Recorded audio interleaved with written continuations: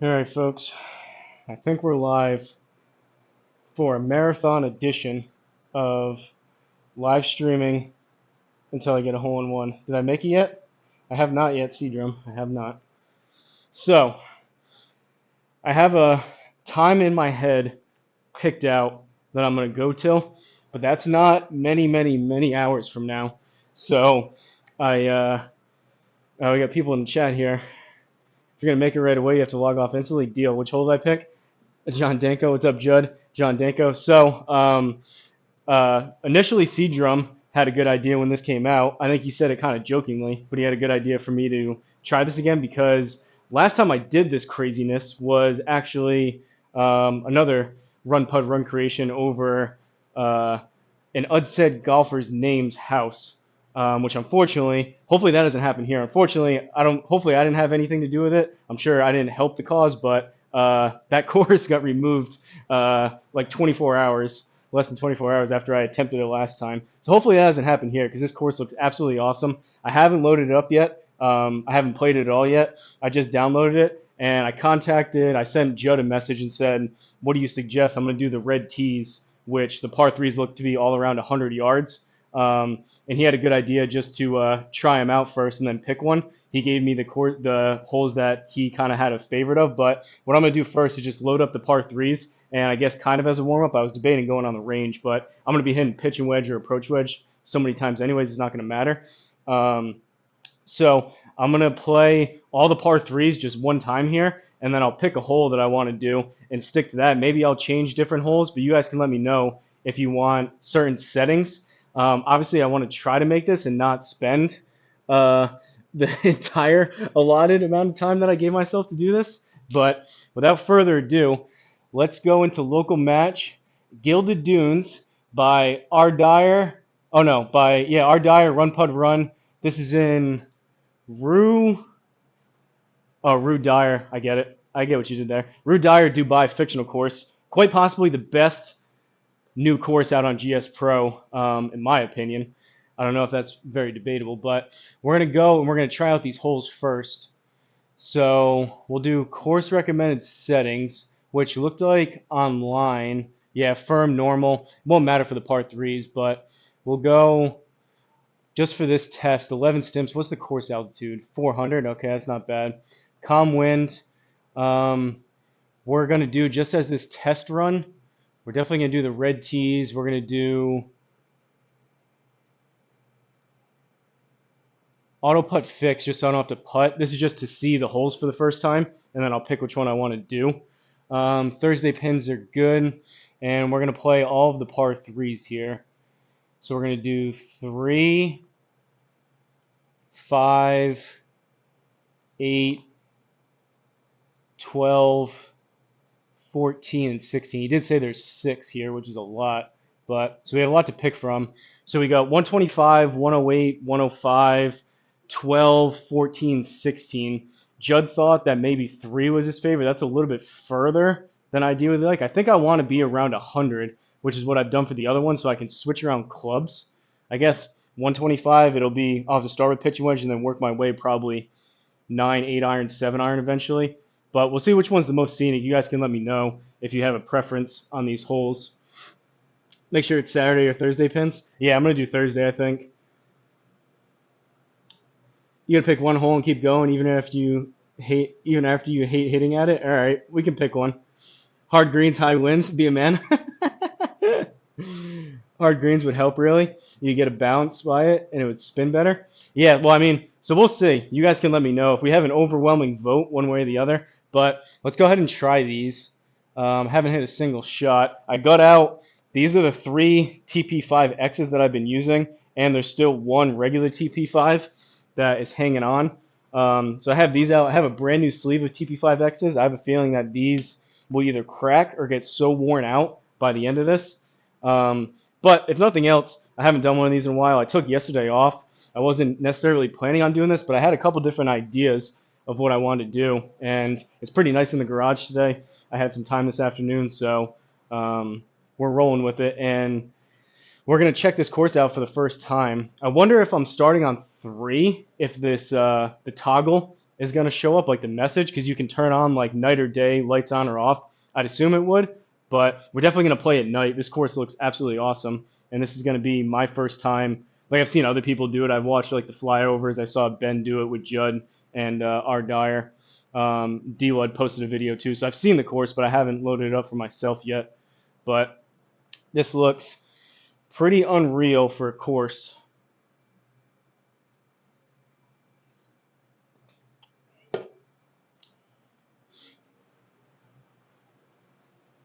Good luck. Appreciate it, Boogeyman. I'm going to need it. I mean, I did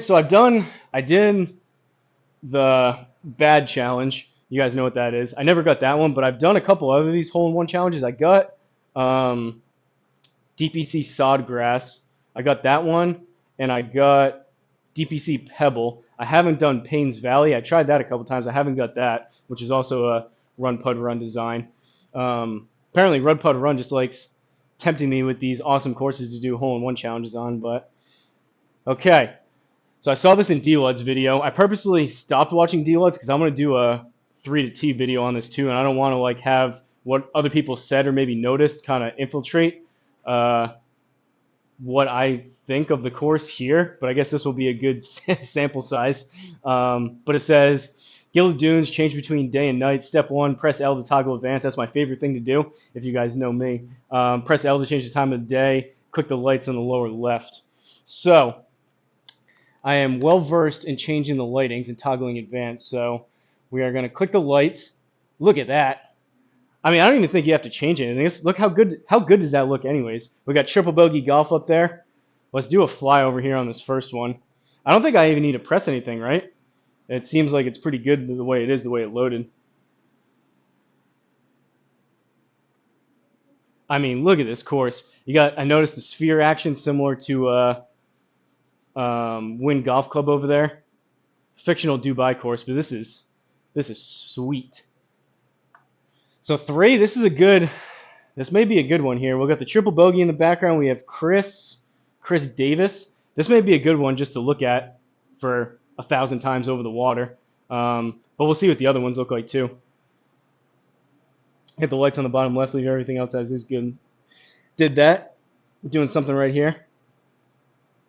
You just download this too, really, Ryan Ross? Judd in here, who just sent the message before and after you, Judd's the one who designed this. He's Run Pud Run, if you weren't aware.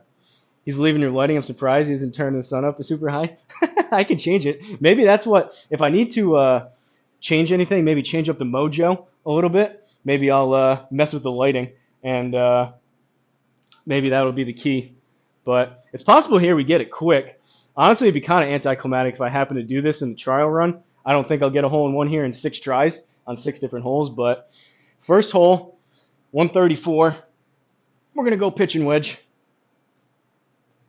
And I'm not going to aim. I'm planning on doing this for so long. I only have my mouse out. I didn't even take out the wireless keyboard because I don't want to kill the batteries. That's how little I'm going to be touching that and how long I'm probably going to be out here. So I'm not even going to aim on any of these. Ideally, I'll play the draw, so I'm just going to have to start it further right on the screen. Usually you guys see me, I aim like a couple feet over to the right to let it draw. But once we get into it, I'm just going to keep hitting shot after shot, kind of go somewhat rapid fire. But let's this is a good first choice. And if I do this, maybe I'll even move up 1 tee so it's around 100. I don't want to make it too easy, but still 100 yards. Oh man.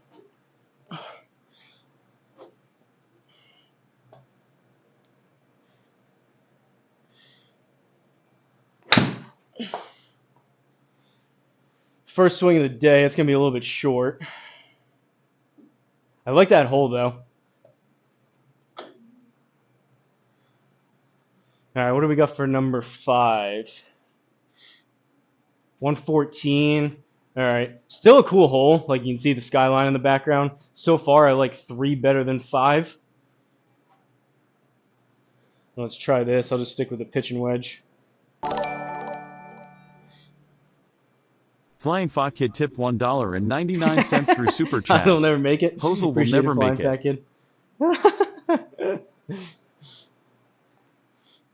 Honestly, so I have my projector all the way up.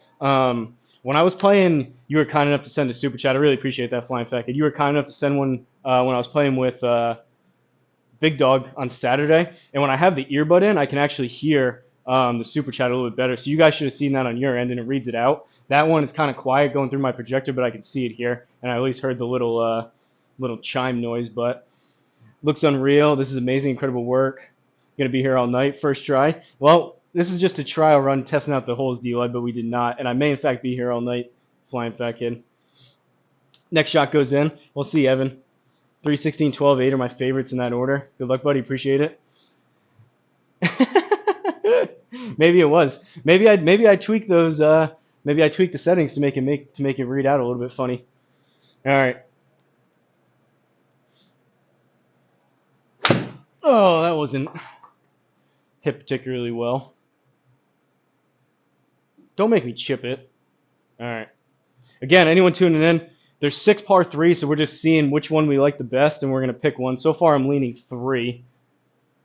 This one's not bad, though. You can have the water in the background, the skyline. Bogey's Backyard Golf. I was looking at his channel. Hopefully, I win those Holy Land mics. And he's got a Carl's Hot Shot he's giving away this week, which is pretty sweet. The guy's getting generous with his gifts that he's raffling off for his league events. So anyone that doesn't play Bogey's Backyard Simulator League, go check it out. He gives away really, really nice gifts every single week. He gave away a rangefinder. He's giving away like tees, T-shirts, a bunch of different stuff. This week it's a 12 by 30, pretty premium Carl's Hot Shot hitting strip. That's probably going to be a $200 hitting strip, maybe even more. All right, 8th hole, par 3, 103. I think 3 may be the one. What did Judd say? He said he liked 3, 16, 12, 8 are his favorites in that order. I'm here now. Let's get the hole in one. Appreciate it, PJG. Maybe I was wrong. Hole 3 is everything you need in life. I think so, too. Is there a cart girl? All right, we're sticking with a pitching wedge. We're just going to go choke down.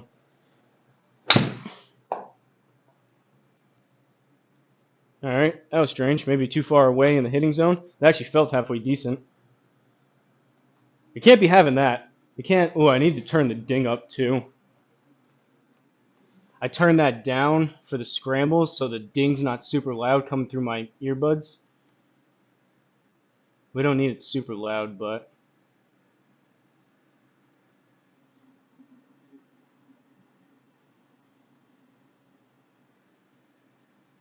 all right.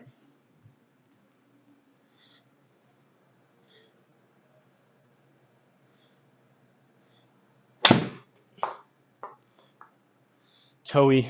Not a terrible distance, but oh, I'm going to have to chip this too. Never mind. It was a terrible distance.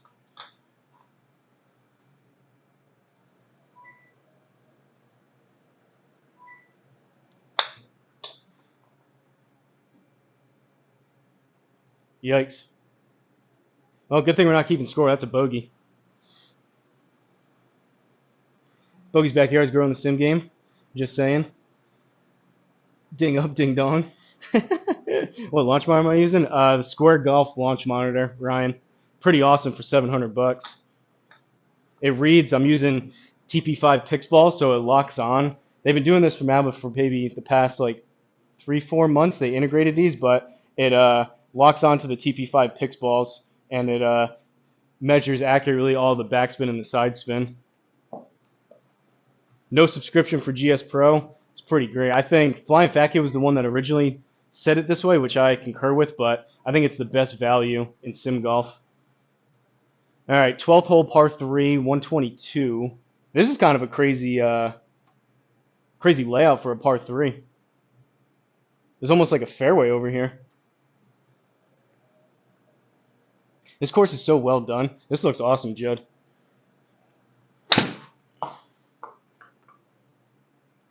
Now that's short, but it should be on the green.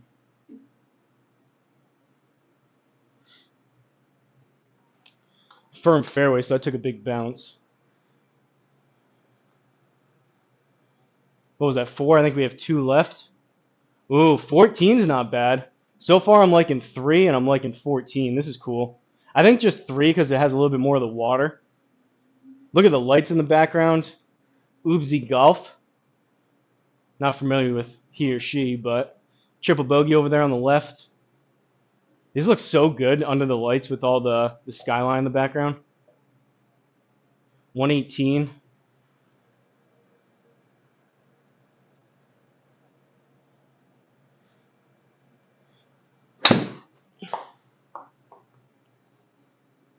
This one may go in. Nope.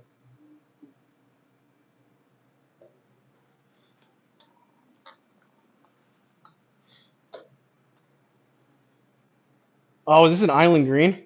Kind of. Okay, I like this one. So far 3 and 16. Which one you guys are... I have it on lower latency, so you guys should be seeing this like right now. I guess I like the island green aspect of this, but you don't get as much as the skyline, so I think it's number 3. I think 3 is going to be the hole. Let me get the mouse. Sorry about the mouse in the middle of the screen. Only problem is the 3 was the longest, so I may need to move up a tee. Keep it at that 100-yard shot.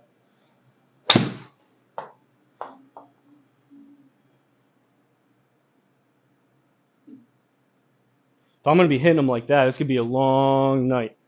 Long night. All right. So that was our trial run. I think 3 is the overwhelming, at least mine, overwhelming favorite. What do you guys think? You guys have a choice? Flying Fat Kid says 3. Boo Trackman. Jet Dyer killed it. Trackman sending them offers. That'd be sweet. 16 is loosely based off of Payne's Valley. 19th, I could see that. That looked kind of similar. Yeah, John Danko, Judd did Payne's Valley as well. 3's the best. Yeah, I think so. 500 shots in the water on 19th. Hit the thumbs up. Appreciate it, PJG. That would be helpful. So I'm going to be here a while. All right, I think 3's it. So we're going to go to practice, on-course practice, Gilded Dunes. Let's see what, like I said, ideally, par 3. What's that have 3 at? Oh, it's still 120. You guys have a preference for... I could play the junior. Seadrum would... Oh, no, it's only 30 yards. I can't do junior.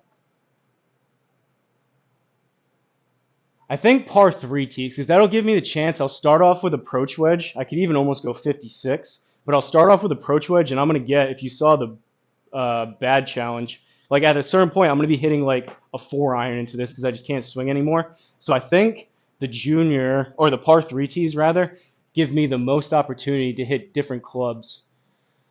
Because with the par 3 tees, I'll be at 120 to start it.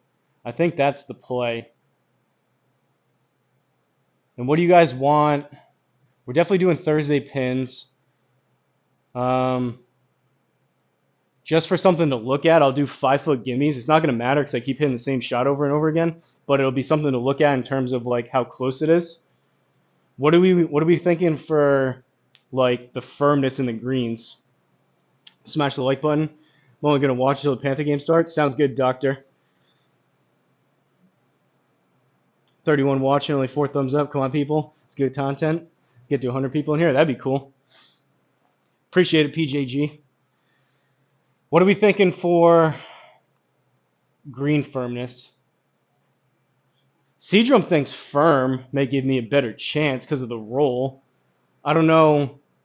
Normal, soft. We'll turn on calm wind just for a sake of make it a little more legitimate, and also we may get lucky with some of the wind.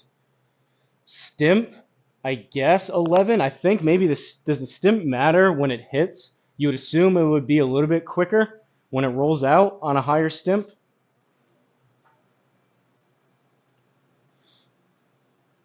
Rock hard greens, normal or firm. Firm and gimmies anywhere. You're here to ace the hole. I know, but it depends, PJG. Like, it depends if it hits. Soft greens, it gives me a chance for some backspin, but that's only really going to be approach wedge and pitching wedge. I don't even spin my clubs that much, so I think normal may be a happy middle ground to where I can get some roll and a chance for it to possibly catch the hole. What's up, Jeb? Depends if you roll it up there or spin it a lot. Yeah, so I guess soft's not the play. I think normal may be the play. Good 15 hours ahead.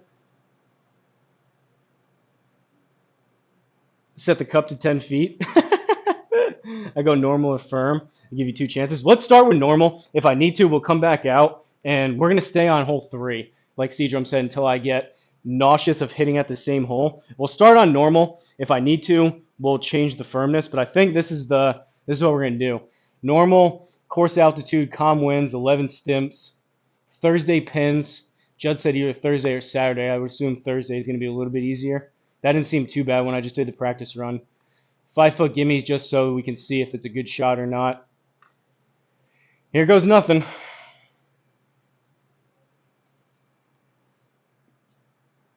Let the games begin.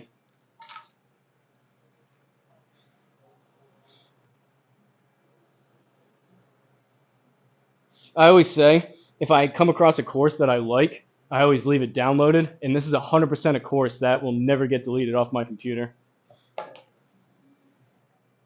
Third course now I've seen with that little toggle. I guess Judd and Rudpud did it, or Judd and R. Dyer did a little bit different with that toggle button. But I saw the first one that ever did it that I saw was Tech Bud with the Georgia Golf Club remaster, and then Mashie did it with the Chambers Bay remastered version. And now this is the third one. This one's a little bit different. The other one were the tournament settings.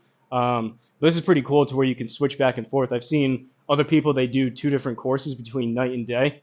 But this is pretty cool where you can just toggle it one way or the other. 12 or 13 stimp, you think?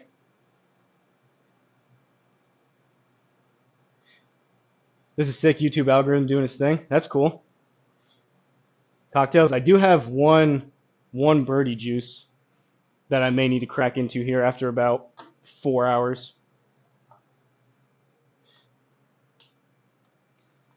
That's funny you say YouTube algorithm doing its thing, because usually it doesn't.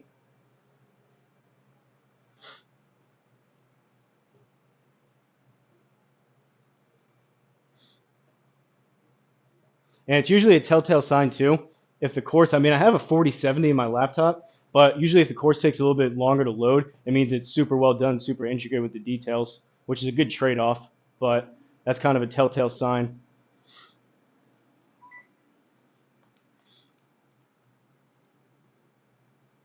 Oh, the game option popped up because I'm on on-course practice. That shouldn't change anything, right, Judd, if you're still in here? Like I know my video's on the left-hand side. Maybe you can see it on the projector on my actual video, but it has the, I'm not going to start it or anything, but it has like the game options set up, which is really cool. I'd assume you guys did it similar to like Riverwalk Skills Challenge, and I think, what was it? Central Park had that as well. Oh, this one has clouds, though. Should I toggle advanced? Why is there clouds at night?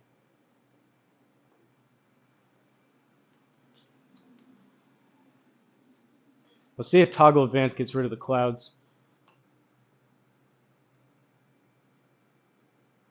Nope. Oh, now they're gone. Okay, that looks better. We'll go with that. Here we go. And if anyone wants to make any bets, I do have the ability to look at every single, it'll give me a list of all the shots that I hit. I'll be able to get a tally here once we get going. Wait, 130? I thought I was at, what the heck happened?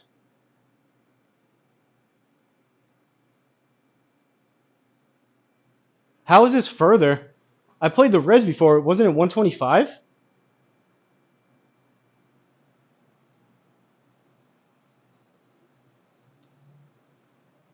Hey, what's up from the Netherlands? Hold on, let me catch up on these chats.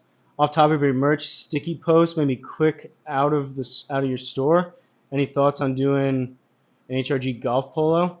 I could see, John. These guys are stepping up every release. Hi from the Netherlands. What's up, Benjamin? 40 watching. Hit the thumbs up. What's up, Ben? Should be fine. Central Park has it. Golf YouTubers need some polos. Don't touch the lighting. This is the only one that gives me the option. It actually tells me to toggle the advanced. Smoke from bombings. You have to be on the range to play games over and under 1,000 or over and under 100. 134, you think? Just hit the ball, chicken head. Different flag. Still stalling. Well, I thought I set this up. It was 125 from the red tees. I picked the juniors, and now it's at 130. So I can't hit approach wedge then. Now I'm starting at pitching wedge instead. Would that change? I'll hit the ball. Don't worry. I'll hit the ball. But would that change if I went back out?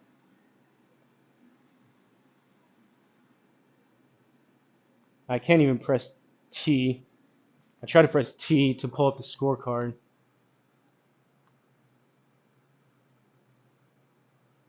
I'm on the par 3 tee box.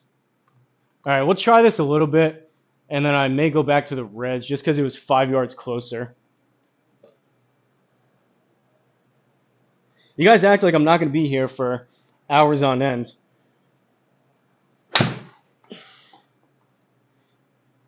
That's short, unless it gets a big bounce.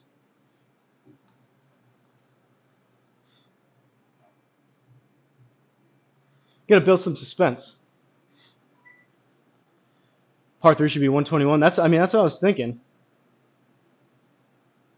Why am I overthinking virtual? That's a different pin, that's why. So what should I do? Should I reload it or change the pins, or I mean, this is like right in the middle. That seems, or it's kind of towards the back. Maybe that's why.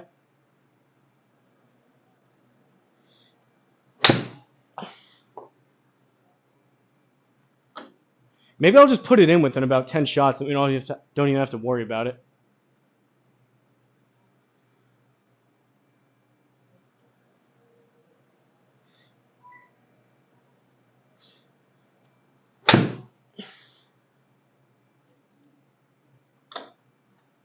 I'm trying to aim right because I'm not aiming the mouse, and it's going further and drawing further and further left. Saturday pin. Saturday's closer. I hit one. Yeah, that's the problem. You want me to hit one so bad, and then now I start hitting them, and everyone's going to leave because they're just going to get tired of seeing me do this. I think I can change the pins right here, though, can't I? Oh, no, there's a cricket in here. That's going to drive me nuts.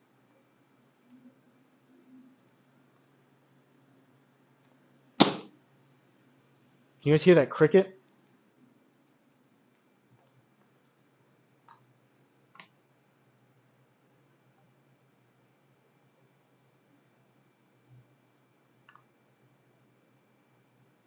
There we go. That's what we're looking for. Now I can hit approach wedge.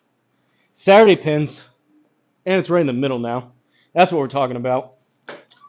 Run, putt, run to save the day.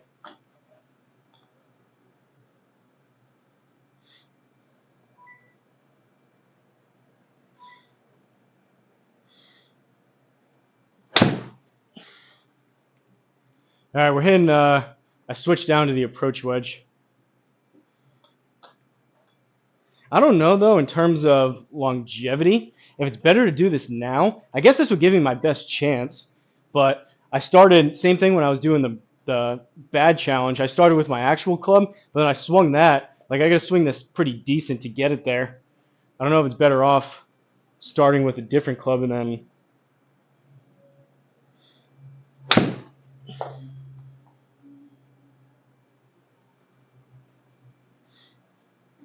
Might want to grab another club. Not a cricket. Might look huge next to mini Hosel rocket. I can do this in 3 shots. Hold my beer. Let's see it. Do a live stream and record yourself. 1 pocket. Try a 9-iron. Move the pin to the ball instead of hitting it to the pin. I like it. Thought it was cricket audio chat put in there. Oh boy, good luck with this. Send food and Red Bull. I brought some snacks out. I got a couple bags of chips. I got some energy bars. I opened up a Diet Coke before I started, and I got some water. Hey, what's up, Rowdy? Pace yourself. Could be a while. You ain't lying, Rowdy. You ain't lying. I'm pacing.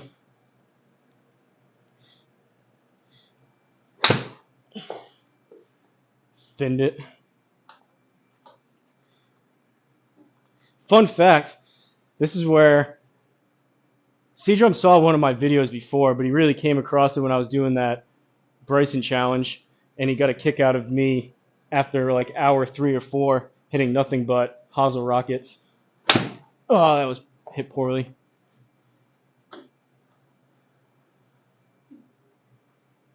Yeah, I think it may be. I got to hit that approach wedge pretty good, so I think it may be choke down pitching wedge to start it.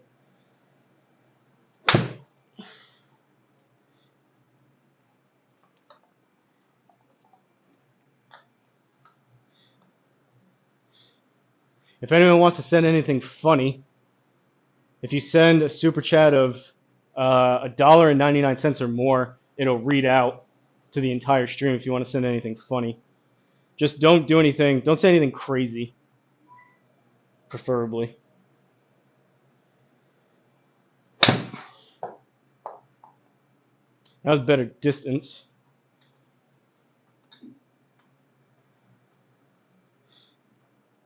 So I went live at 3:18.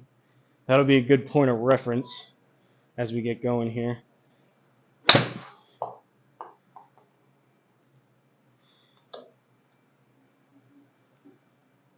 All right, we're inching closer to the inner circle. Wow, there's a crazy slope on this, huh?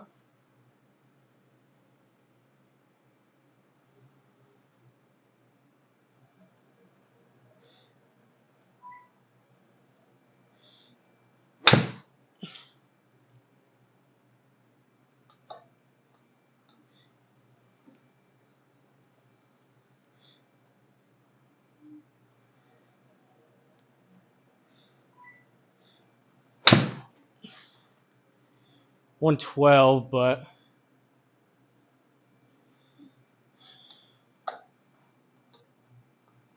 I wonder if I aim, does it stay?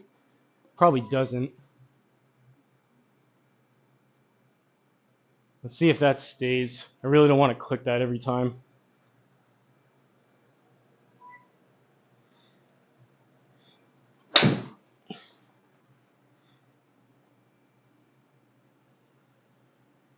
Oh! Closest one yet. Go figure when I actually aim. Yeah, see, it just defaults me back. That just means I gotta aim further right if I'm gonna keep playing this draw.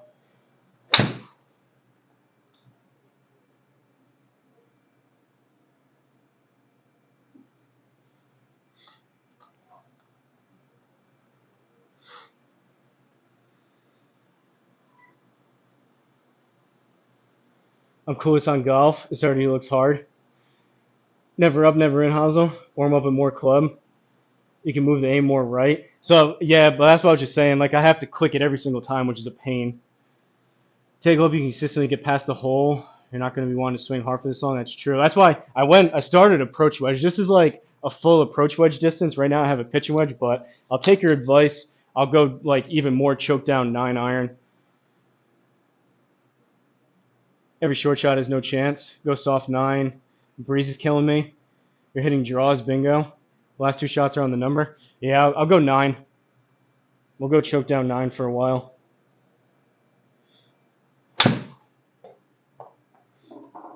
Yeah, because that's like a pretty effortless 112. It's all start line and shot shape. The breeze really isn't doing much. It's only a 3, which actually will help counteract the... Actually, no, that's adding to the draw. But it'll take take a little bit of distance off.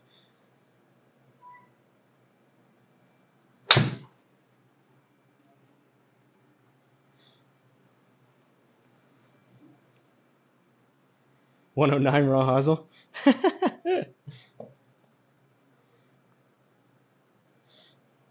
What I need is either an assistant or one of those ball retrievers where I can press a button and it spits a ball out every time. I'm going to spend half the time going getting a new ball every time.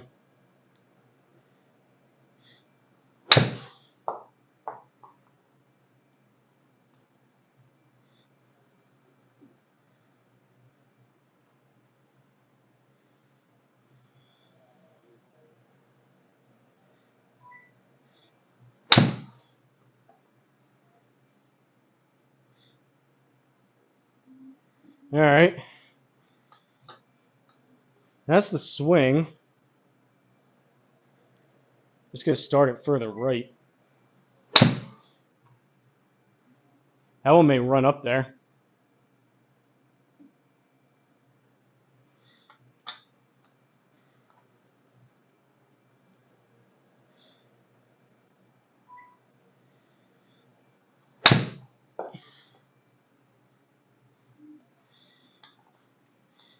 Whoever said I was hitting draws, I am in fact hitting draws.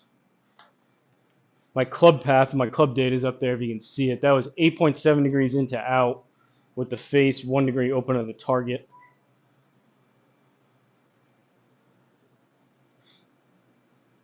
About $40 getting closer. I'll give a thumbs up if I get in the circle. Deal. Deal.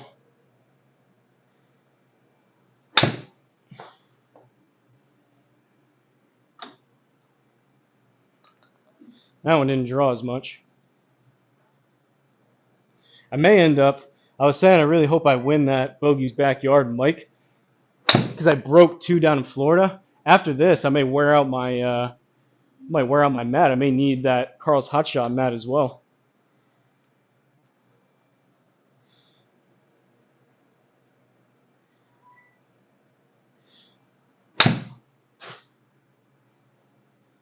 That one may roll into the inner circle. Just short. That's going to be the play, though, is landing it short. And I'll eventually, once I get one really close, I'll know the exact number that I need to be around to let it roll. So 105 wasn't too bad. It probably needs to be closer to like 109, 110 raw carry. Oh, I scolded it. But I think that's the game plan of landing it short and let it roll if I'm ever going to do this.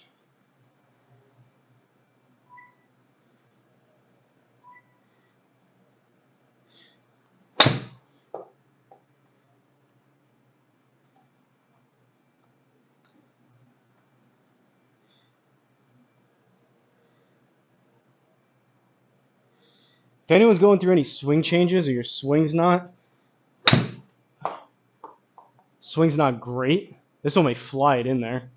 I wouldn't recommend this because I'm already at the point where I'm hitting a choke down 9, and then your brain starts getting all messed up of like, all right, I got to swing easier with this choke down 9, and your swing mechanics can get pretty jacked up by doing this. I'm sure there's a point where I'll switch over to try to hitting a fade, but for right now, I'm committed to the draw.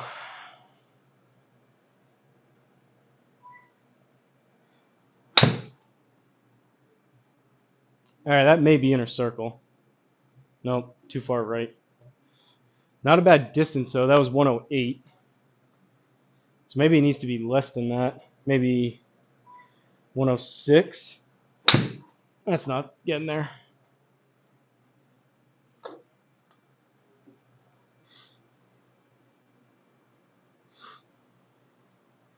Well, launch monitor, the square golf launch monitor, RDR. Get my club path closer to 0, like that one. I'm stuck with inside takeaway for over a year now, trying my best to get rid of it, but it keeps creeping back in. Inside takeaway, you just got to feel like your arms and your chest stay more connected. And the best advice that I saw, if you're struggling with that, some people, they flip it in. If you think about one of those like craft eyeballs with the sticker on them, if you stick an eyeball in your club, keep the club looking at the ball in the takeaway. Keep that eyeball looking at the club for as long as possible back here. Use a full pitching wedge. Skip it on the water. I don't know if you can do that, to be honest. I mean, I'll try.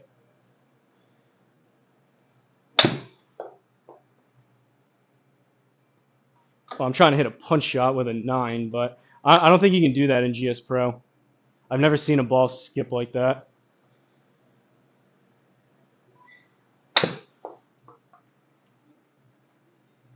Yeah, see, it just goes. It just plunks right in.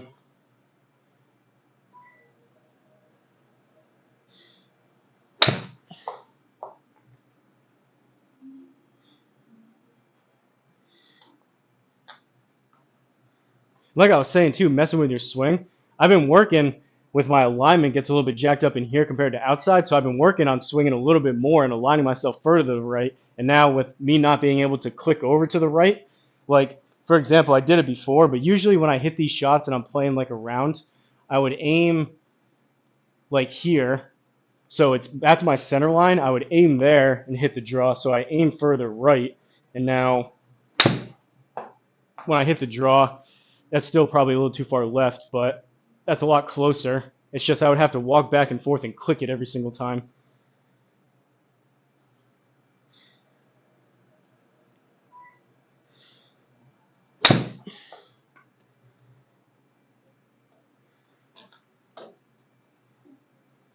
I still haven't got the inner circle for the thumbs up.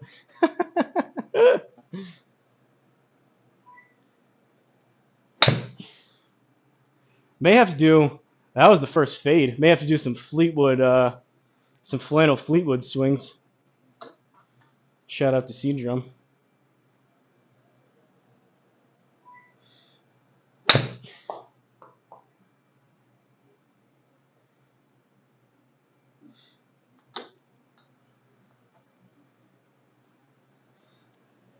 The punch Fleetwood may be the play.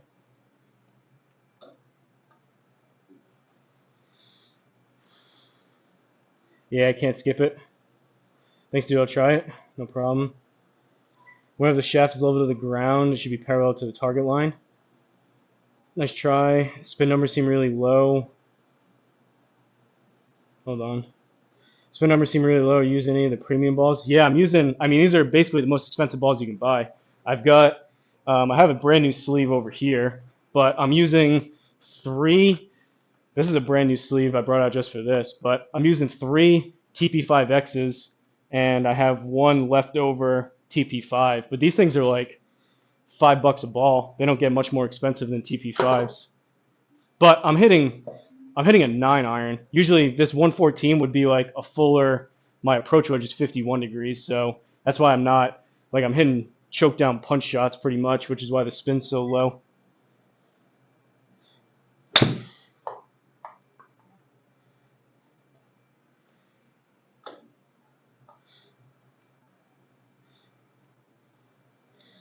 I'm already hearing you guys yell at me. Never up, never in. A short ball never goes in. I hear you.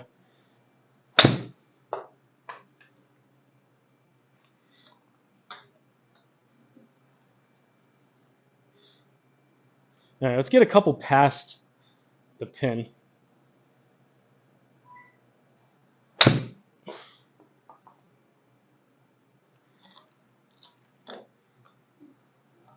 Still short.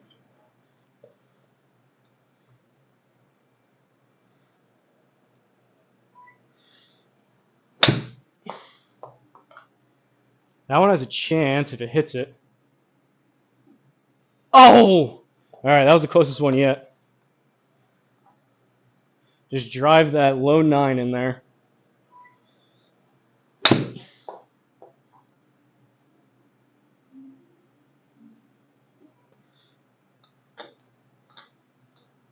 Good thing I switched around my screen the other day. I'm about to wear this screen out.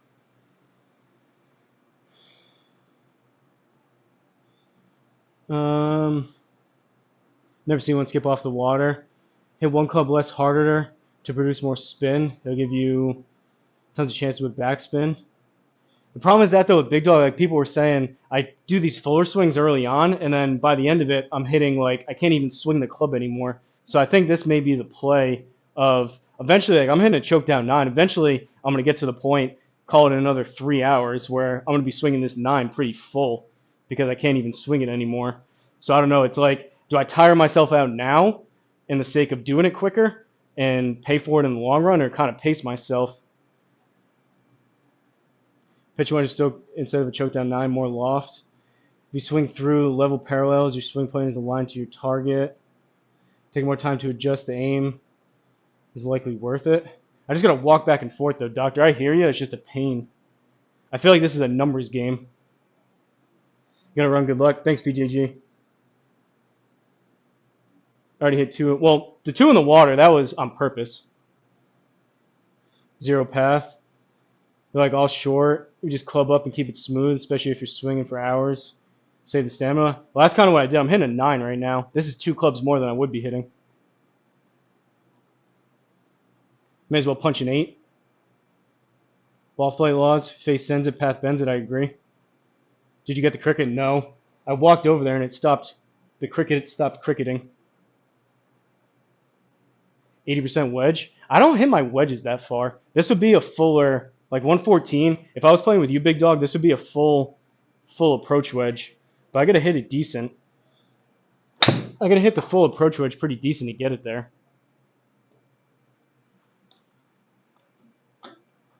Just because big dog's my scramble partner, I'll hit 10 approach wedges.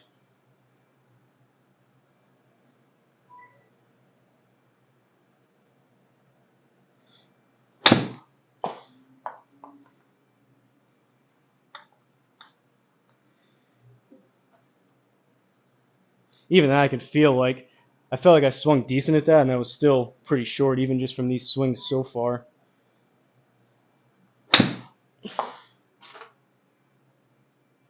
Yeah, I don't think approach wedge is the play, to be honest. Spin, though, that's like almost double the spin.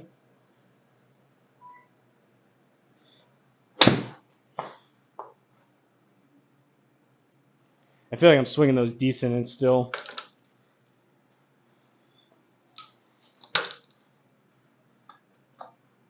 Call me crazy. Sorry, big dog, we didn't even get to 10. Call me crazy, I'm going 8 iron. So I can just do this. That's still short. I can do this over and over again.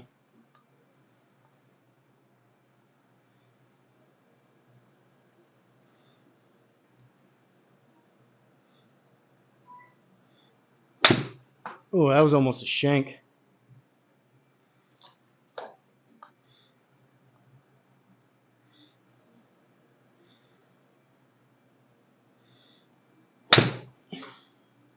I didn't let it reset.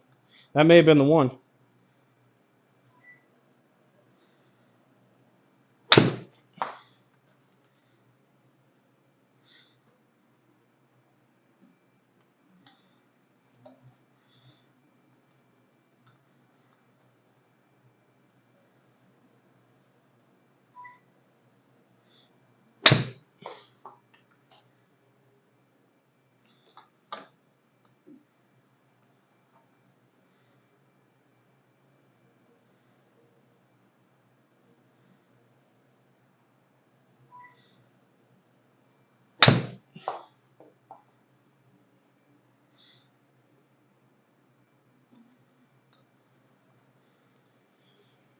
At least the easy 8's getting there.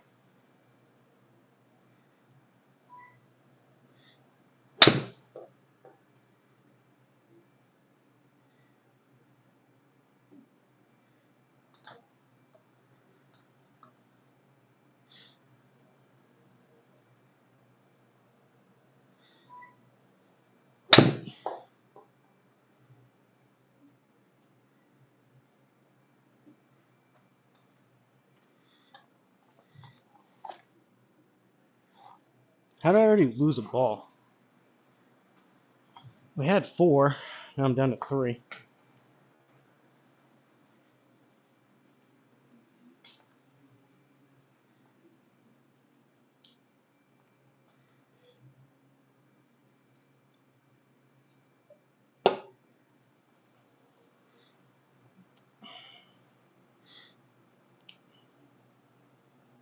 So short 4 times, go to the 8. Yeah, I'm hitting the 8 now. Dynamic loft. You do get it, but it's I could pull it up, but it's estimated. So with the square, it measures as far as club data, it measures the angle of attack and the club path. But face to target is estimated based on those two, and dynamic loft is estimated based on those two. So I could pull it up, but honestly, it's not. If it's not even the face to target, it's kind of pointless. If it's not measuring it and it's just estimating it, then it's kind of pointless because it's just kind of guessing based on the 2 metrics it's actually measuring as far as club data. Scatter plot shows short, short and left, not 96% of the time. Is there a club in between those two? A big gap? Yeah, I mean, I only go, my approach wedge is 51 degrees, and I don't know, you could look up, I don't know what the loft is on my pitching wedge of the P770s. It's a decent gap though. Like my full approach wedge, it's in the neighborhood of like 110 to 115, usually like 113 raw, and then my pitching wedge is closer to like 130. So it's like a 15-yard gap, which I guess is consistent with the rest of the bag, but software GSPro. Yeah, it's GSPro. Easy 8 look good. Change the green to soft so it sticks there. Cricket stole it. Pace myself. Smash factor, no, I don't have the square. That's really the big downside for $700. It's really awesome, but it doesn't have. They keep saying it's coming, but it doesn't have club head speed. That's short. Maybe we'll skip one off the rock. It does a really good job with ball speed. Like all the numbers that it does give you, like backspin, side spin, ball speed, VLA, HLA, all that stuff is really good. It just doesn't have. The club path is pretty good too. It just doesn't have club speed, so you can't get smash factor.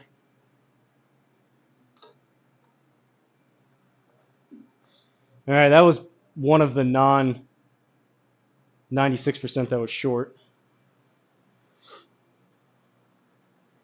Yeah, VLA is launch angle. Workday just started. I have 9 hours of this. If you don't complete the challenge, how's it take over at 6 p.m. my time? Sounds good. I'll hand it off to Big Dog.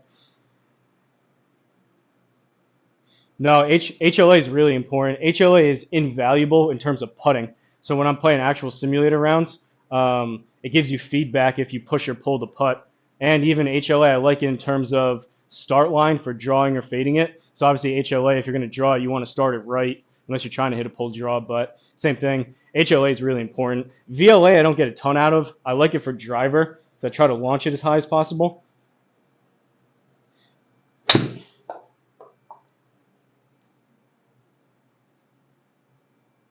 That one had a chance, but I started it. See, HLA on that one, that was a pull draw. Negative 1.3 on the HLA. If I just started that right of center, that would have had a chance.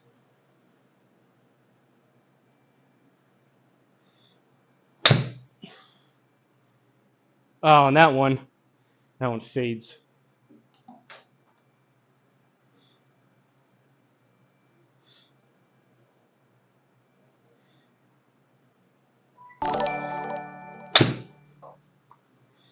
Flying Fought Kid tipped $1.99 through Super Chat.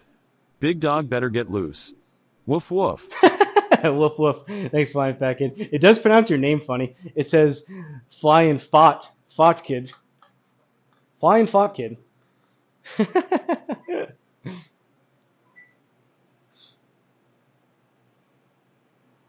It's all data coming from the ball, no actual club data. Well, no. So everything's coming from the ball besides, like I said, the club path, which is up here, the third from the bottom on the left. That's measured. Angle of attack is measured, and then it gives me face to target, but that's estimated based on the angle of attack in the club path. And same thing with dynamic loft, which I don't even have that up. Dynamic loft would be estimated based on club path, angle of attack. Plus, it uses like your VLA and other stuff. It uses the other metrics that it actually measures. So it measures ball speed, backspin, side spin, VLA, HLA, and then the club data stuff.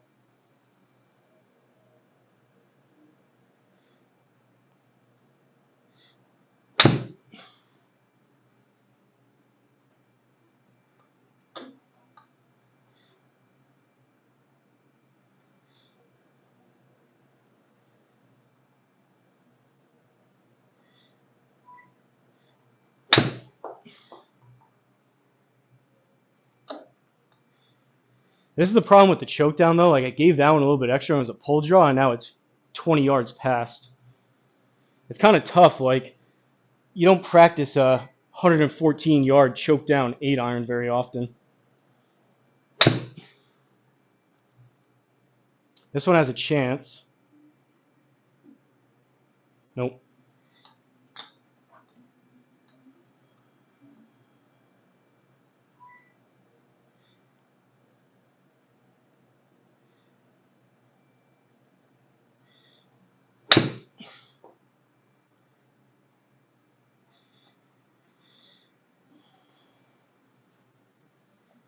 I found the other ball. Cricket didn't eat it. It was hiding behind the shank tank. We're back to 4.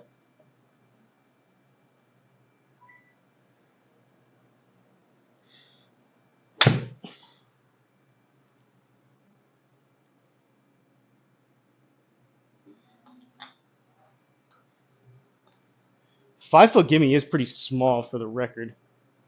I should have had more in here by now, but 5 foot, if you're 5 feet from the pin on course, you're pretty darn happy with yourself.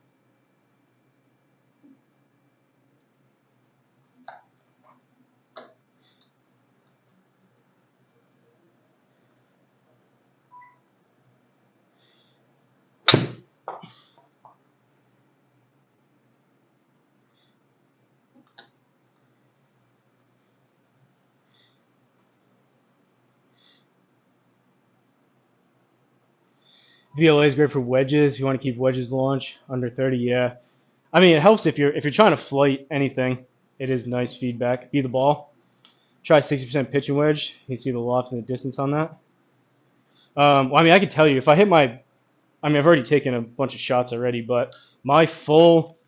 If I hit pitch and wedge good and it's full, it's right around 130 raw. How many have I hit so far? 67. I can hit a couple pitch and wedges if you want. The problem is if I hit it, I mean, I guess you said 80%, but I would assume backspin will probably be closer to like 8,000.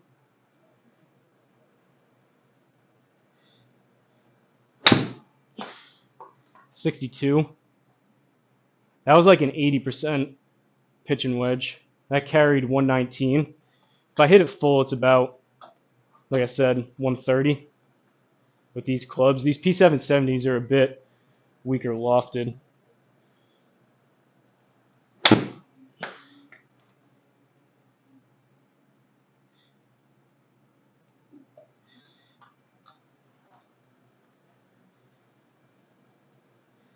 These are pitch and wedges. These are like 3/4 choke down pitch and wedges.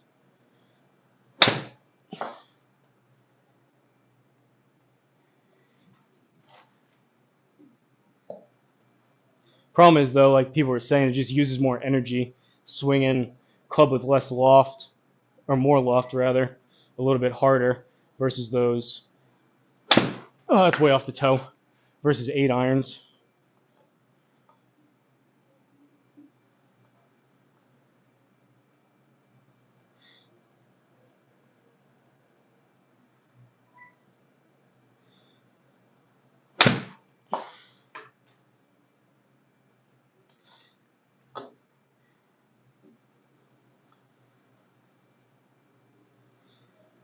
That was a good number with the pitching wedge, 108.5.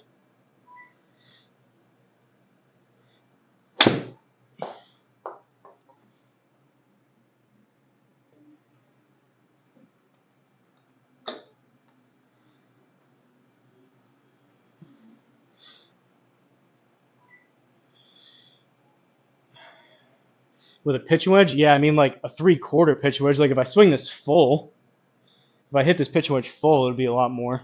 Probably be 8,000 or 9,000.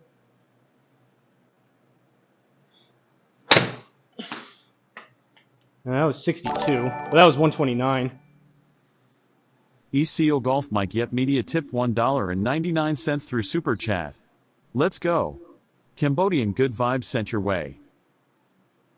Appreciate it, Eastco. Cambodian good vibes sent your way. Appreciate it. Pitch wedge looks most consistent. Little cut shot now seems close. Look at the big beautiful building in the back. Yeah, we got triple bogey in the house. That's him over here. I think if I hit the flyover, we can get a quick look at triple bogey's name and all of its. Oh no, it goes below it in all of its entirety. But you can see the bottom half of it. Triple bogey sponsored this build. So you can see he played the first full 18-hole playthrough too with the 2 designers, Judd and Art Dyer, on his channel. You guys can go check that out. But the building right here in the middle, the triple is cut off, but we can see bogey golf. I mean, this thing's so pretty good at picking up spin. Those are probably the X's. If I hit the regular TP5, it may spin more. So that was 62. 62, 67, that was probably the X. This is the regular TP5. We'll see how much difference this is in spin. I scolded it. 71. That wasn't even a good strike. 125.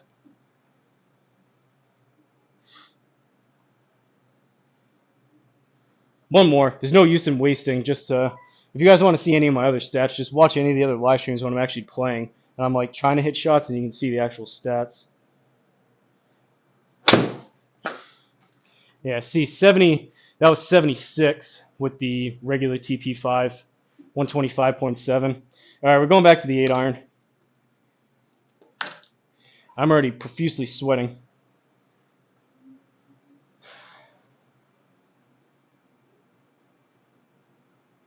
Love it, Eastco, on the biggest building ever. It's the biggest, it's the greatest, best building I've ever seen built. It's tremendous. Big Lee building.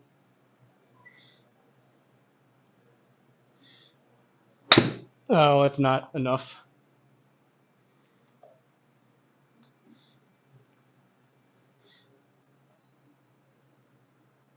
When you hit the green, you can hear, it's either the cars or there must be like a train or something going by. It almost sounds like a train, like the wheels on a track.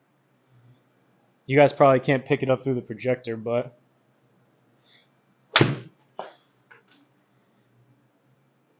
hit the pin.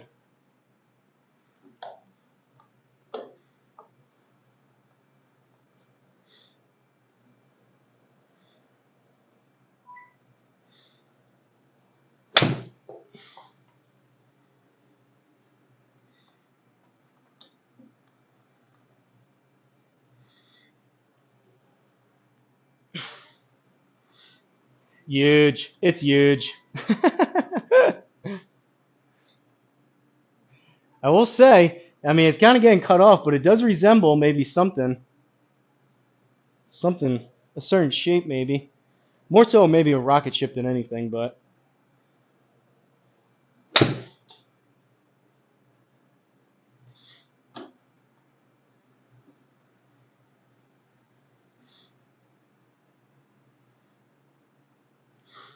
I was thinking, it is Monday night. We got Kill Tony tonight. I may need some William Montgomery in here. Oh, it's bad. Might need some William Montgomery to keep me going.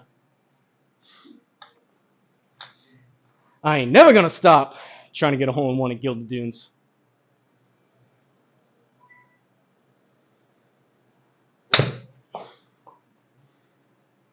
Come on. Cut in there. Go. All right, who said he was going to give me a thumbs up? He probably already left like 20 minutes ago. Whoever said they were going to give me a thumbs up for the inner circle. That was the first one in about 20 minutes.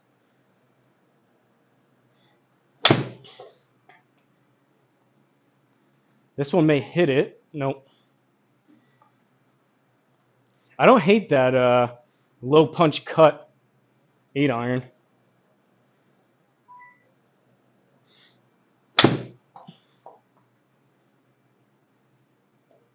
Too much cutty cut.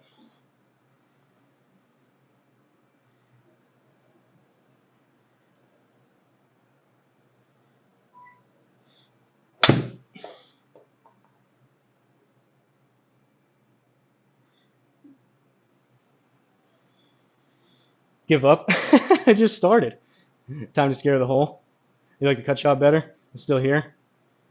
Punch cut's working. Judd, do you know, or anyone else? Bogeyman Bill is pretty good at GSPro stuff.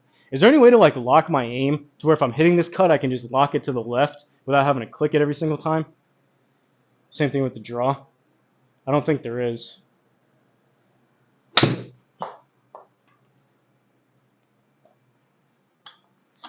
That's a good example right there of why I've gone over to the draw over the past year or so. I get into the habit of when I try to cut it, I'm a natural slice fader of the ball, and I just overdo it every single time. I find that if I'm trying to hit a baby draw, it's a lot more controllable. Oh, there you go, C-Drum. Triple Bogey Golf tip $2 through Super Chat. With 2 gloves, he ain't never gonna stop. I ain't never gonna stop with 2 gloves. Appreciate it, Ben. That's kind of you.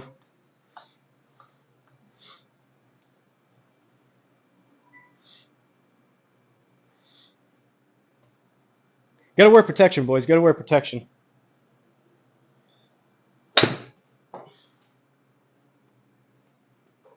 Or a pull draw.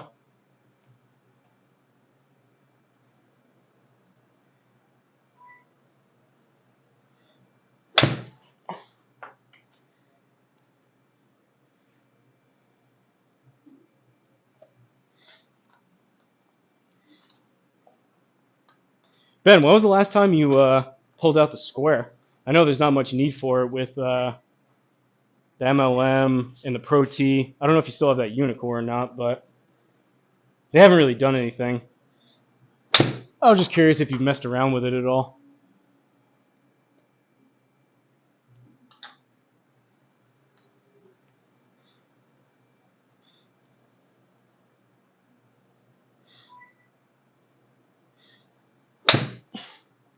This is turning into a nightmare. Okay. Okay. We kind of scared the hole there, Boogeyman Bill.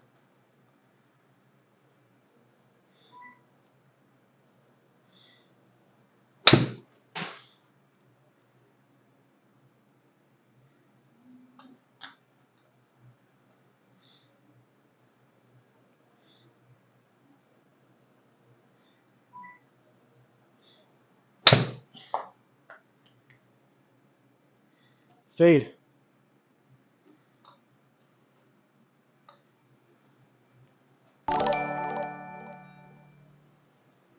Flying Fox Kid tipped $4.99 through Super Chat. Nice one. Thank you, Flying Fat Kid. You guys are very generous. I appreciate it. I really do. Usually this is, I get about one Super Chat every 10 streams. Well, I guess that's kind of a lie. Flying Fat Kid's been sending some $2 ones in to chirp me. But you get the point. Usually I don't get very many Super Chats. I do really appreciate it, though.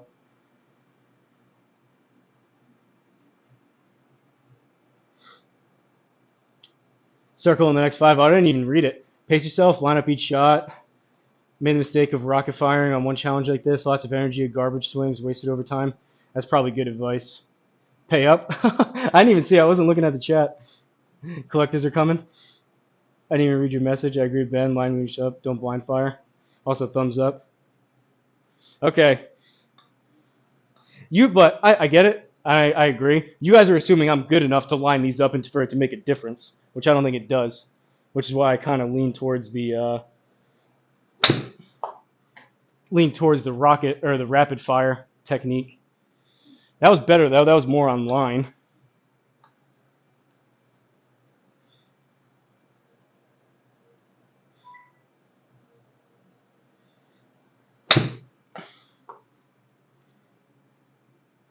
Those are better start lines. Those are more at it. It's just not enough again. JT Walsh always says, never up, never in. He's been telling me that my whole life. Him and Uncle Tony. Oh! Hosel rocket.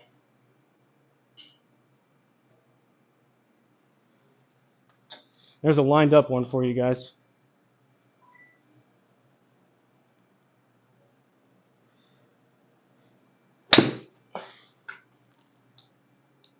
Fade more.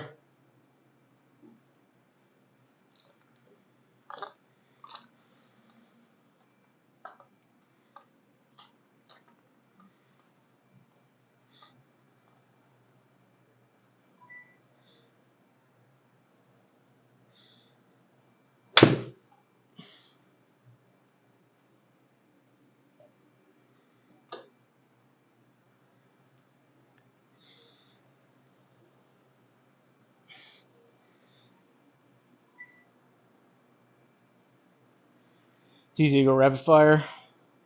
The mat auto lines Hosel up. Good luck at work now. Appreciate it, Flying Fat Kid. I really do. Me and Flying Fat Kid, we've got something coming.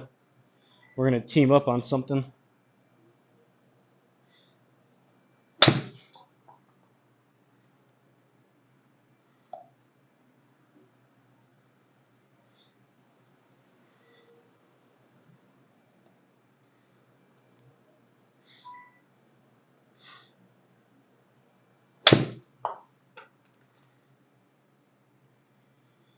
Just not enough.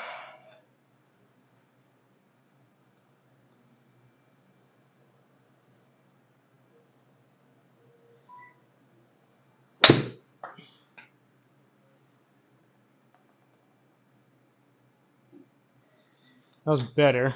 So I need to be around that 105, 106.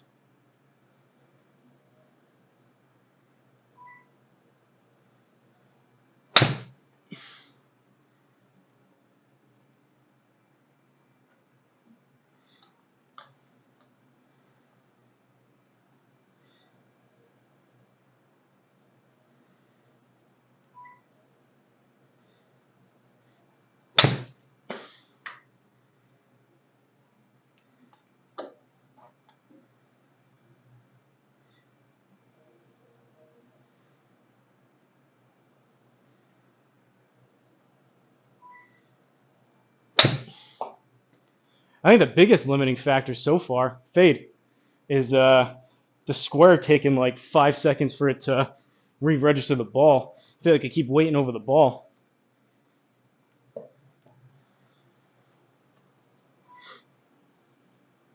Total count, pretty close to 100, I think. I'll tell you right now. It's probably not far off. I don't know if my camera may be cutting it off on the left side. We're at 105. I think my camera, I don't think I can move this. I can't. We're at 105. The number is down here on the bottom left. I started at 3:18. So we've been going for an hour and 15 minutes. But we did a little test run at first and I was jabbering. So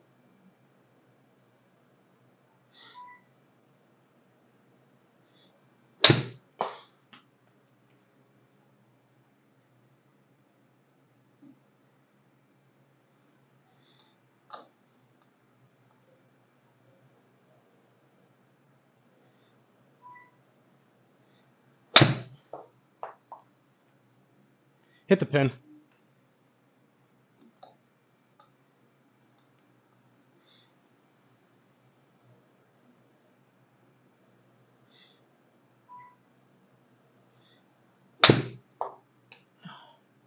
Kind of off the hosel. That's going to be short.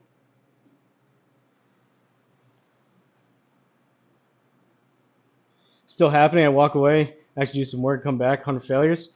You know, you could probably say that about 10 more times, John.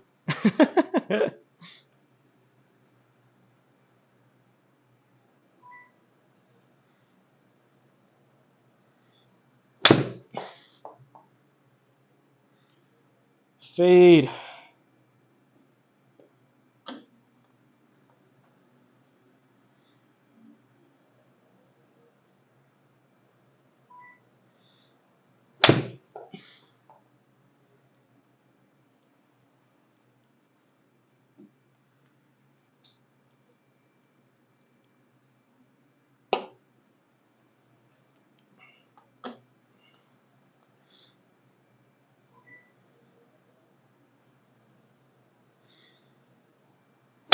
Oh, I chunked it.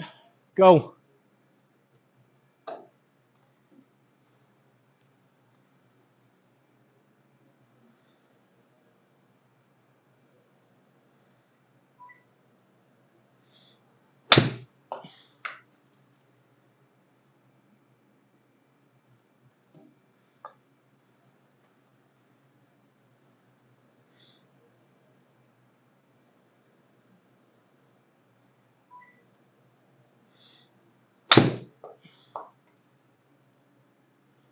Hosely.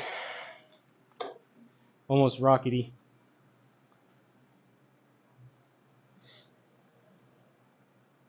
Appreciate you guys keeping me company during this rather insane endeavor. Hit the pin.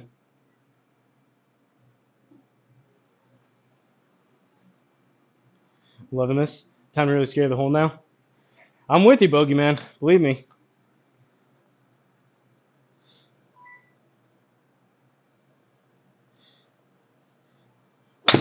If it's anything like last time, that one may scare it. If it's anything like last time, I may hit the pin about 3 times.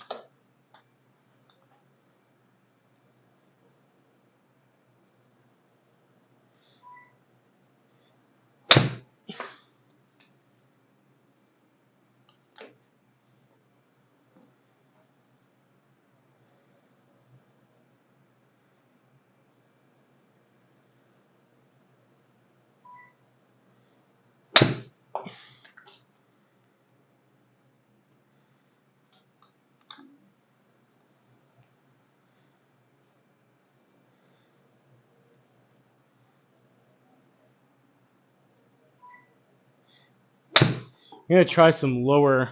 Ooh, I was about to say I would try some lower draws. That was supposed to draw.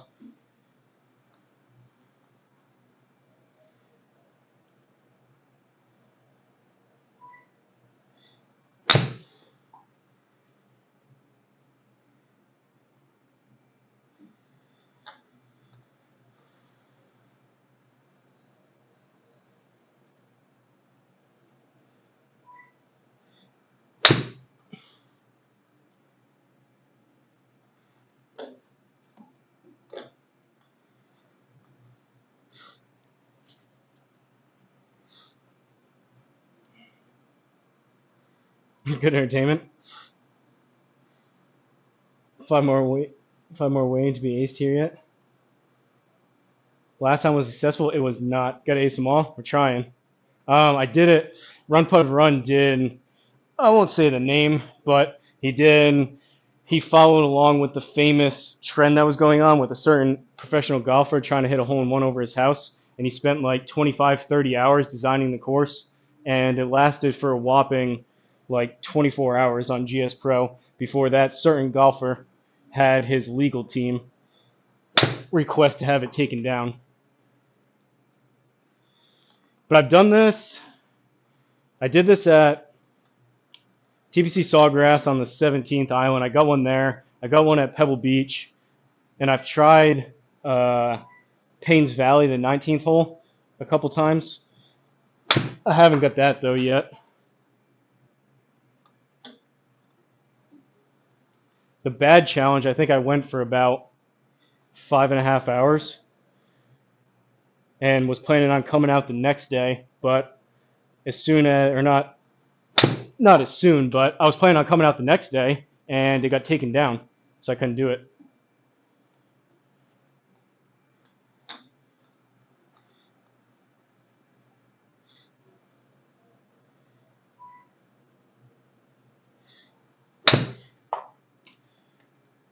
Which I still have.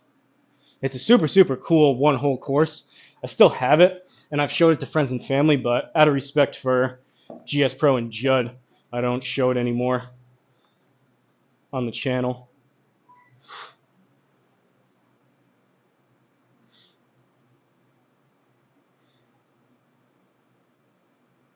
More control with the club face on the knockdown shots than me. I don't know about that. There's been, what, like 2 inside the inner circle? I don't have much on you, big dog, considering you're a top 50 player in the world on SGT.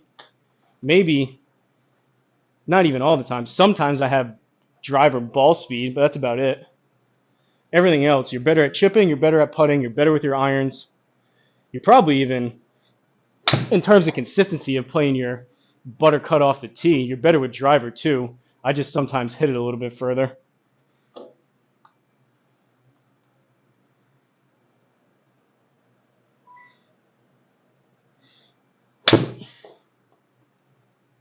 Hit the pin.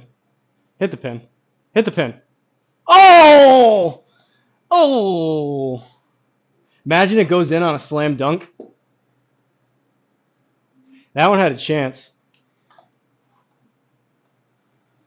That was cool. All right, that's been the closest one. There you go, Bogeyman Bill. We'll do a, if we get any ones like that, we'll do replays.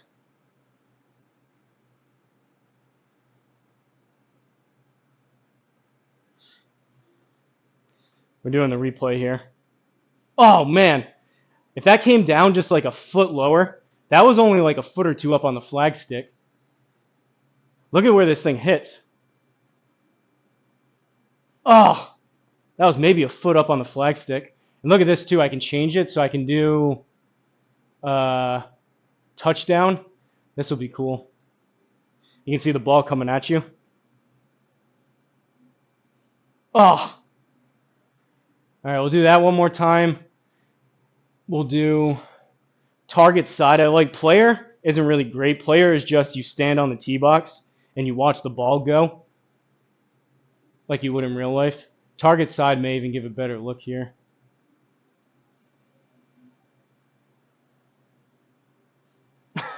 That's kind of the same. And this is player, if anyone's curious. Player, you just see the ball go. I wonder if you can even see it go off the pin. Yeah, kind of. You can kind of hear it. One more follow, and then we'll get back to it. Man.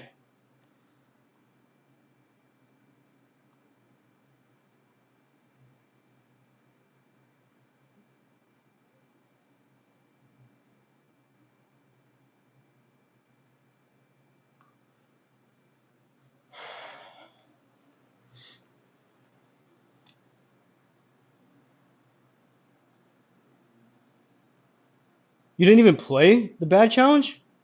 Seriously? My beard's pretty cool. Yeah, I do have you on the beard game, I guess. Almost dunk it. Dunkaroo. Unfair. There's a mega slow-mo on GSPro. Watch them while working. That was a close one.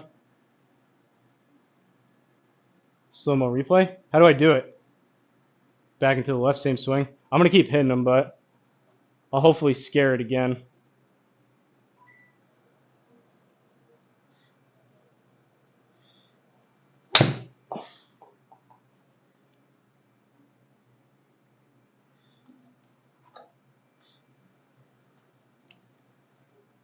That's what I'm saying. It's kind of just, I mean, obviously it's more luck than anything. You got to at least get it around the hole, but kind of just law of averages and numbers. If you just hit enough at it, go. Go. There's an inner circle. So we've had a flag stick and a few inner circles so far.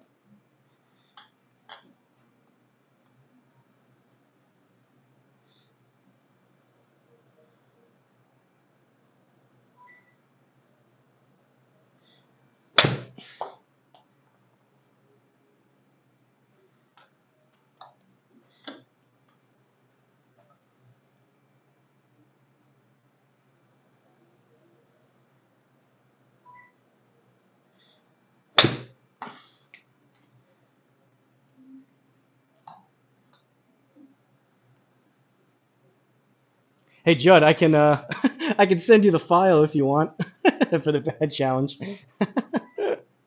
uh, I can walk you through how to still play it. I'm more than happy to give you a walkthrough.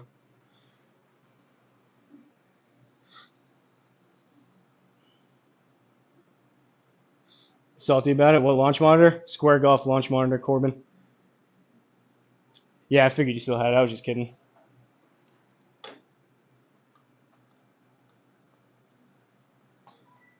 It still works. I know I don't tell people how to do it. I don't talk about it a ton, but it still works, and it always seems like it crashes one time when I try to use it, and then after that it's good to go, which is probably kind of GSPro's way of telling me I shouldn't be playing it, but after that first time it crashes, it's usually good. It's so unfortunate. Like that trend kind of died down, but like I've had multiple friends and family over that are like, wow, this is the coolest thing ever. And the fact that now people just can't use it kind of sucks.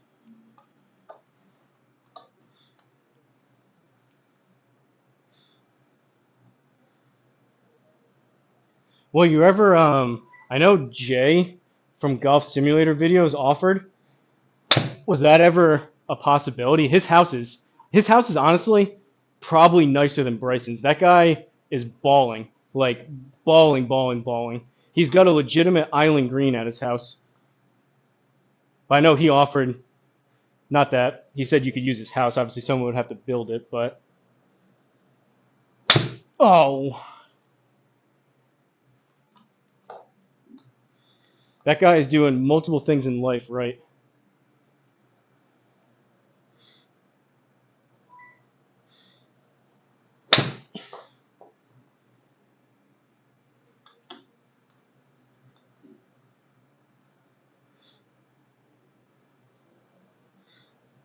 I'll take one of those crazy kicks.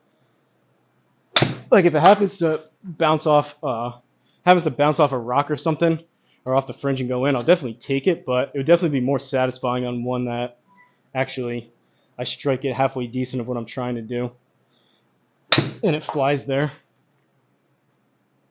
This one may be kind of close.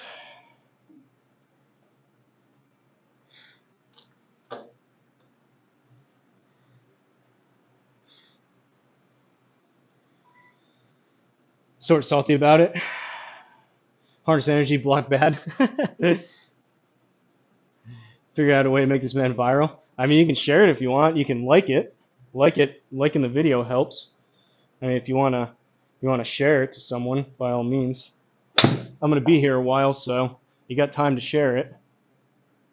I just appreciate you guys watching, though, keeping me company. Birdie juice break after the inner circle.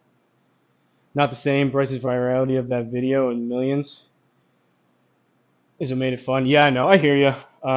And I still stand by the fact that it was a super weak move. There's probably stuff that we don't know about, and Judd maybe knows a little bit more, and understandably so, doesn't want to talk about some stuff. I just felt like it was a super weak move. What I've been saying ever since is Bryson went through that period of like he was pretty well liked, and then went through kind of a period where he was pretty unlikable during some of that time with like the Brooksy Bryson type of stuff, and then over the past probably year and a half now or so, he's really been building his image back up to kind of be like a man of the people is what he kind of brands himself as now. And that was a very anti man of the people move, whether he knew about it or not. And someone on his team or people on his team acted on his behalf, which very well could be the case. I just find it hard to believe that over the course of a few weeks after that, even a couple months, that he never even heard about it and they never even mentioned it to him. You would think if he seems like a good guy, you would think that he would have gave it a green light to maybe put it back and say, hey, like, I wasn't the one that made the call on that. But I just think it would only, you saw so many videos like Martin Borgmeyer did it, which was super cool. Like, I think that would have just helped him. He ended up doing it the day after and made it in, but I thought that would have just added to the overall virality, and that trend was already the biggest thing going, not only in golf, but in pro sports for the time. I thought that was only just going to add to it, and it kind of soured not only the trend but also kind of Bryson for me. But maybe I'm just salty.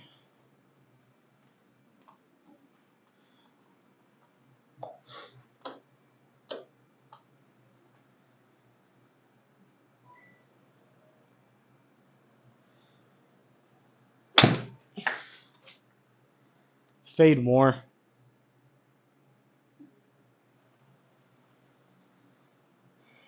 Make it? I hit the flag, C-Drum. I hit the flag about a foot up. All right, let's get an over and under of how many times C-Drum's going to come in here and say, have you made it yet? When he knows darn well, if I'm still here swinging like a moron, I haven't made it.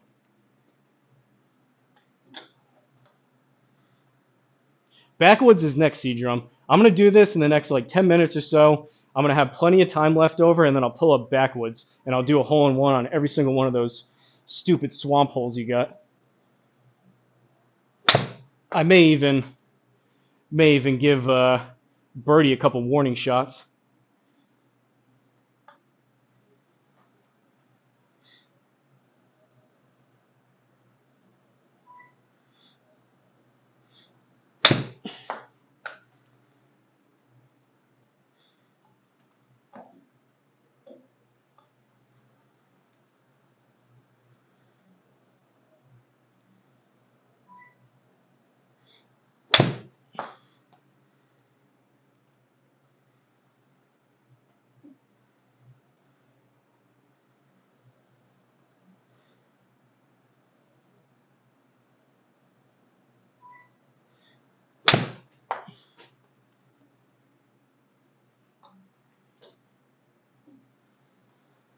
We're kind of in the vicinity.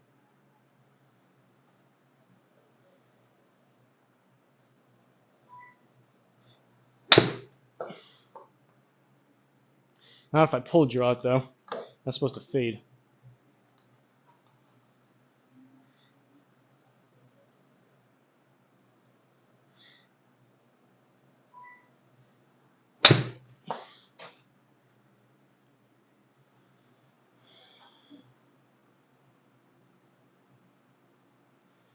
I think the backwood holes are pretty short, right, C-Drum? There's what? Are they? They're not. I haven't played it yet. I was gonna possibly do that today. Do a video on backwoods and video on this. It's what, 6 greens, 18 tee boxes going into 6 greens or something like that.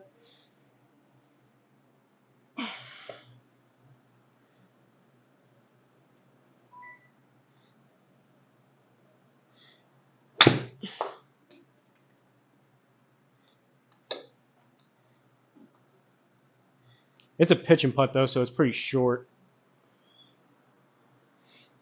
80 and in or something. 9 greens, 2 flags per green.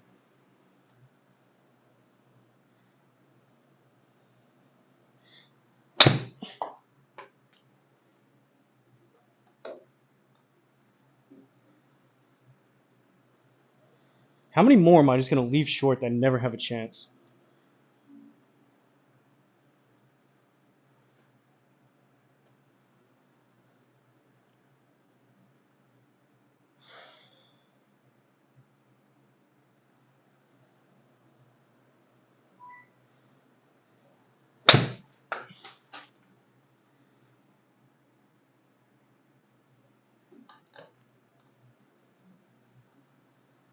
That was an anti-short swing.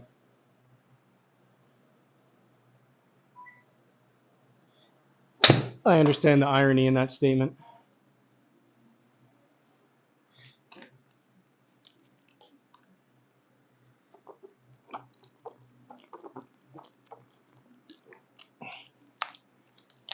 All right, time to switch it up. 7 irons. 7 iron from 114.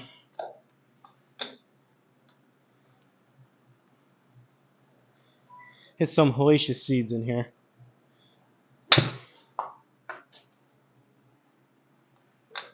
How does that still short?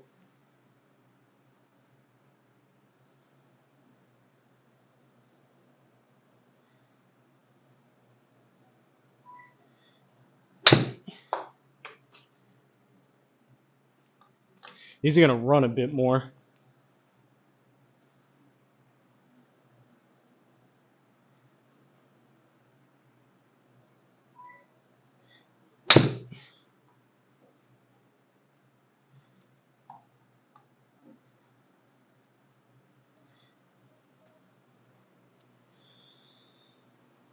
Looks like a great hit and giggle with friends. Flintskins game course.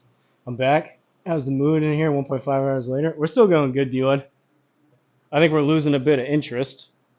But all things considered. I hit the flag about 5-10 minutes ago. I flew it into the stick. It was almost a dunk.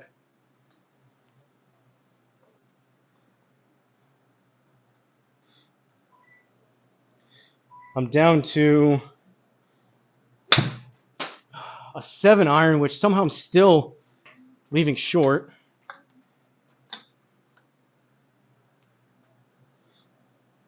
This may end up 3-wood by the end of it.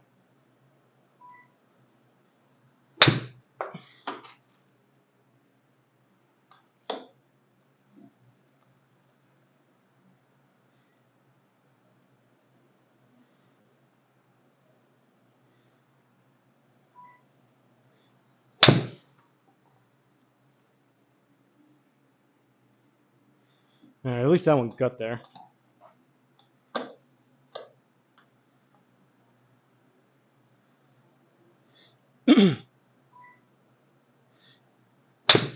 Dilo, did you try the record on this course? Strong Design Studio. That dude can hit it. His name is not a facade, apparently.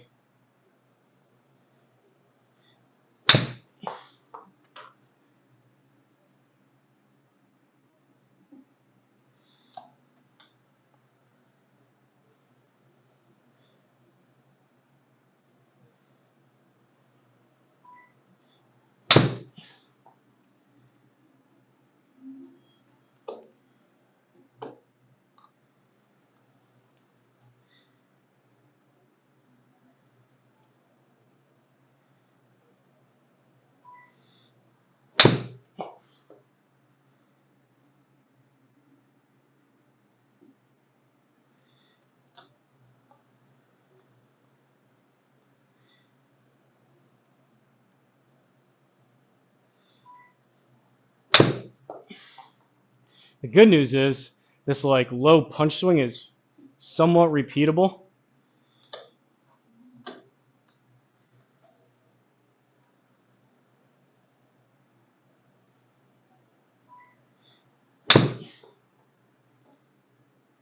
Hit the pin. Oh.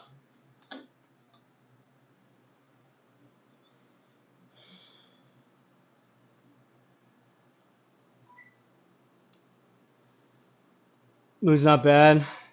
Billy in the back made me go dizzy after a while. I always like to find the ball speed that's perfect. 83 for this club. I played in horrible on the front. Failed. It was +1. Now it's -6.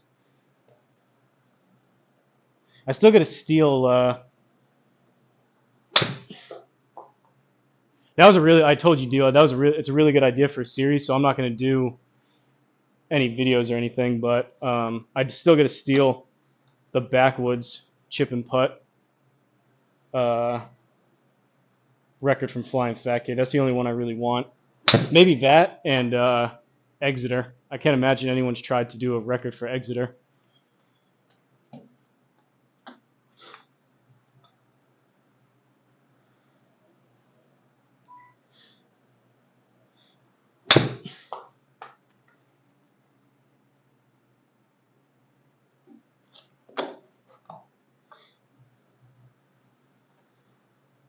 Speaking of ball speed, though, I think 83, you're right. But speaking of ball speed, I had a couple ideas of what I wanted to do out here today, and one of them was going to be, was I looking at carry last time instead of ball speed? Either way, one of them was going to be spending like an hour or two doing the ball speed with the putter. I really got to do that. I need to do that multiple times.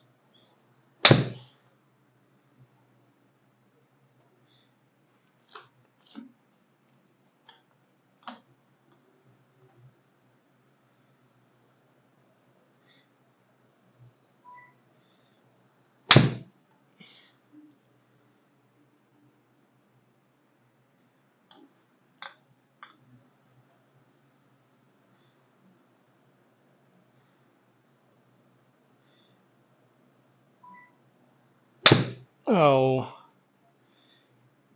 that was almost a complete shank.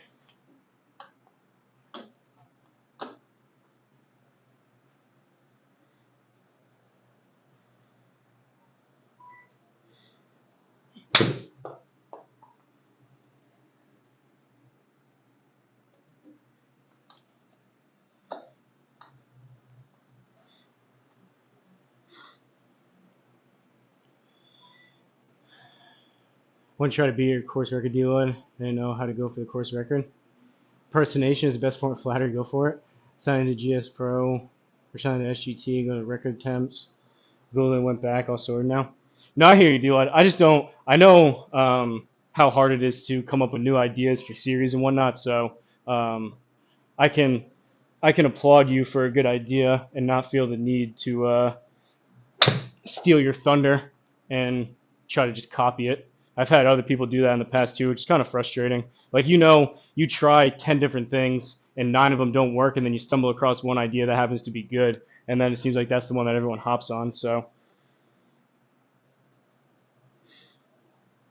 oh, there you go, C-Drum.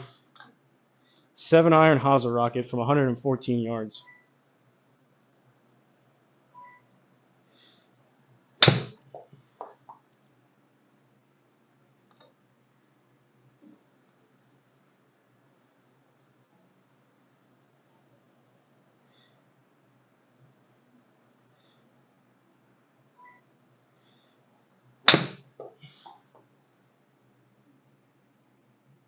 Run, baby, run.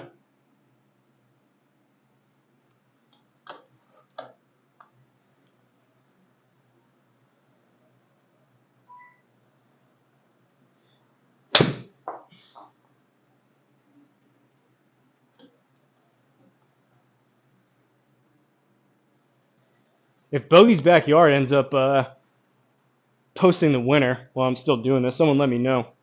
He usually does a video sometime tonight announcing the winner for those mics.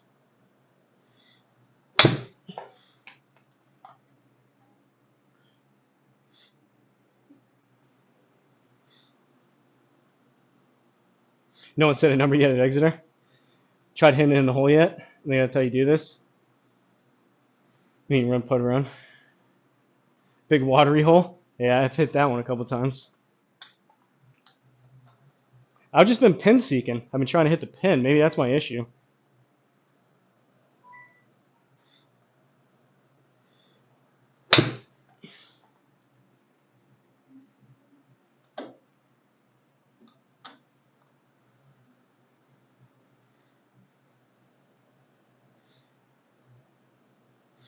This all comes down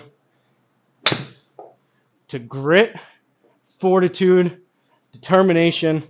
They call me the David Goggins of hole-in-one attempts. I'm the David Goggins of GSPro. Who's going to carry the boats? Who's going to carry the boats? Who's going to get the hole-in-ones? Oh, God. Someone's got to do it. And it's not going to be C-Drum, so someone's got to do it.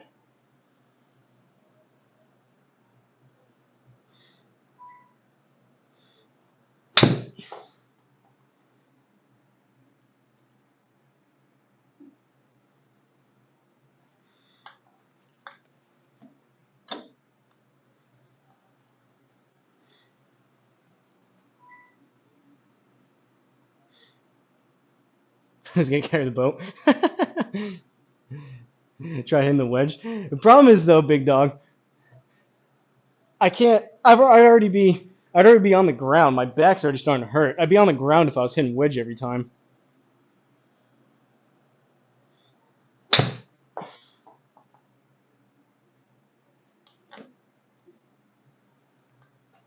I'm closer to going to 6-iron than I am wedge.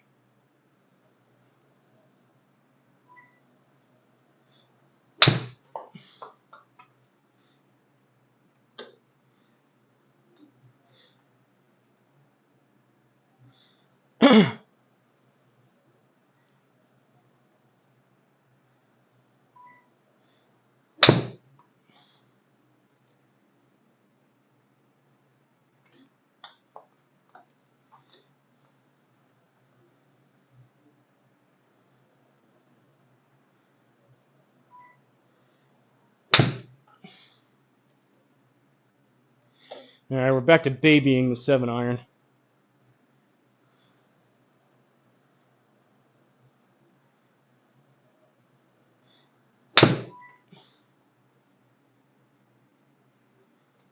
Partially off the hosel.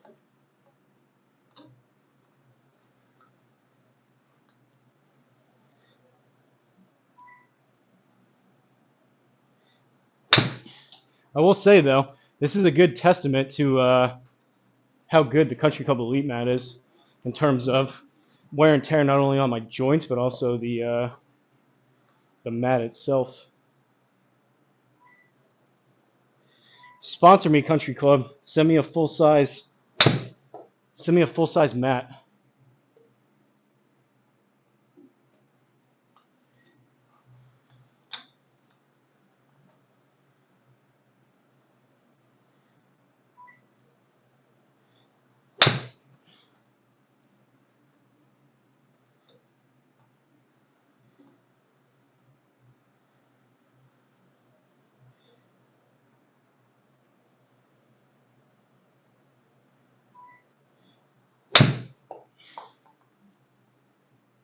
Hit the pin.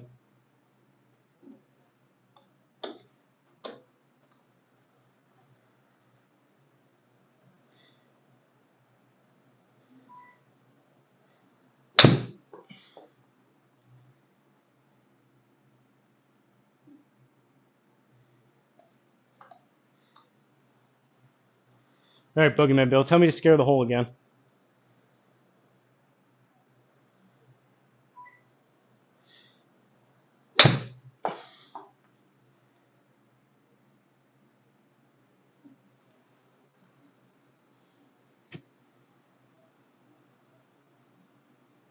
You think the firmness?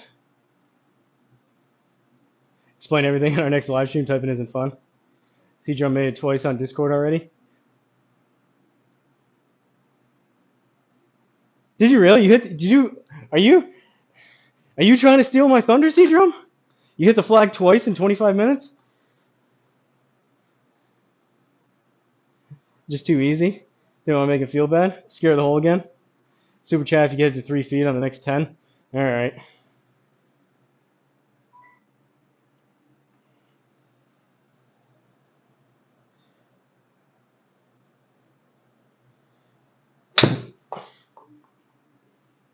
It's got to sit. That's one.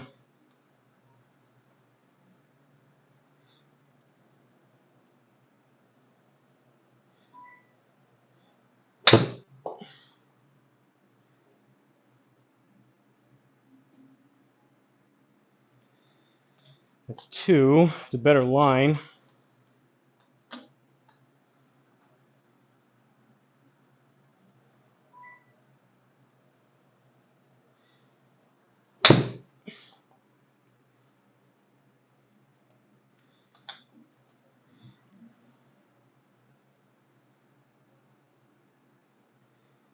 Was that three?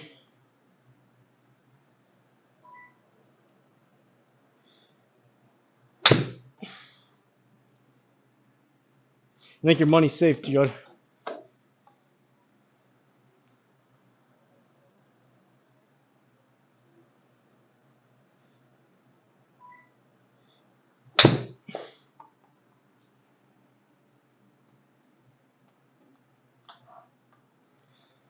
Yeah, it was five.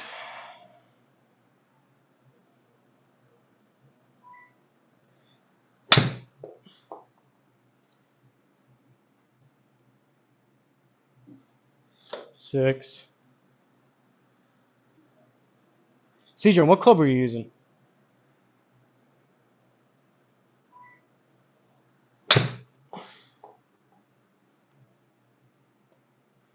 Seven.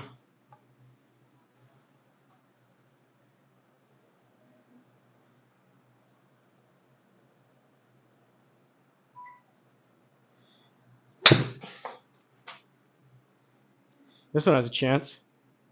That's eight. Oh!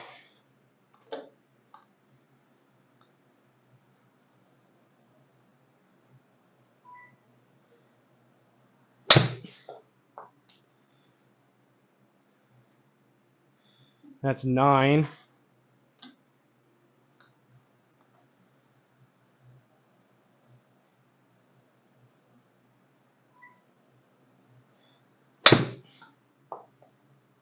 That's 10.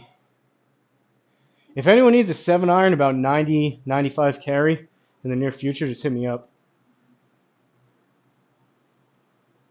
7 iron, 114 club. 3/4 pitching wedge. Firm or hard greens for that club will run up perfectly. See the chart you sent? Never knew it existed. Really cool GSPro does that. Follow through more. Should I try? I mean, it can't hurt. We've been going at this long enough.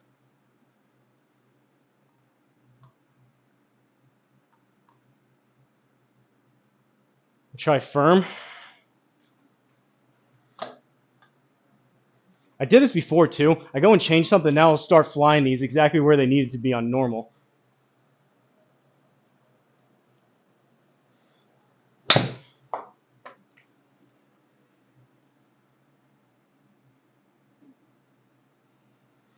Okay, big dog. Okay, big dog.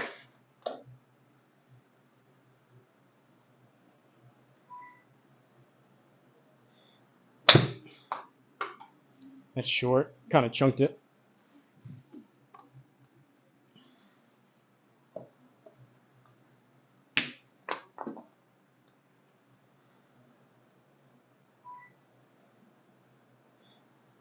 Oh.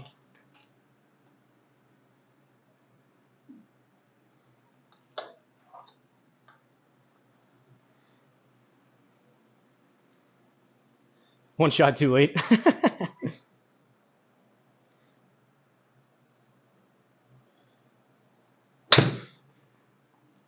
Ooh.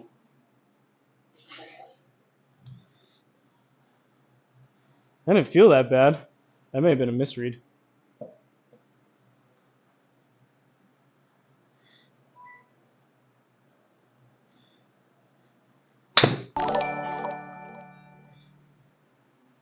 CD-ROM, Gray Barn Golf tip $2 through Super Chat. Have you made it yet? No, C-Drum, I haven't made it yet. Were you really in Discord doing this at the same time? I appreciate the super chat, though.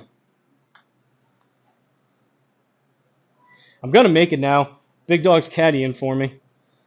I'm going to make it on these firm greens. This one has a chance. Run, baby, run. No, a little bit short.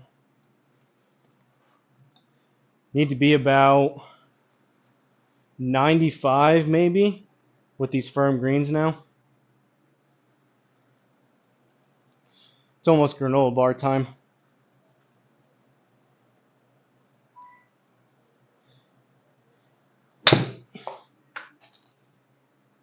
Oh, that one probably would have had a chance on normal.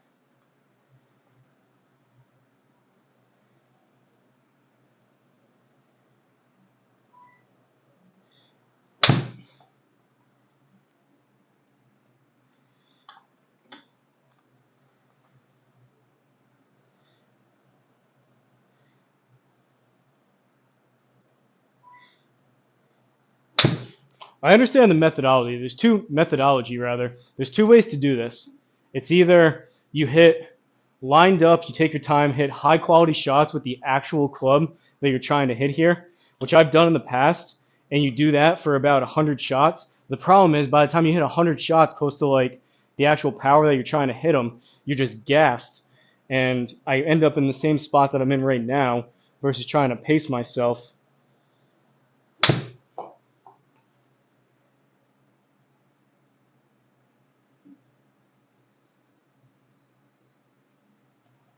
Not hateful.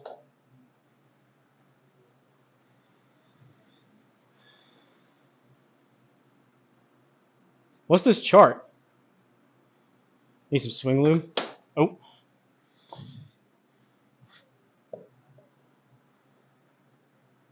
What is it, a chart? C-Drum put a chart together showing how short I am.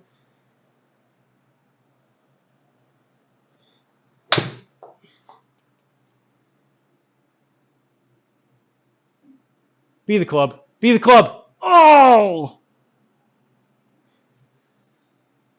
That missed about half a cup to the right. Look how close this was. I think these firm greens, though, should have done this in the first place. Look how close this was. Oh! That's like half a cup. That was probably coming in too hot. I don't know if it would have stayed anyways, but one more.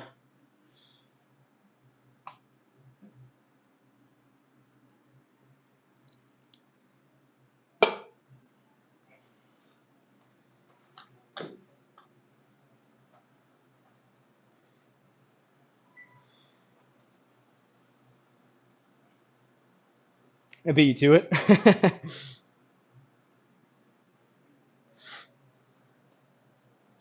I'm smarter than I look, C-Drum.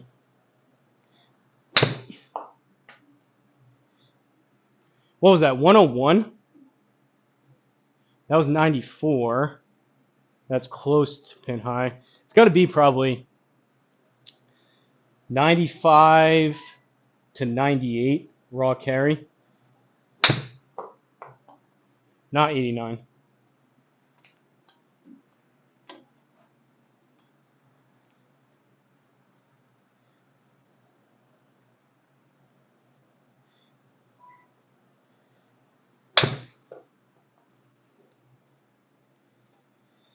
I mean, this is the only way I really know how to do this in any efficient manner. But is a is a 7-iron from 114? Is that really even a hole in one? I mean, at a certain point, it's like saying you drove a green on a par 4 playing from the junior tees.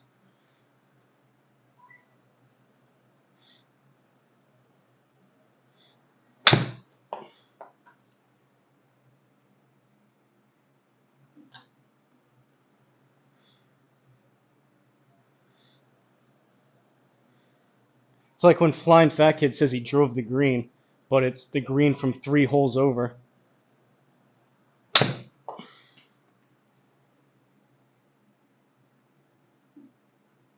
Get there.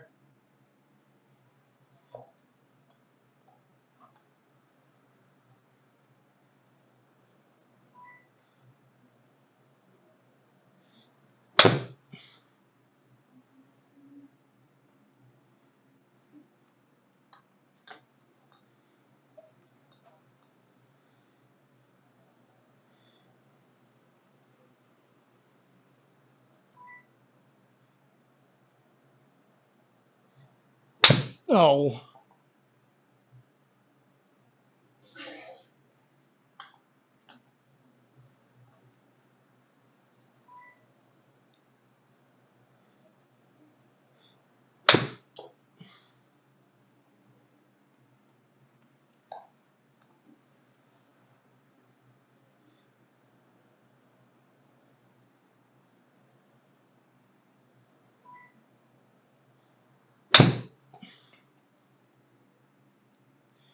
Nuked it.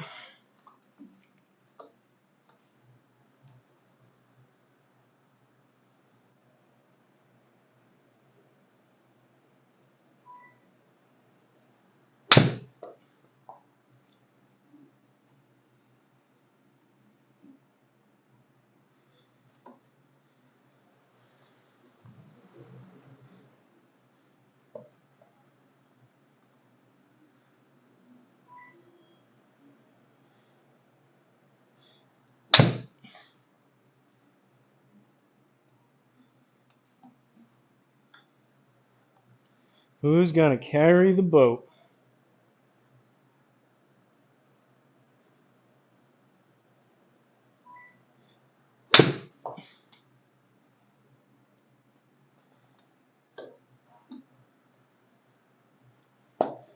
Oh.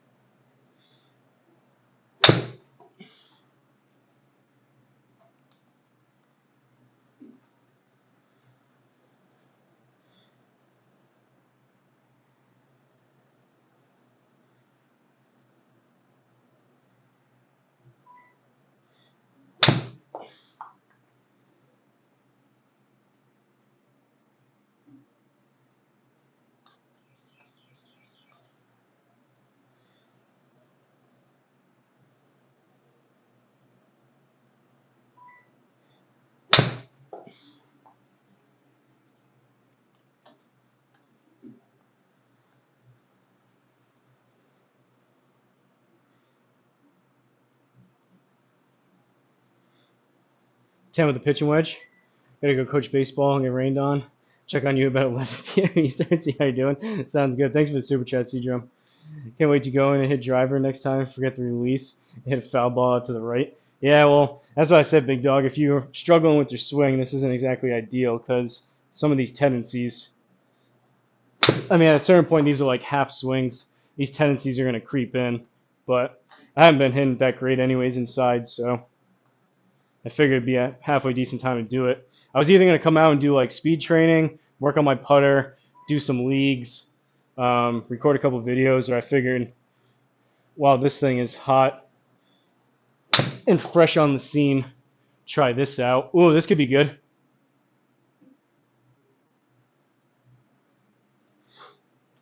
But like if I just, I mean, I crap the bed on the Pro Tour. If I had like, if I was playing well on SGT, I wouldn't be doing this.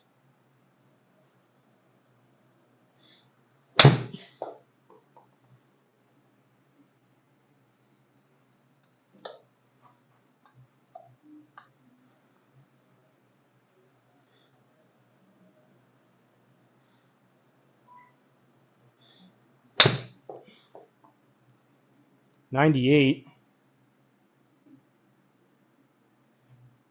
Oh,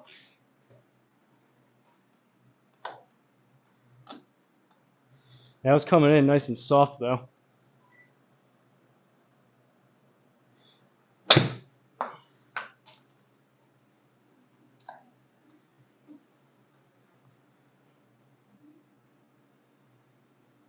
All right, that's two right next to each other.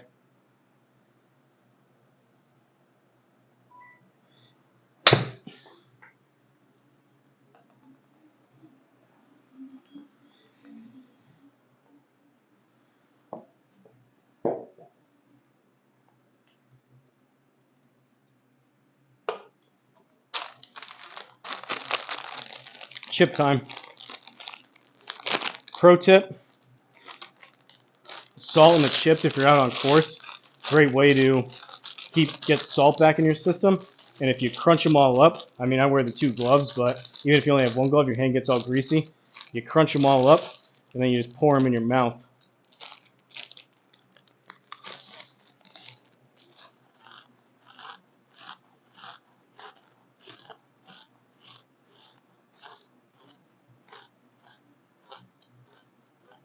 You don't need my permission, big dog. Go for it. Smooth whatsoever shot. I mean, you'll probably spin it back into it.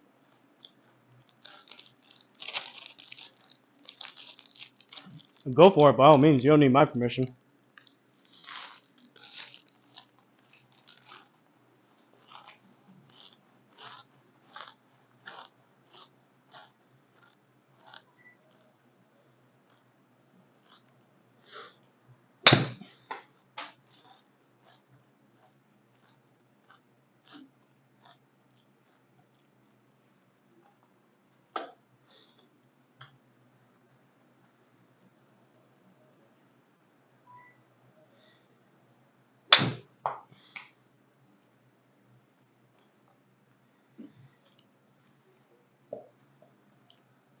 I mean, I feel like this is probably a decent idea, but by no means am I the first person to ever try a hole-in-one challenge.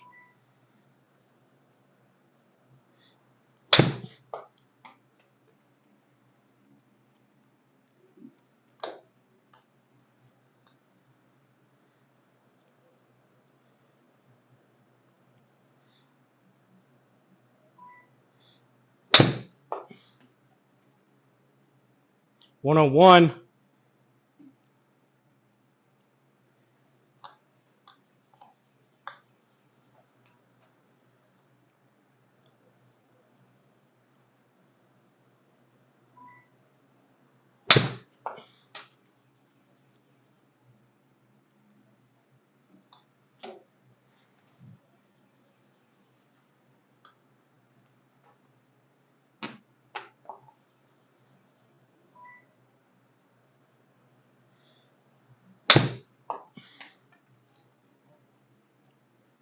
I think that ball might be getting worn down. Square missed the spin.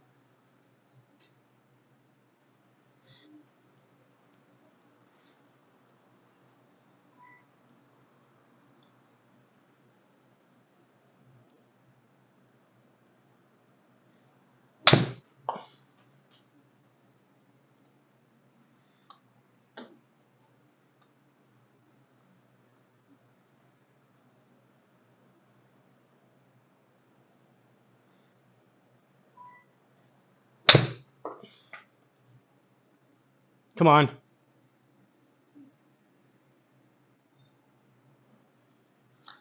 Starting these other ones too far left. Trying to put too much shape on it. It's got to be like that, close to that start line, with less shape.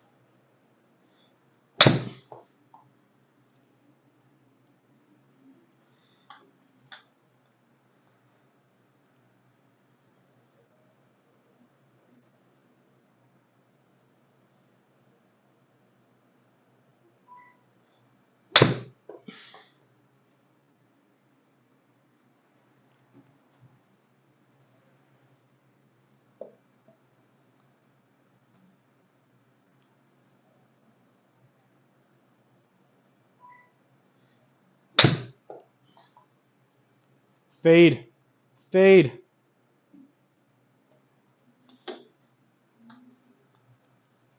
That's close to the number and just have the hole get in the way of it.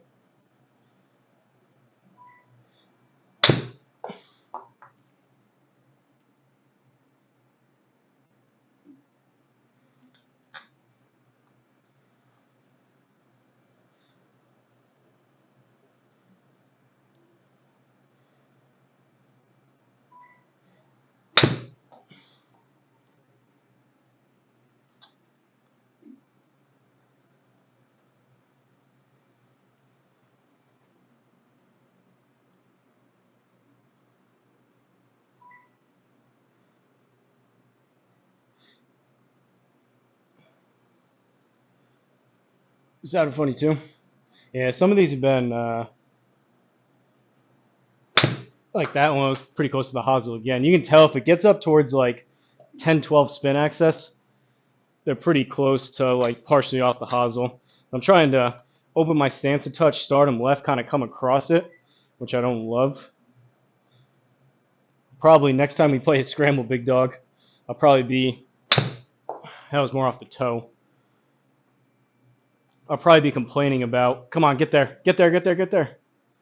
Complaining about losing shots way to the right. Why do I keep slicing these?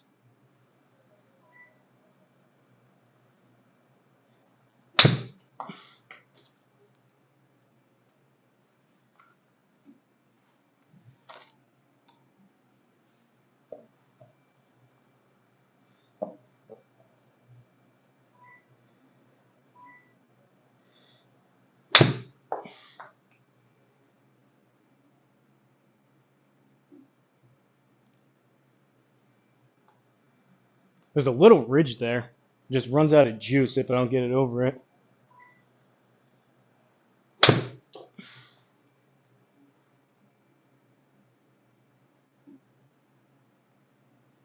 Come on.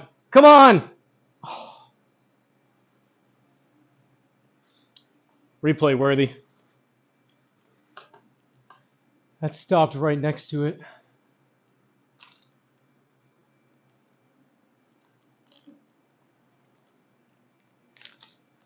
I mean, it doesn't get too much closer than that.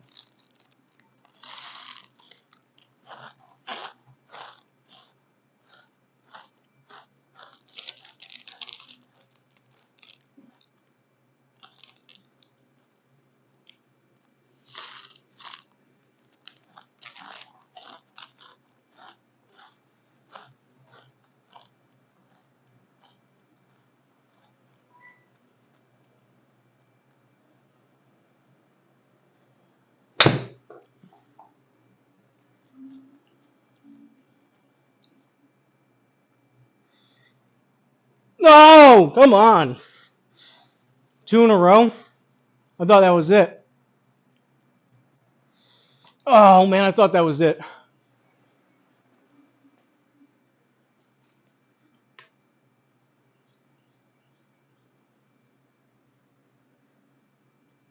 That was looking so good.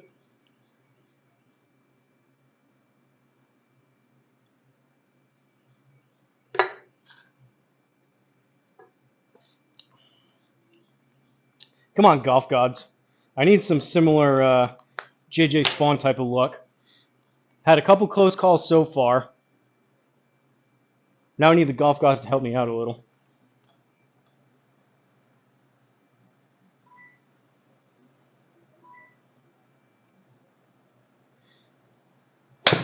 That's left.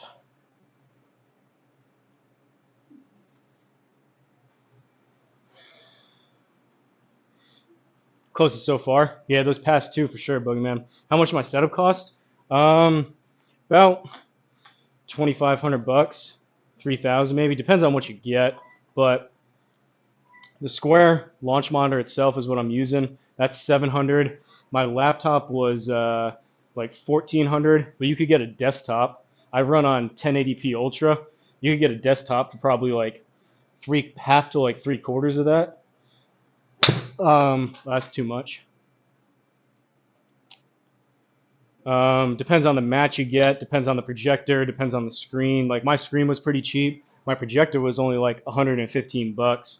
Some of the really nice projectors are like $2,000 to $5,000 by themselves. So it all depends what you want. I would say like absolute bare bones, maybe 1,500, 2,000. But like I went, Boogeyman Bill has the same thing. One thing you really don't want to cheap out on, like you can cheap out on the screen, on the projector, as long as you keep it dark enough. Laptop, you can get a desktop and go a little bit older in terms of the graphics card, but I kind of went halfway in between. This is a Country Club Elite hitting strip. One thing you really don't want to cheap out on is the hitting mat, because you'll just tear up, you'll destroy your wrists, elbows, shoulders. on the cheap mats. So if you're gonna spend any money, like these full-size Country Club Elite mats are like $600. You don't have to do that, but at least get the strip, which is like 60, 70, $80 of a quality mat. You can cut corners elsewhere, just don't do it on the mat.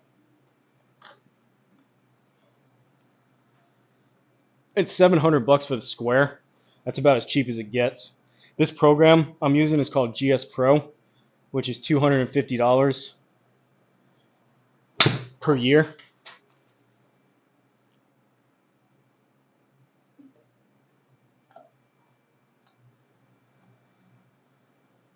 Come on, 98 yards.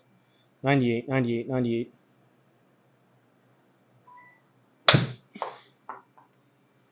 $96.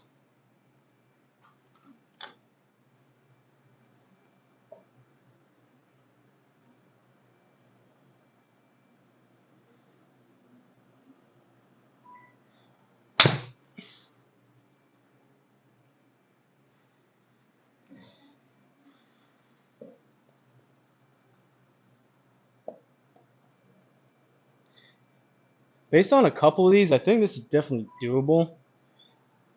Oh, not like that. It's just how long in between you have those ones that scare the hole.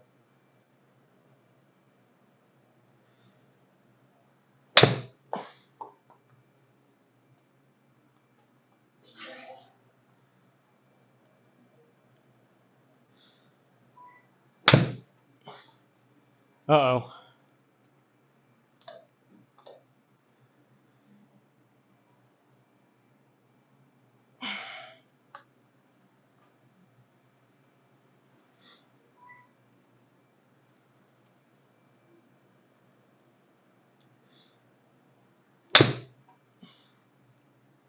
$101, hit the pin. Oh no! Come on! Come on. That was coming in too hot. That needed to be 3 yards less.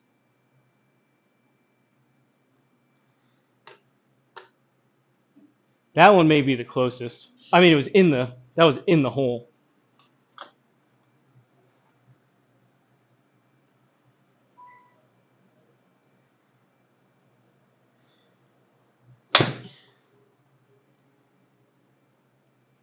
Too far left.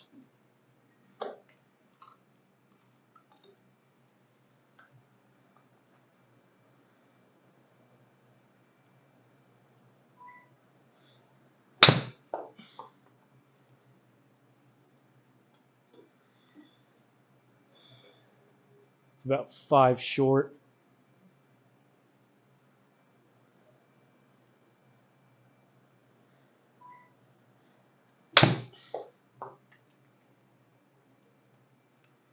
That's about 10 short.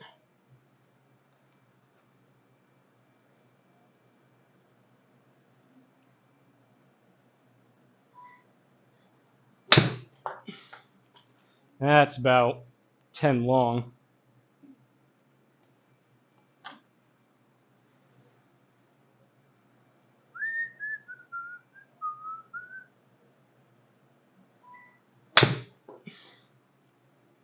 This one may kick left a little.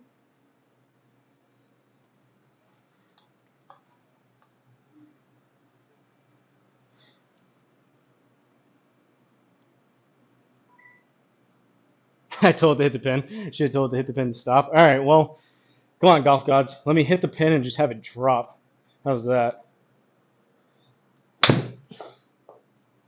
This one has a chance. Oh, never mind. 89. I thought it was 98.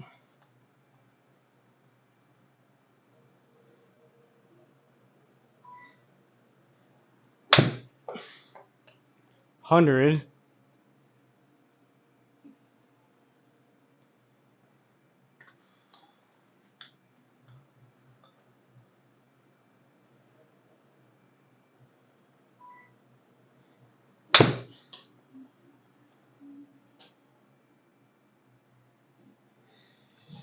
About 7 short.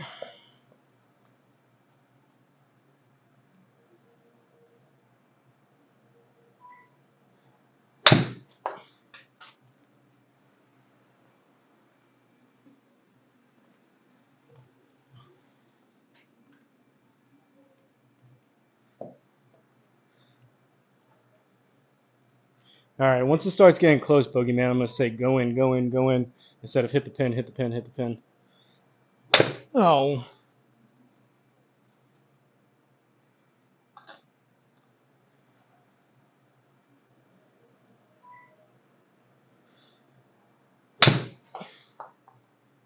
$118.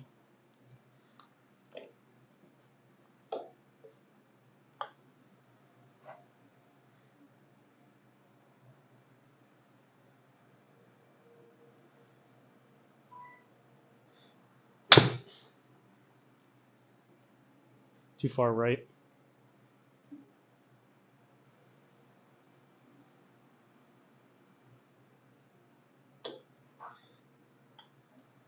But we had a hot stretch today with a bunch of people in here. Now we're back down to like normal levels of people watching.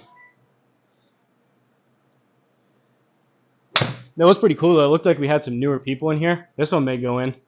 Come on, go in. Nope. Looks like whoever said that earlier, YouTube algorithm doing its thing, it must have suggested it early on.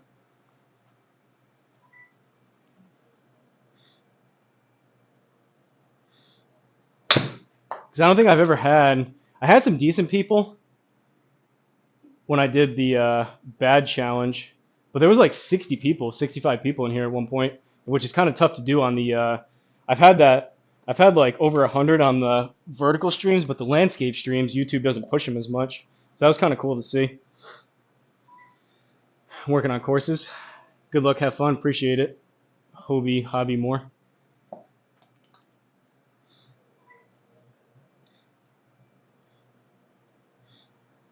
Oh.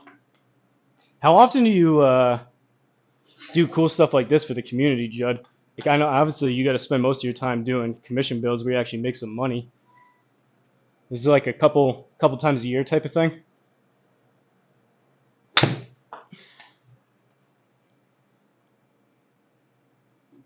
Run, baby, run, run, run, run, run, run, run.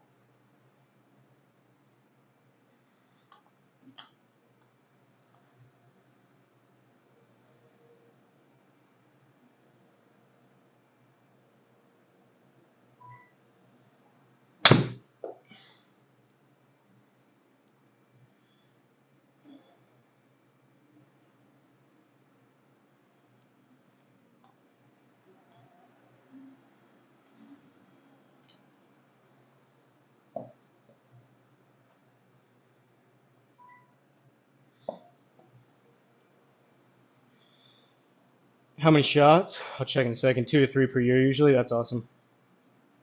Have a few meetings. Hopefully check on you later. Hopefully your stream isn't ended by the time I get back. We'll see. I mean, good news is if it is ended, then you'll know. You just go to the last shot that I hit and you'll be able to see it. We've come close though. We are at 303. 303 shots.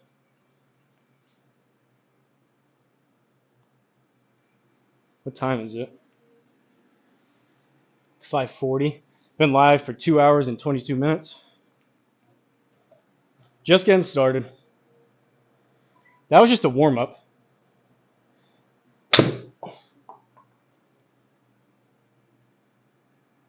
Hit the pin. Or go in, rather.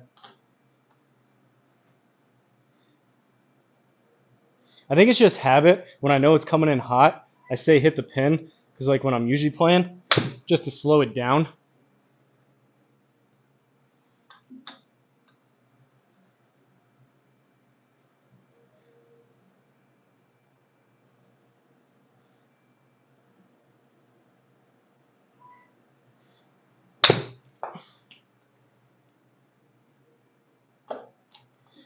Not even in the right zip code.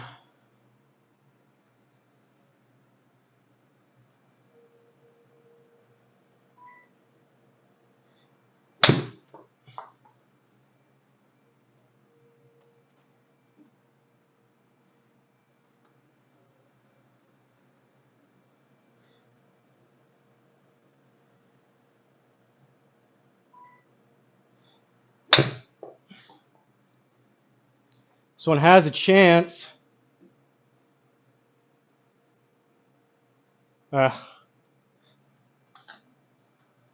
Anything around 97, 98, 99 yards. Oh.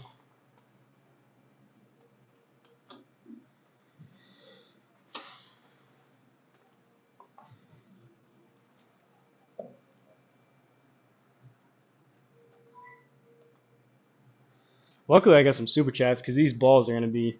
I'm going to go through $20 worth of balls just doing this. These balls are going to be shot.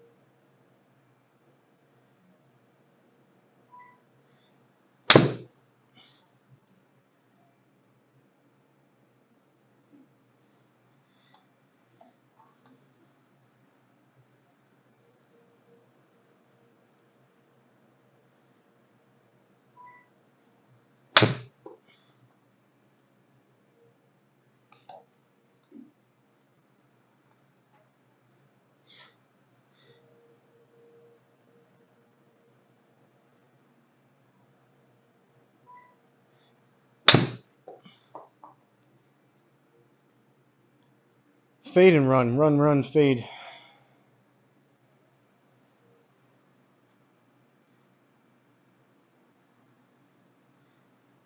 Club down for a few?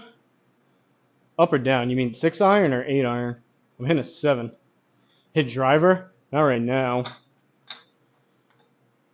You come back any other time, though, Tyler. I'm playing actual courses here. I mean, this is a real course. This course is awesome. I haven't played it yet, but pretty much every other time I'm playing, I'm hitting driver.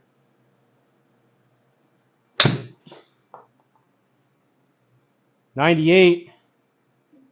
$98. 9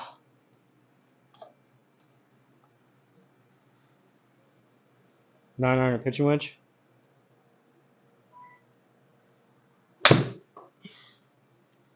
$95. Come on. Come on. All right, I'm gonna. I'll switch in a little bit. I'm getting a little bit closer.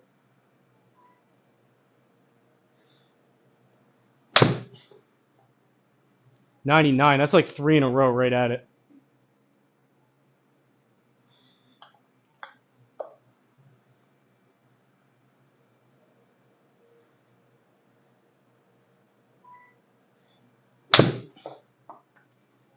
Too much.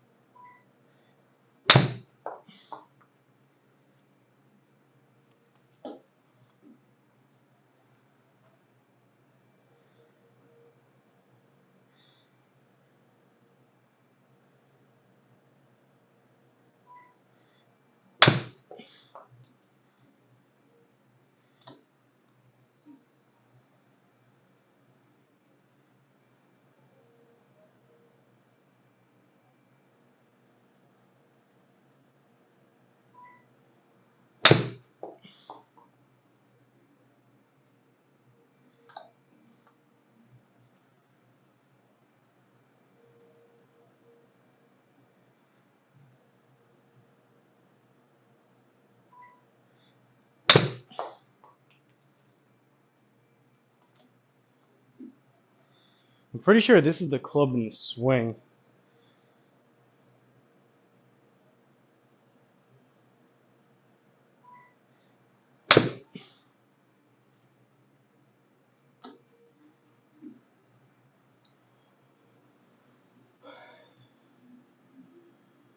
So close.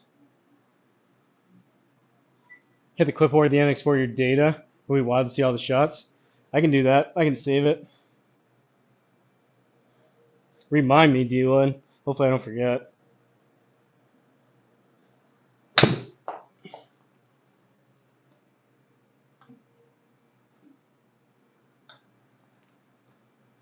Kind of feel like this is like speed training where when I was doing that out of nowhere, every like 20, 30, 40 minutes, you would have a stretch where your body just like, I don't know, loosens up or whatever, and you get a bunch that are like pretty good. And then it only lasts for about 5 minutes, and then you go back to down the pooper. But there we had, that was about what, 5 or 10 there in that grouping that were all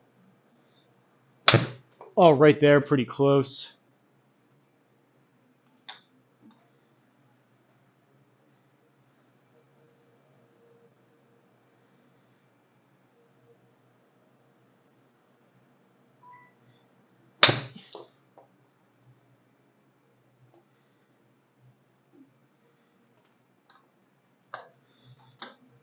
I mean, the distance is right there. It's just so tough between the bounce you get and the start line and the spin access, obviously.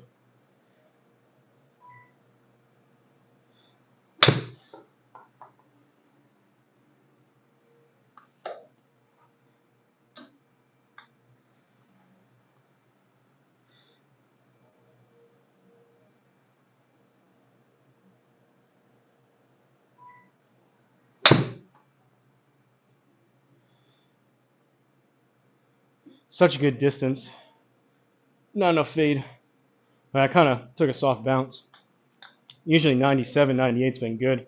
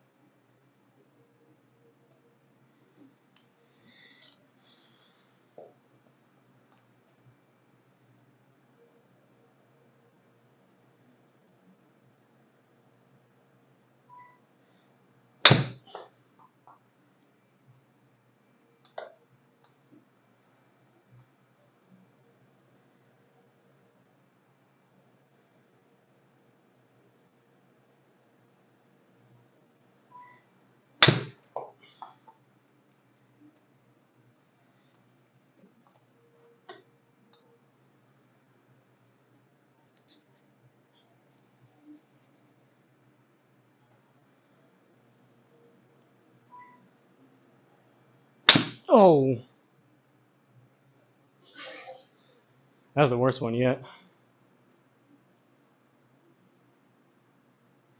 Edit a funnel around the inner circle. Yeah, we need a C-drum hole-in-one funnel.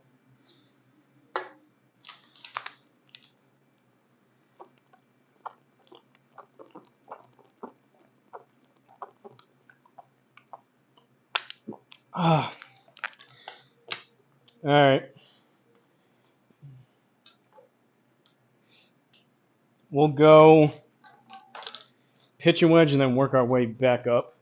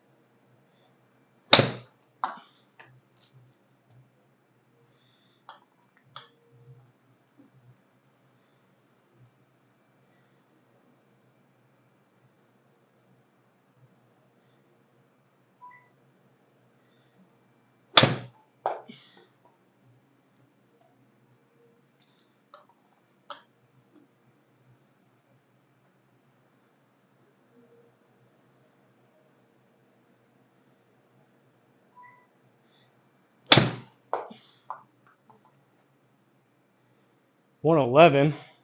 Oh.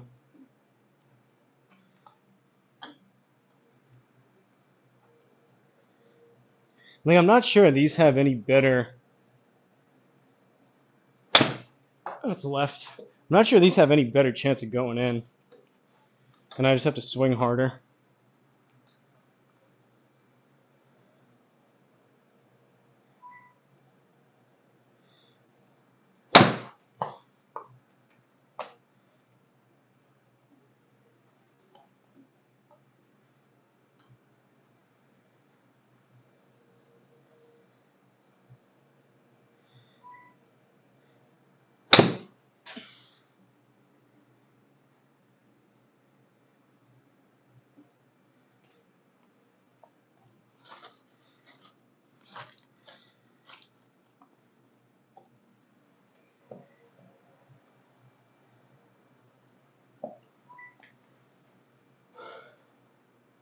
You don't want to open this course for a while? How many, you had an estimate for the bad. You have an estimate of how long this took you guys? Like a ballpark range of hours? If it took you 25 for one hole on the bad challenge, this has got to be well over 200, I would think.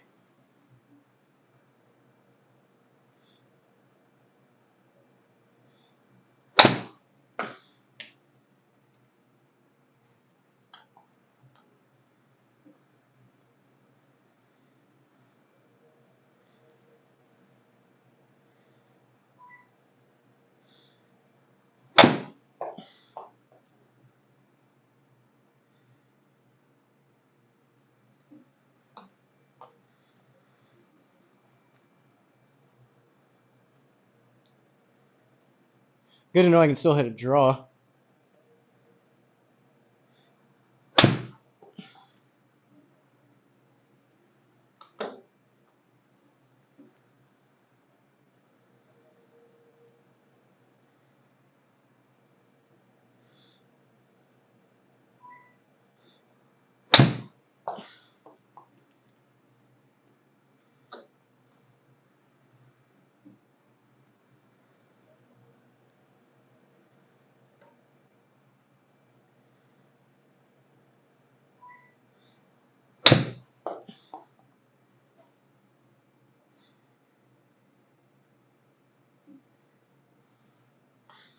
I know these are probably better looking swings and shots, but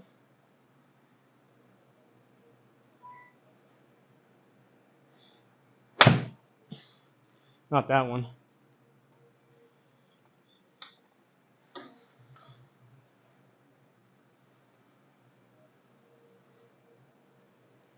$400?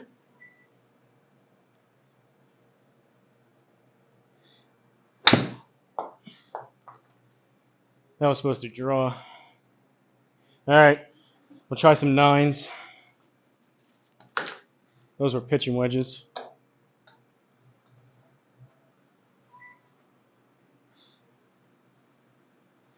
You don't even want to count? Lunch break or something? Yeah, so you took an early lunch break. Maybe you snuck away from the wife and kids on a weekend and just tossed this together. Is what you're saying? Just a little spare time passion project.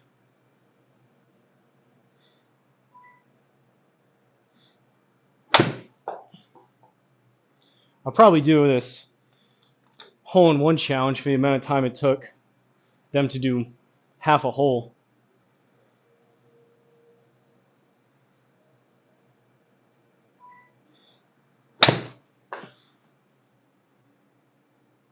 That one could be decent. That one could be, oh! Firm greens.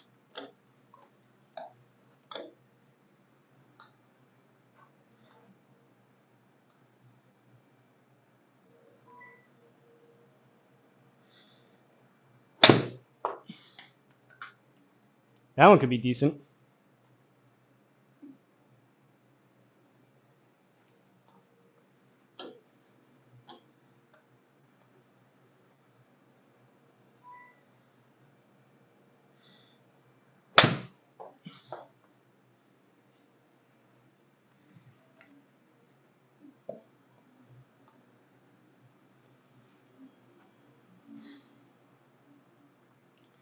That's between me and Ryan. So each of us had at least 200 and 250 G's. That's a pretty big in terms of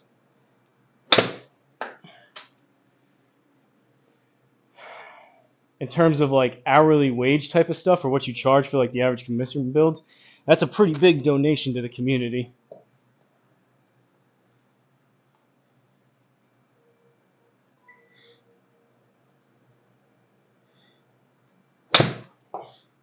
I've been lucky enough to kind of become somewhat friendly with some of you guys, some of you designers over the past few months. But I don't know if the average like GS Pro user that uses it maybe like a couple times a month, couple times a week, even that, like I'm not sure they're aware of like I don't even know if they know that like GS Pro and the designers aren't really even like associated with each other. I don't know if they have an idea of like how much effort and generosity and everything that goes into some of these.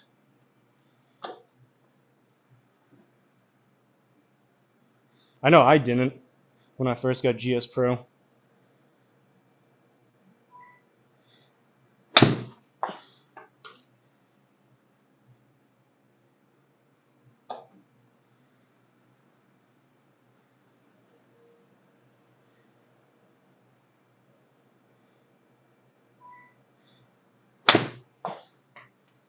Hopefully, though, throughout the course of this live stream, get some new downloads for the course. Maybe people that didn't know that it was available.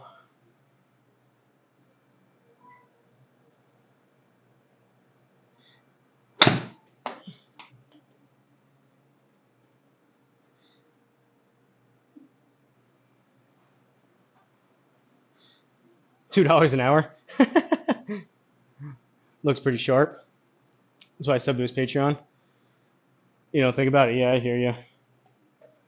Honestly, that's kind of how I feel about if I did the math on all the time and effort I do into the YouTube channel, it's like substantially over the past 3 years, substantially below minimum wage. Even like on an average weekly basis, even now, even though I've been monetized for a couple months.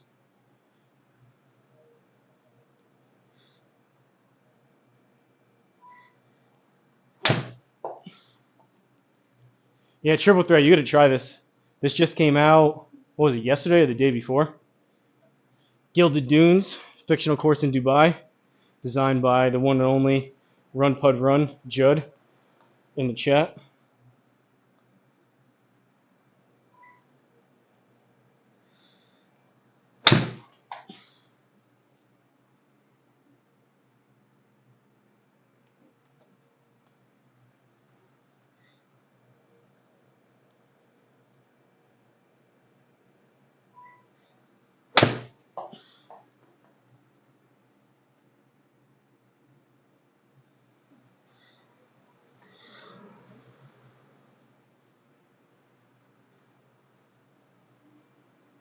No, it's out.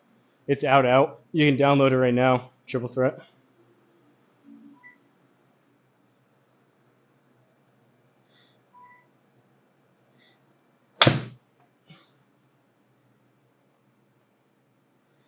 I mean, it's definitely the best new course that's been out in a while, but it's definitely, this will be up there as like probably a top 10, top 5, top 10 GS Pro course of all time, in my opinion.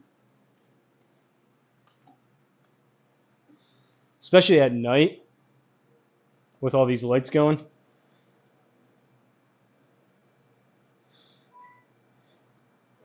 Oh, all right, 8 iron. I think 7 may be the club. May end up being 6 iron.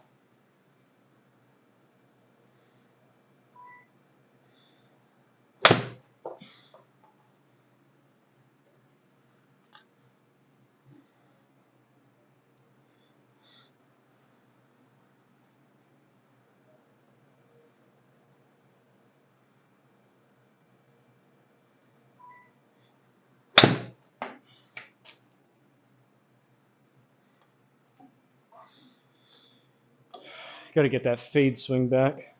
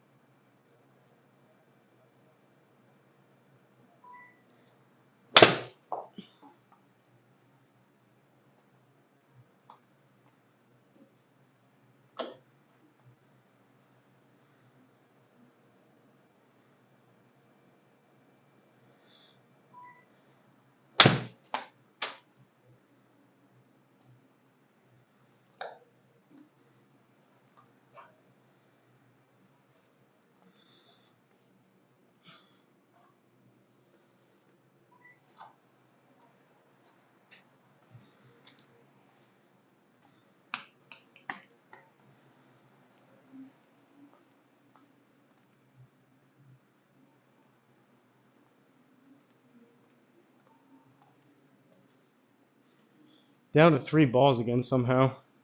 I don't know where that other one went. We have an escapee.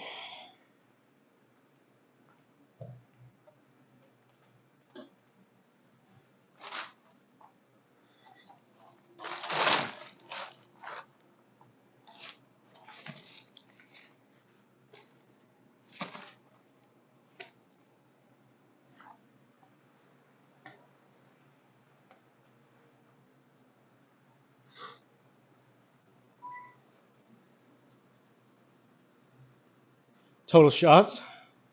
Member of his Patreon. After my league stuff, definitely gonna try it. Nothing like Triple Threat. You should join. This is I picked this course for my league this week. You should join. Oh, I got the ball. If you join my league, you can play it. Doing the white tees, which are pretty friendly. Total shots, I have hit 377.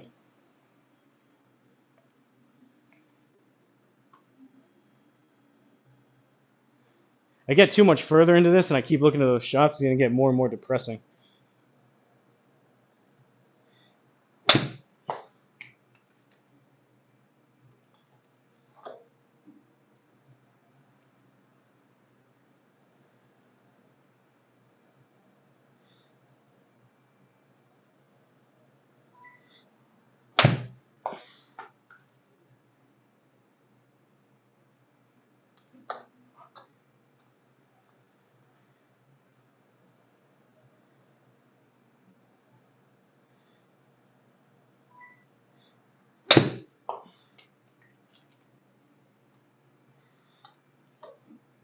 All right, I think you got to fade it more or start it further right.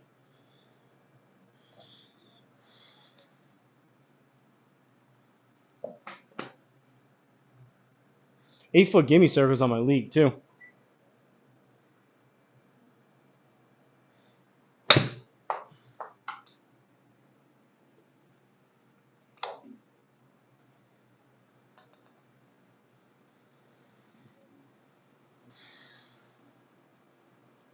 $19 more.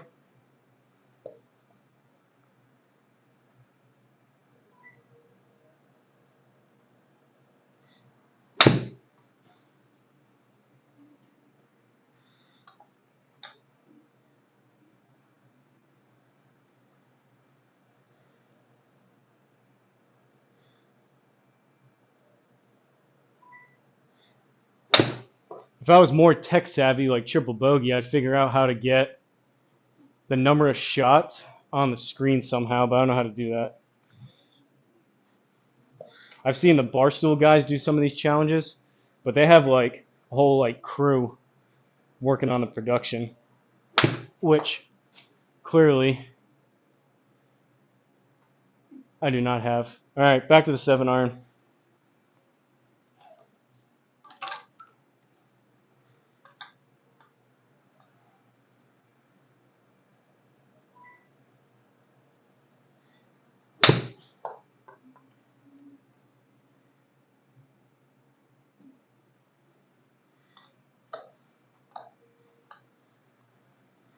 I think 7's the club.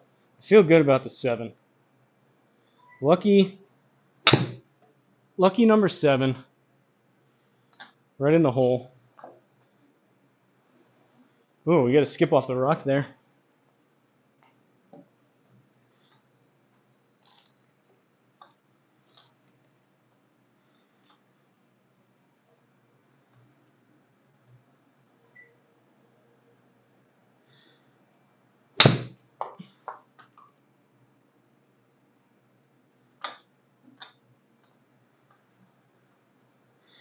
How's the swing change going, triple threat?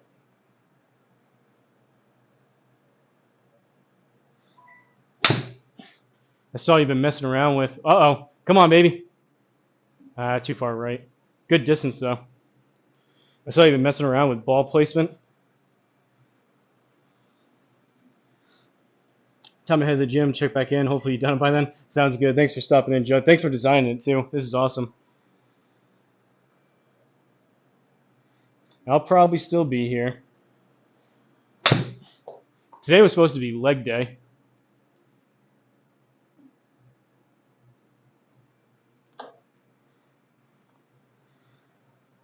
I flew it off the pin once.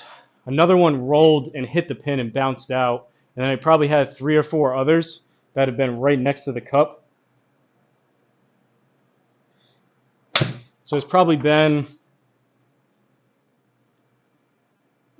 5, 6, 7 really, really close calls so far.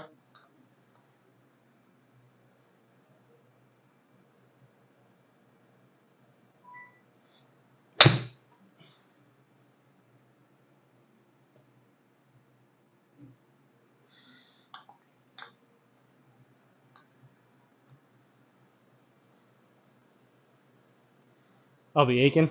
Yeah, back's already feeling it a little bit. Not as much from swinging. It's more so my lower back just bending, like just that little bit of bend in the same exact position every single time.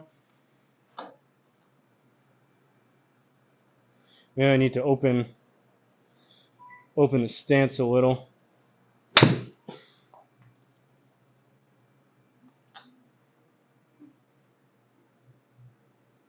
Oh.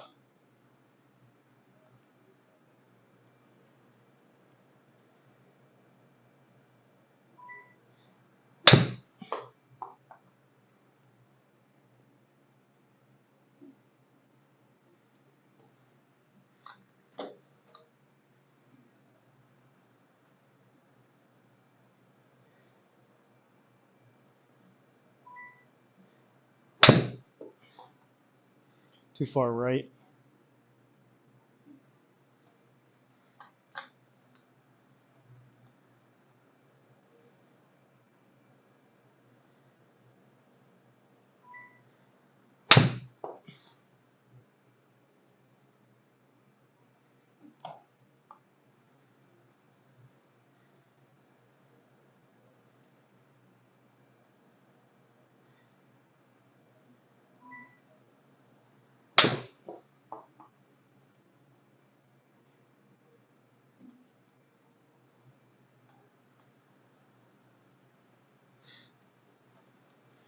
Actually played my last round of forward using just a new swing, although not great. Really happy about the switch so far. Thanks for noticing. It says 114, you're hitting your 7. Yeah, it's just because I've already been doing this for 2 hours and 54 minutes, triple threat. So for me, this is like a full approach wedge, which would be 51 degrees, but I can't swing full.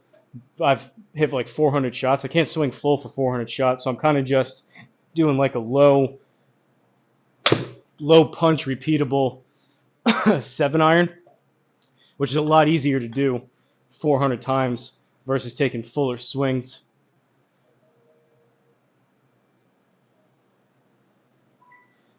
Because these are like, that's short, but these are like, I don't know, half, quarter, like 25%, 30%, 40%, 50% type of swings, obviously with my 7. Usually this goes closer to like 180, 185. You know, I'm swinging it full. I'll hit one fuller.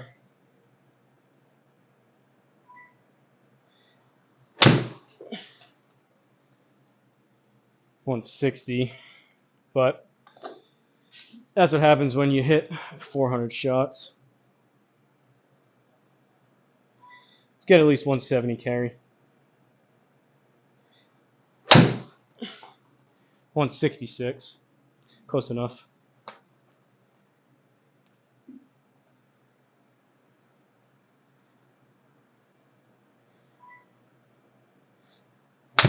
But if I'm doing that with an approach wedge or a pitching wedge, my back would be more fried than it already is.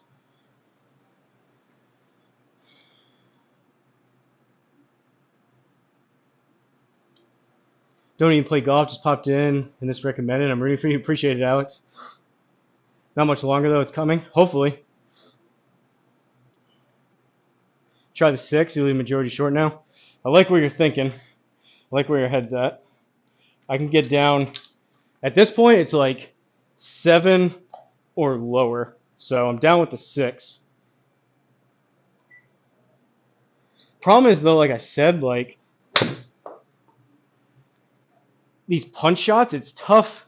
It's one thing, like I can do this over and over again, swinging easy with these. It's just tough feeling how much I need to hit it. So it's like I don't want to. If I hit like a true punch shot with this 6, like if I was on course and I was hitting a punch shot on this with a 6, it would look like this. I kind of chunked that, but it's like so like I got to figure out how much I need to take off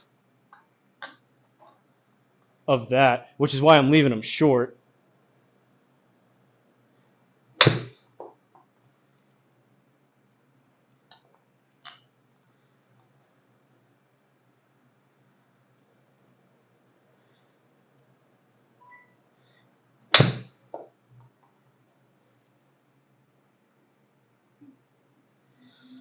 So that was 91, and it's past it. I can hit this probably 85-ish with this 6 iron because the spin's so much lower.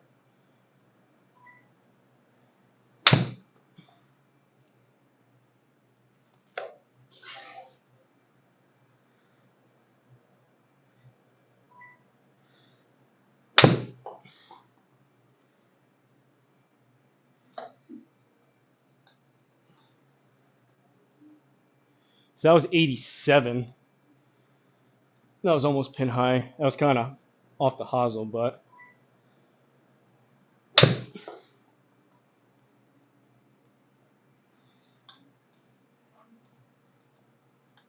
the 7 may be the sweet spot because these are just so low spinning now. It's like if these don't.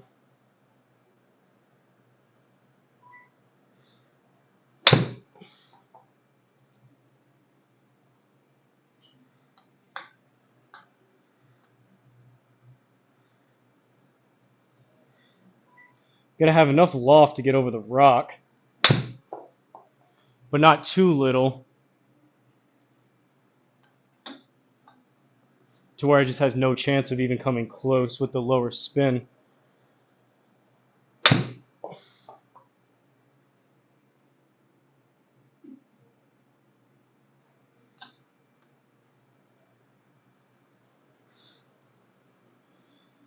Straight over it. Open the club face on the 6. Go like 50% on it.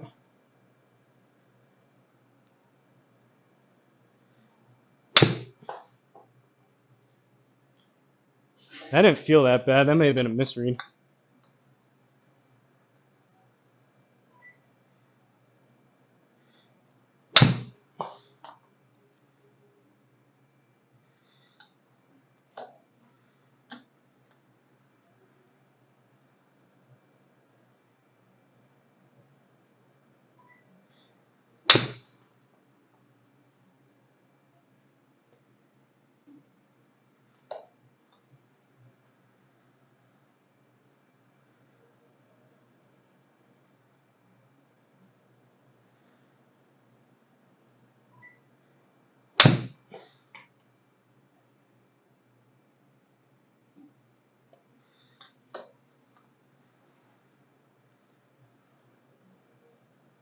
See how hot these are coming in though? These are 2400 spin.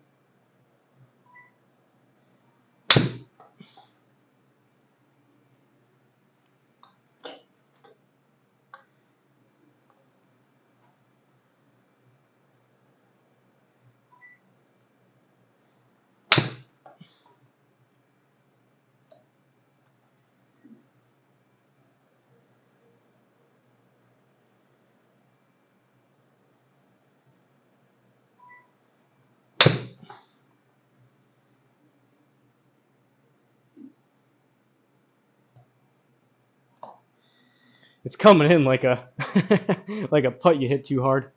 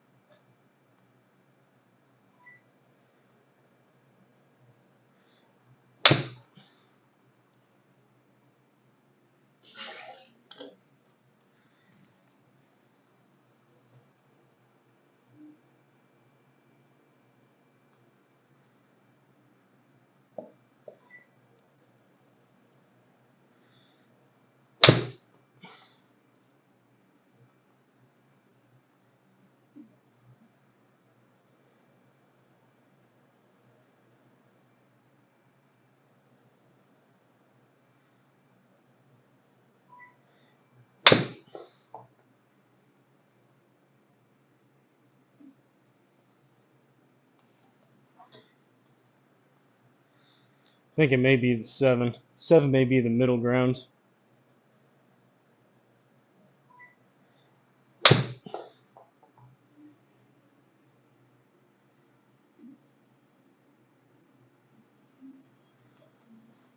Like that one barely landed on the green and it still got there.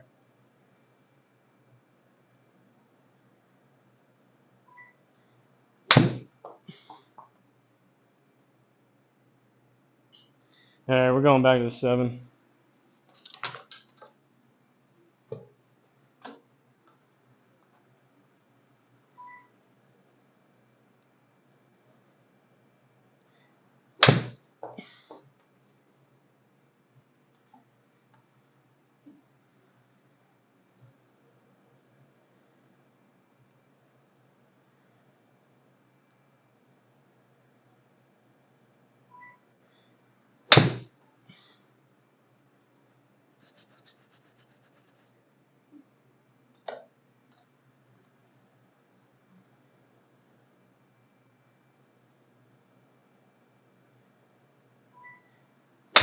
Oh, Shanky.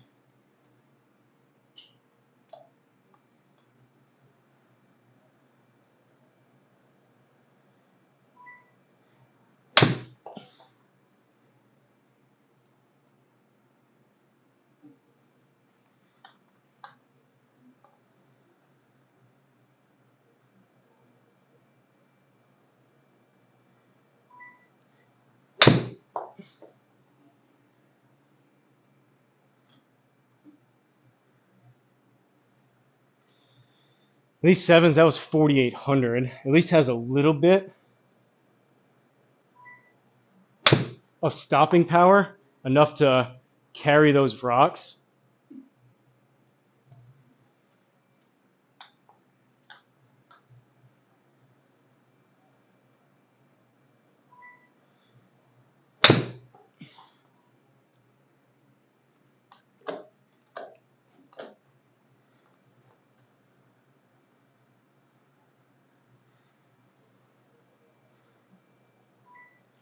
Favorite golfer?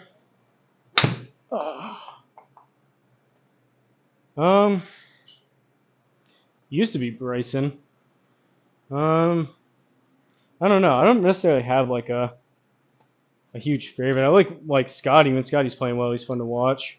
Um, Bryson's fun because he hits it so far. I don't mind Rory. All time, Tiger, which is cliche, but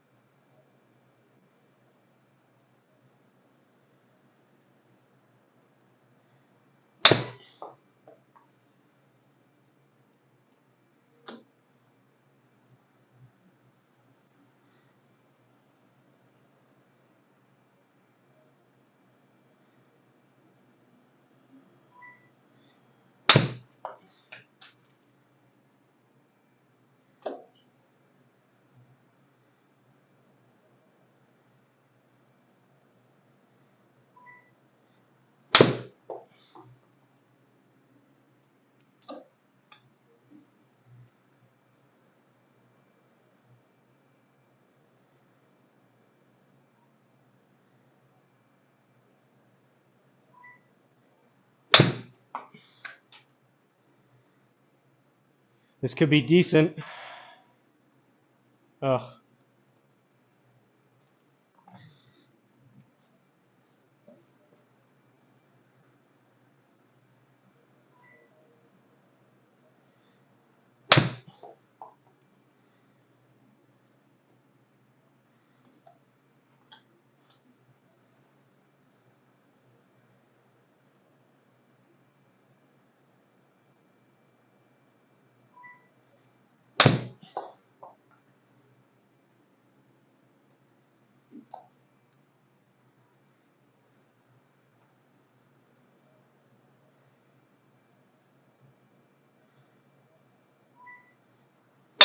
Oh.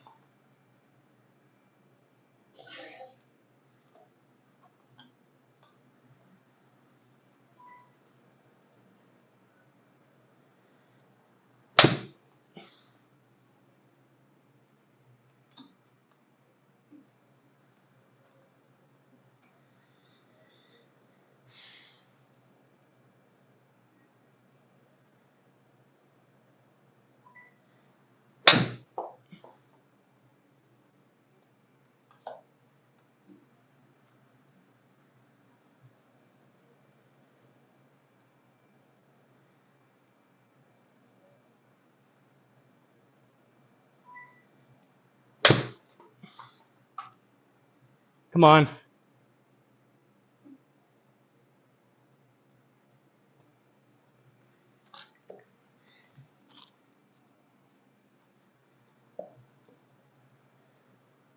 It's almost birdie juice time, I think. Need something to change up the mojo. It's all new to me, not good at all. I'm learning towards Tommy Fleetwood. I like him a lot too. Some of these like punch shots, I was doing that for a while. Cedro moves in here, was telling me to do more of the Fleetwood style swing to fix some of the flaws. So a little bit more, it's a little more Fleetwood-esque. Really good for like trying to work on your swing if you swing like that. Scoring up the ball more. Left foot placement is back and slightly at an angle. What do I feel comfortable with though? Yeah, I hear you. I mean, at this point, I don't even know what. You hit so many shots like this. I don't even know what like a standard setup is anymore. Usually, I start at about 1, 2, 3 degrees to the right, and I draw it. But it seems like these fades come in a bit softer.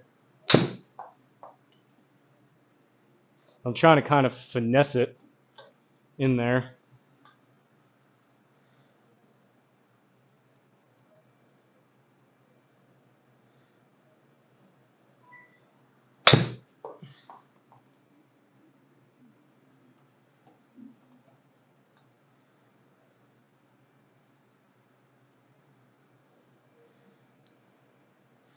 Try some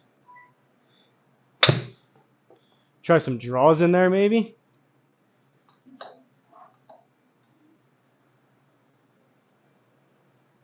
I don't have to swing as hard for the draw.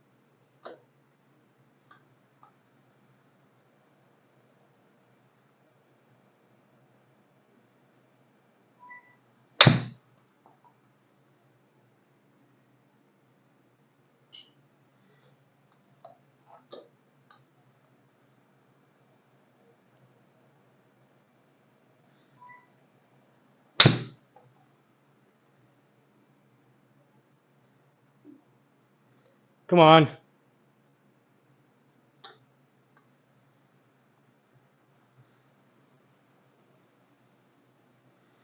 Still going. What time does the sun come up? Need a big fade off the bunker mount. I'm gonna ride the ridge. All right, big fade.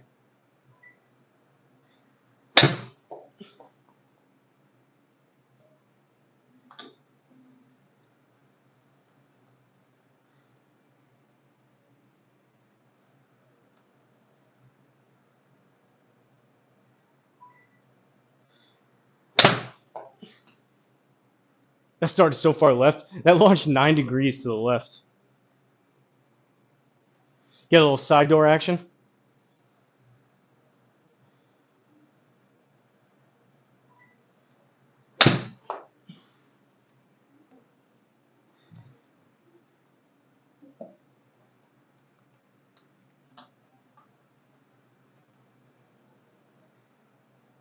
Big dog Judd went to the gym. He's gonna check back after.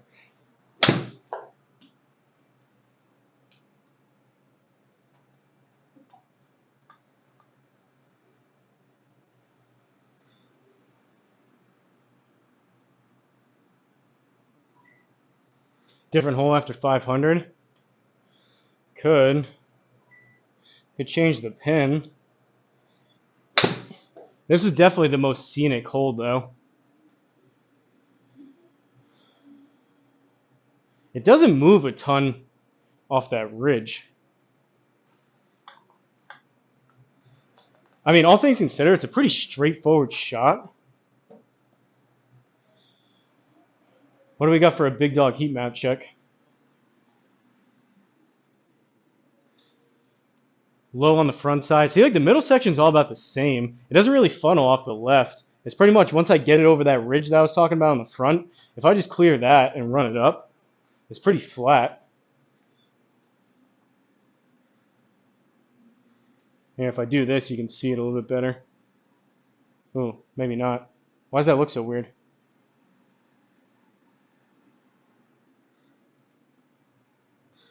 You can really see it on the mini map.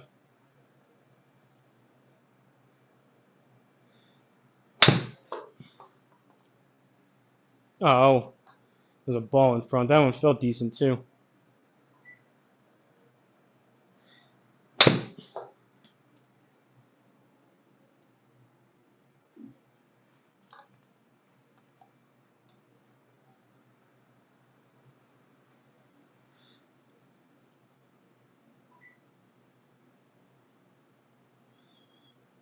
Yeah, the heat map. Yeah, I mean we can We can mess around. I think I want to stick with this hole. Problem is you change the pin. I think Sunday pins will be in the front. No, Sunday's all the way back there. Friday's the only other one to check.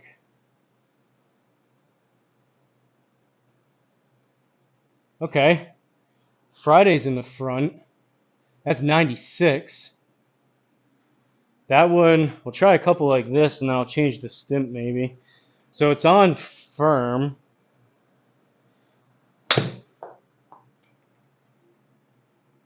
Wow, that's really close to the front. Oh, that's really close to the front. You think that'll come off the backstop? This one I could hit some wedges into maybe.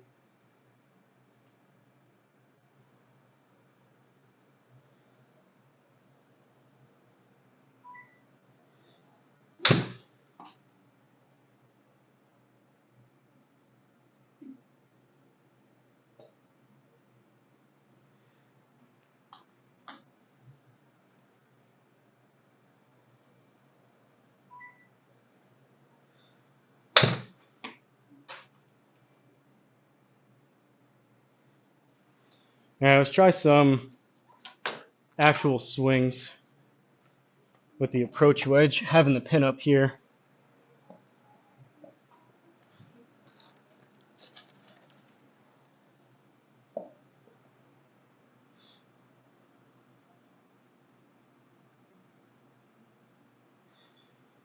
You think a 13 stimp will help? We'll do it. I've been on 11.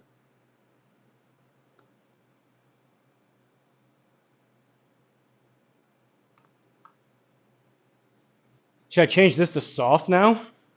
Or no? I don't generate as much spin as you though, big dog.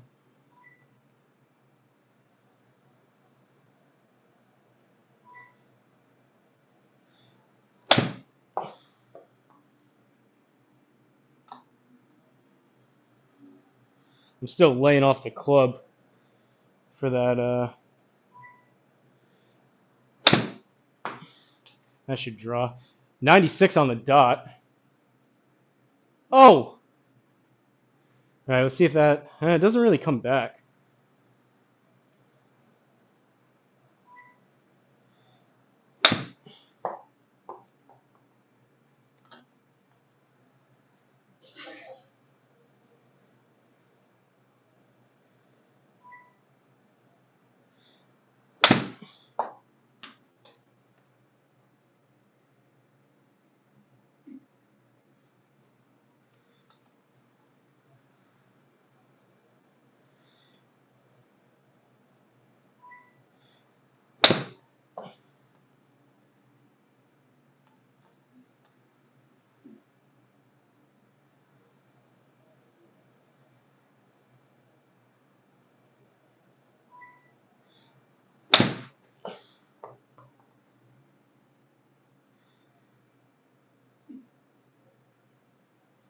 I mean, I don't hate it.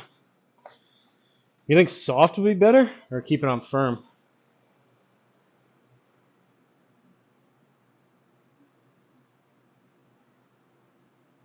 Soft or normal?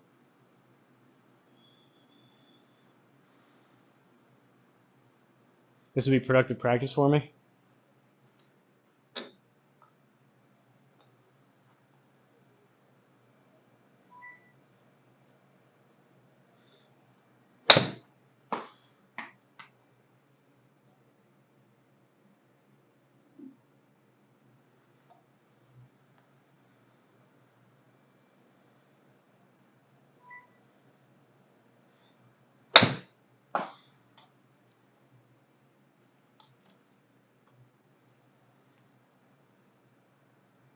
Whoa, whoa, whoa, whoa, whoa.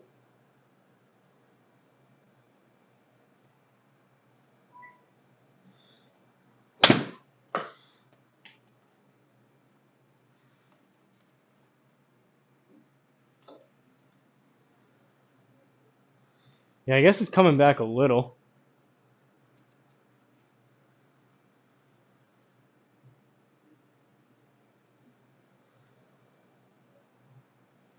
Leave it a big dog to play the Heat map percentages.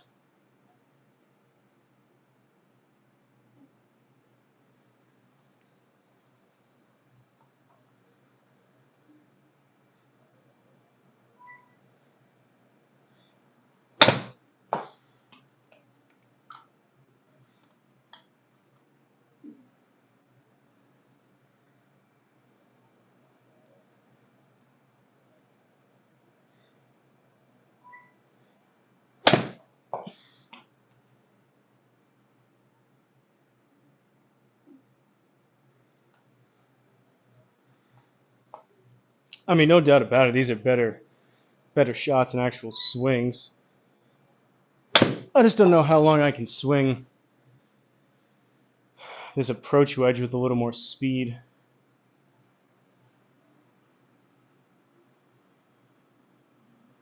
Dialing in now. Yeah, I'm on. I changed it to 13. Soft 13 is the go. All right. Big Dog, anyone that's not familiar, Big Dog used to play professional golf in Australia, and he is a top green soft. He's a top 50 player on the Simulator Golf Tour, which is like the competitive league here within GSPro. So the guy knows what he's talking about. This isn't some random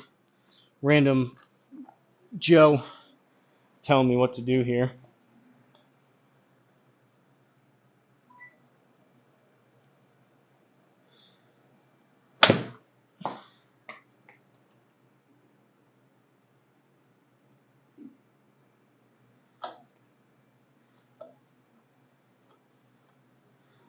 What about the fairways? The fairways matter for the fringe bounces. Those fairways, I think, are on firm.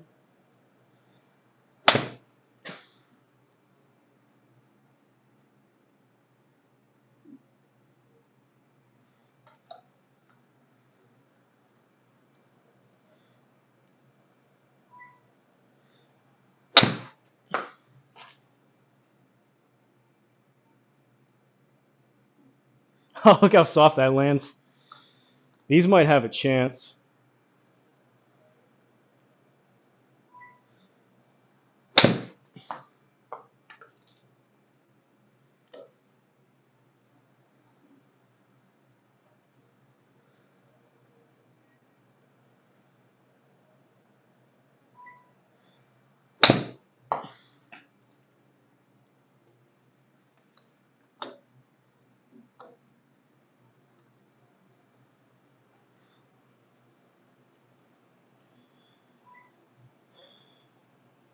Calls me Tiny Dog when I outdrive him. Normal maybe. See what happens on the next few. Yeah, I'm thinking the firm fairways on the fringe. I'm getting massive bounces. Now we're doing some strategery here. Oh, they are on normal. Maybe soft.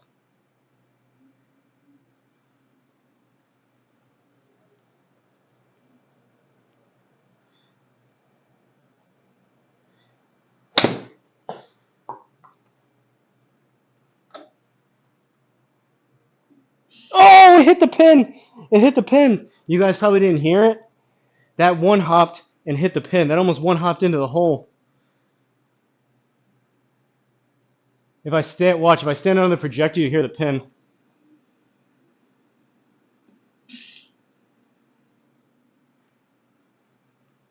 Oh man, that one was probably the closest.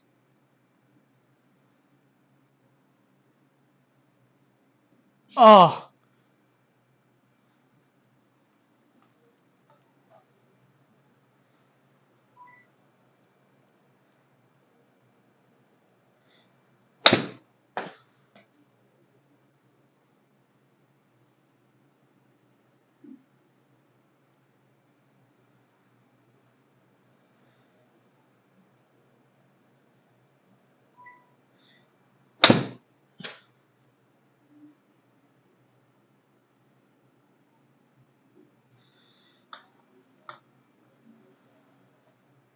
Wow, look at that funnel.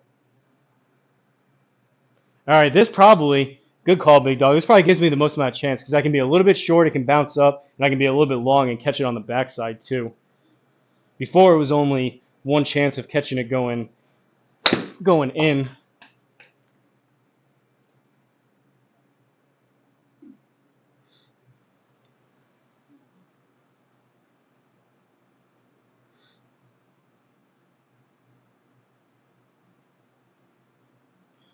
Need more bounce off the fairway, you think? They still seem, for soft fairways, they still seem relatively bouncy.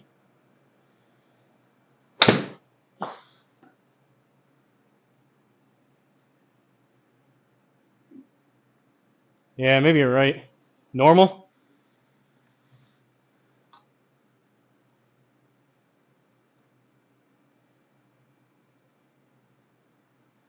Fairway normal. I'm not opposed to changing these. We can go to firm too.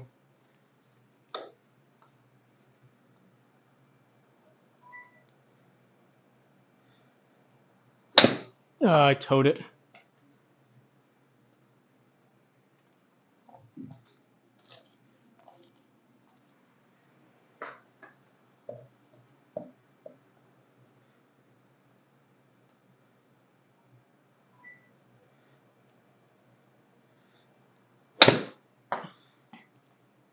I mean, I do have this 100-yard shot kind of dialed in with this club. It's just these are fuller swings.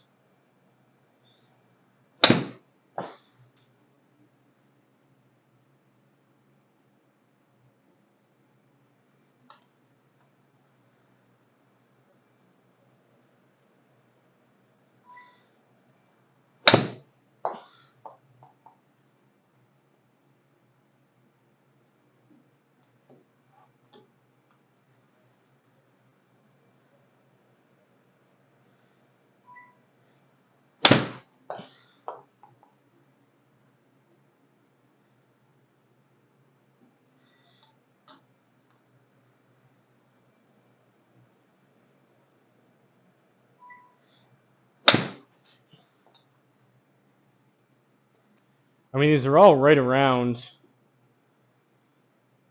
the number.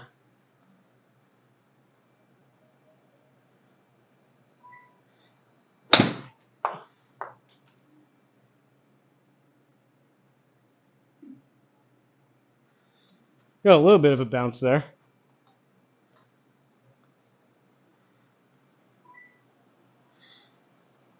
I'm doing this when I get home. More options. Maybe Doc is right. You leave the shirt. Repetition, repetition, repetition.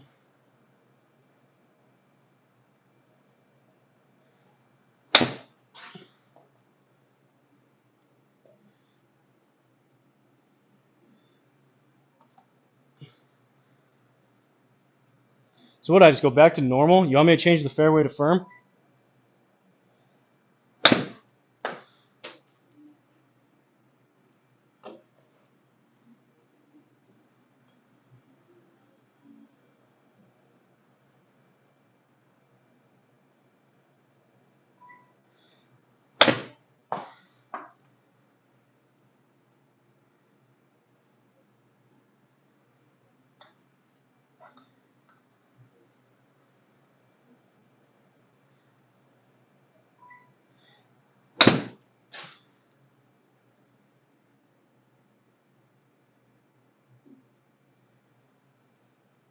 How does that launch? That launch 0-0 with a negative 2.5 spin axis, and it missed right. How does that happen? If it's spinning to the left and it launched dead straight, how does that miss right?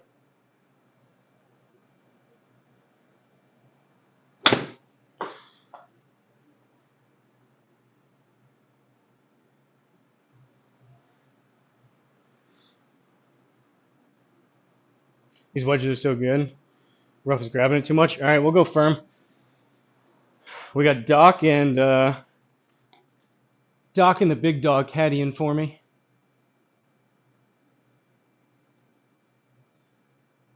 So we have firm, hard, and links in that order. We'll try firm first.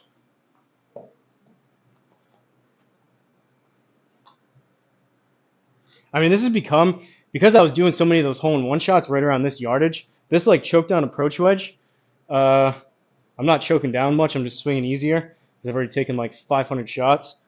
But this 100-yard shot has become relatively consistent because of stuff like this. That was a little bit more of a bounce.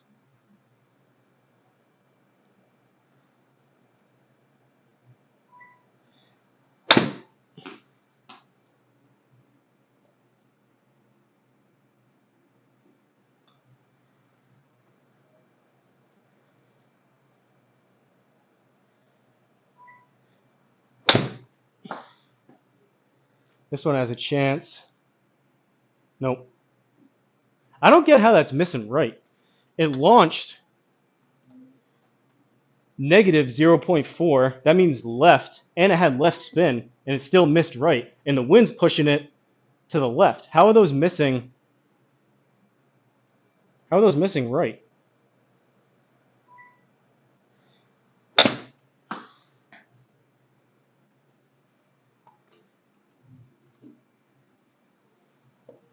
I want to shred these balls up hitting this approach wedge, but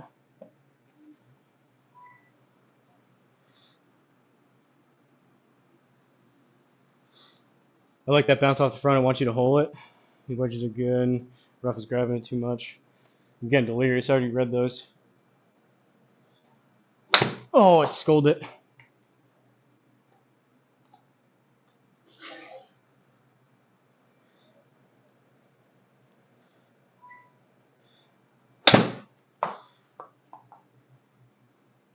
I mean, it's right at it.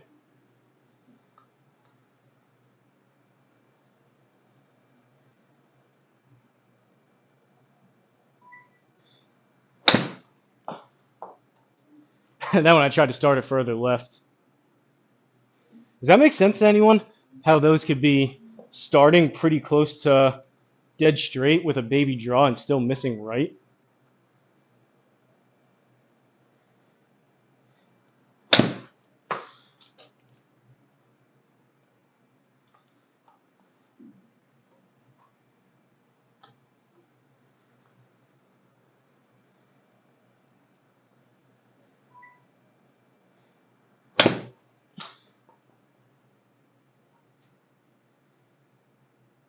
Oh,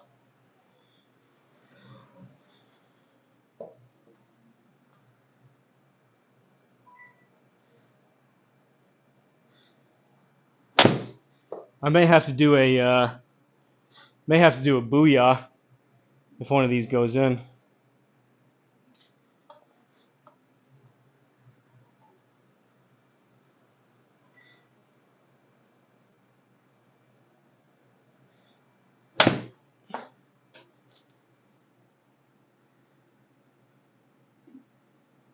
Oh, club path though, that just manipulates the ball though. Like if the ball's spinning one way, like I think it's like launch and ball. Like even that one, didn't that just miss slightly to the right? Like I get if it bounces, that's one thing, but like the ones that are landing next to the pin, unless the pin's slightly slanted one way or the other, like to me, if it's launching either straight or the HLA is negative, which is left, and even that one, like that's a baby of baby draws, negative 204 RPMs of side spin. Like these should be missing just left, you would think. I'm kind of like, to neutralize these, I'm trying to kind of come across them a little bit and kind of pull draw them. Promising to know though, after all of those shots, I can still hit a 100-yard shot with this club, which is a baby draw. Big bounce, big bounce, big bounce. All right, we're getting a little trampoline effect now.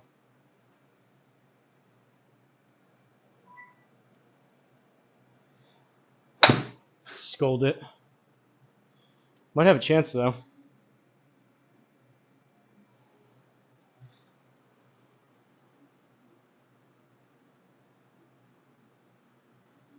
I'll hear you from New Zealand.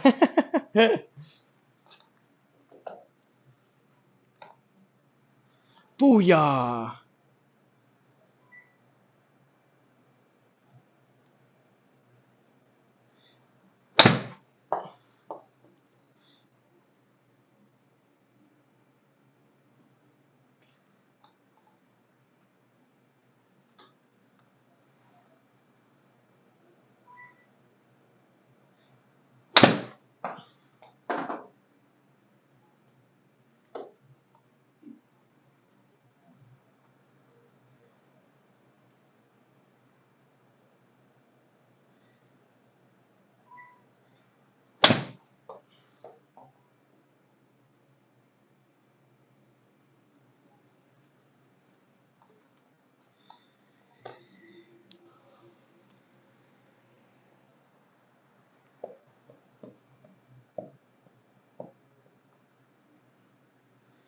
We still haven't been closer than those 7s, though.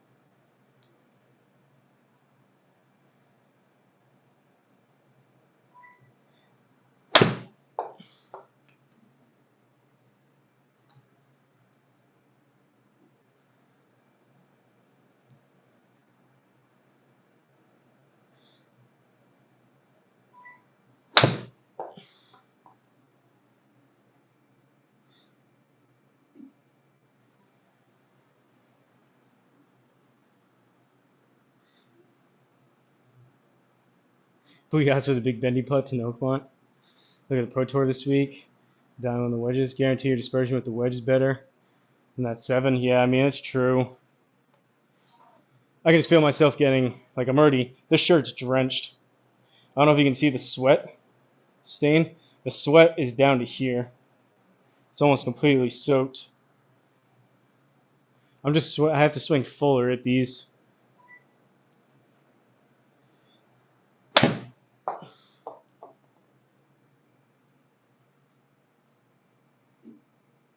Oh!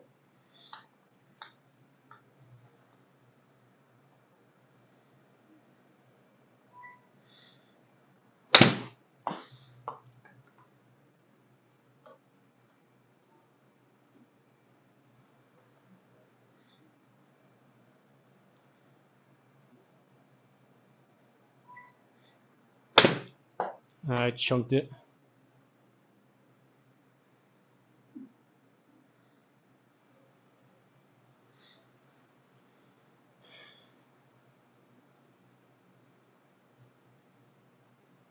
What are your closest NTP so far? What does that mean? Good one there. Appreciate it, Dylan. I'm firm for the fairway right now. Fairway's bounces too big. I think this is the sweet spot. Normal didn't seem like it was doing enough. This is firm. We can still go to hard and links. I think this is good, though. At least if it comes up short, it gives it a chance to bounce up there.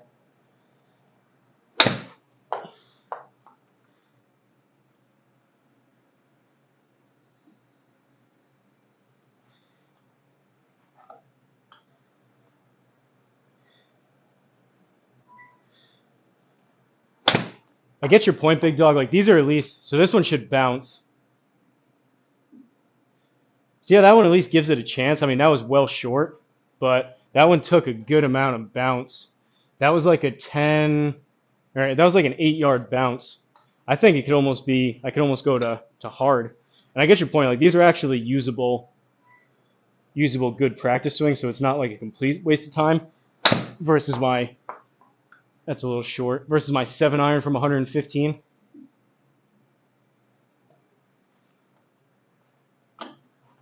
But I can already feel these in my back.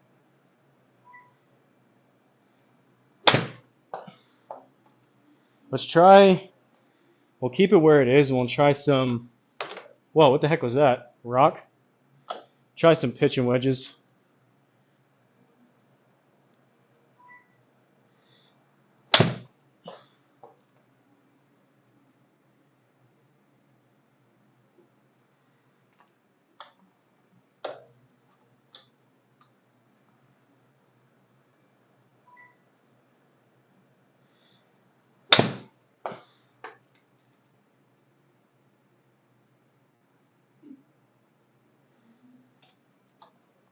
Like, I like that bounce right there.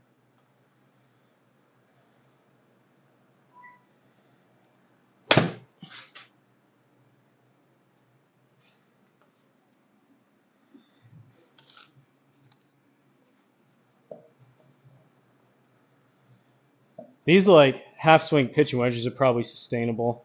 I could do this for a while.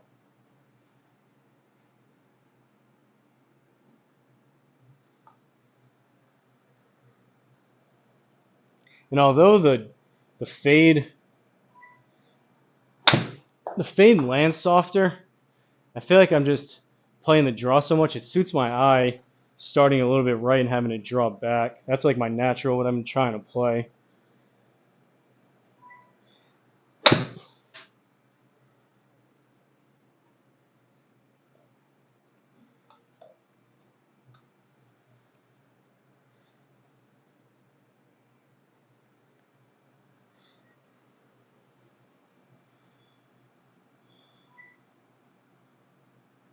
Nearest to the pin, I have no idea, big dog.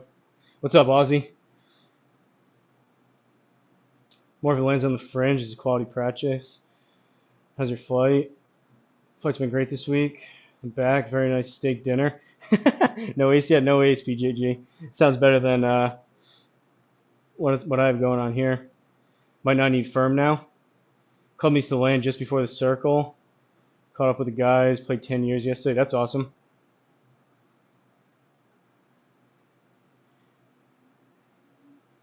Just had lunch. 50-mile-an-hour winds.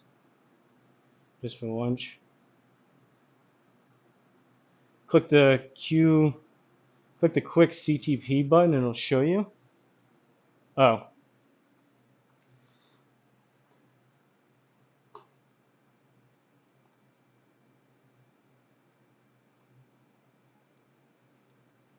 It's not doing anything. Uh-oh. Uh-oh. Don't crash. Don't crash. I clicked it too many times. Now it's spinning. GSPro may crash. Uh-oh.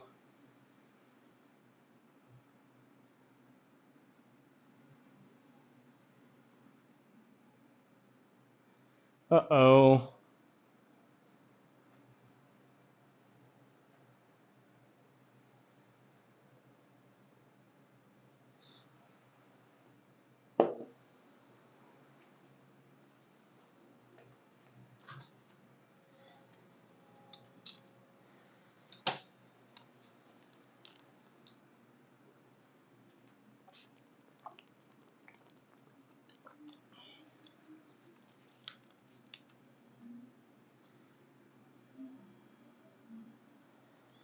Maybe hit a shot and trick it back. Can you see the wheel just spinning?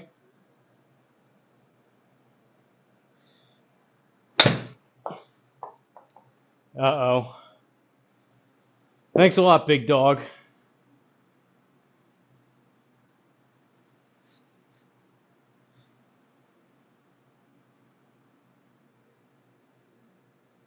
Okay, now we're back. You see how long that took to register? Oh boy.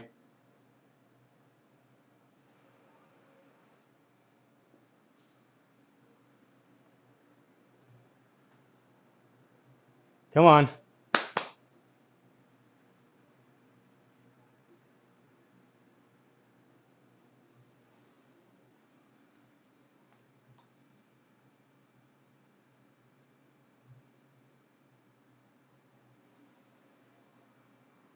I'm still here. It's a blackout.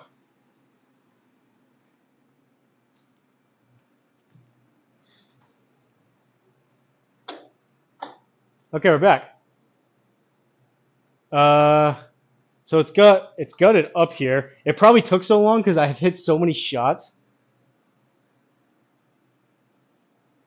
I can't even read that though.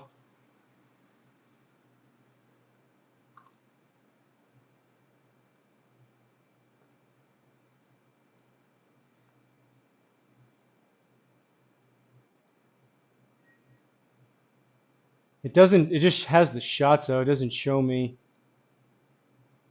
We're gonna get rid of that. I have hit, just as a reference point, I've hit 541 shots so far.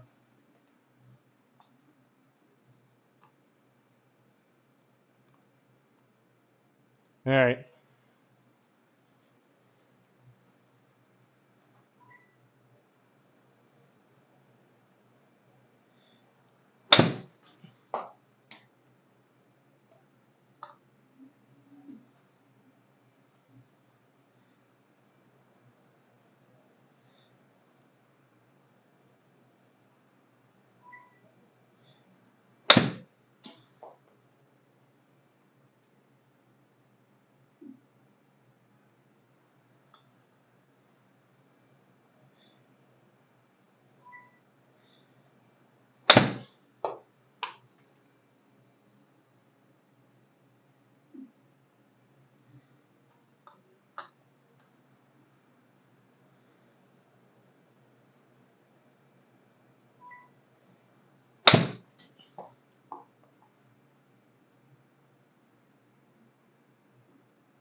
Where'd my inner circle go?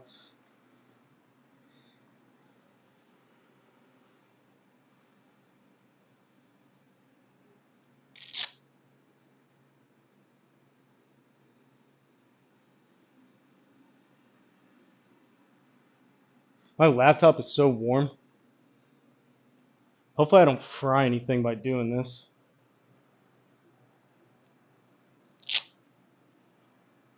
Time for some night putting. Looks good now. Yeah, we're back. It had to sort through, I think. Clicking that quick closest to the pin, it had to sort through 500 shots to probably figure it out. It probably just didn't know what to do with itself.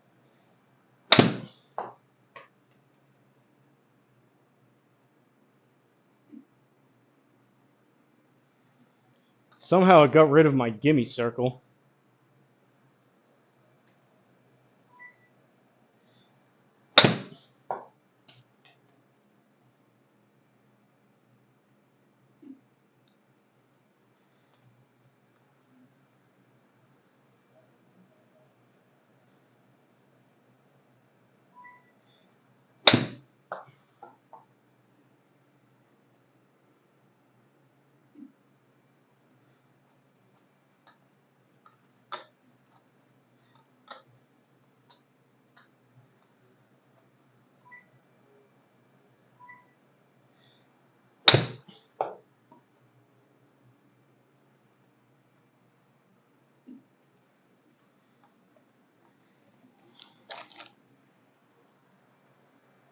And these balls are starting to show some wear.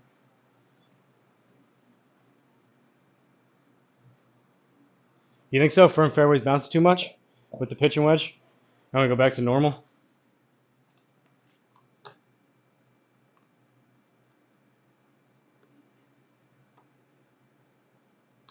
All right, we're back to normal. We'll see if that got me my gimme circle back.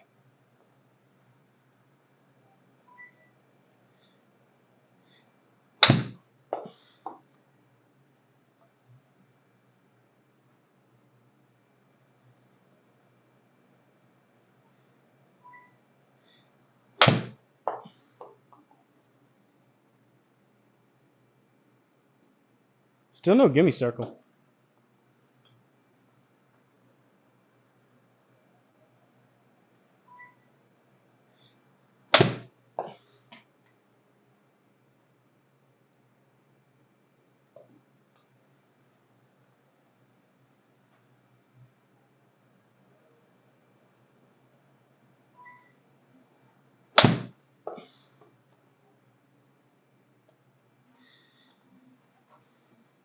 Getting a little too flippy with the hands to get it to draw.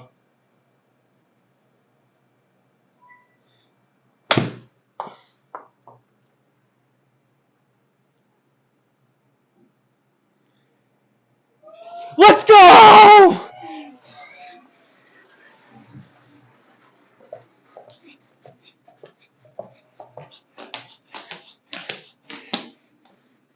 Let's go! Booyah! Booyah, booyah, booyah, booyah. Booyah. That didn't even take that long. Booyah. Booyah.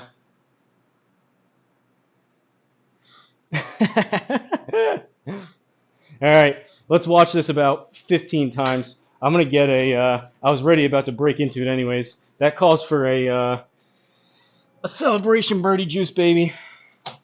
What were the metrics on that? Looks like I can actually get to bed tonight and like take a shower and like eat something. Take that, C-Drum. Flying fat kid. Judd's still at the gym. Alright, we hit that 91.7 raw, 92.3 in the game, 96.4 total. Launched at negative 0.1, spin axis 2.0. Zero path winner. Could have been that the whole time. Now I can go play my leagues. Great job. Stay after it. Appreciate it. All right, let's watch this a couple times. So what was the tally? All right, I'm gonna export this before I even forget. I don't want it to like close, but we hit. It took us 554 shots plus the 6 beforehand for the practice. I'll export this once we watch this a couple times.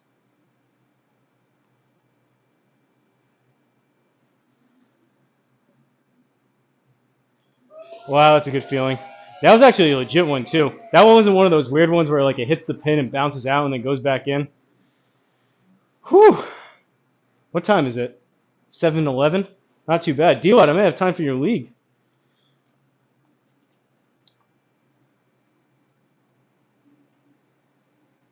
You guys hear the cheer when this goes in from the projector? You ready?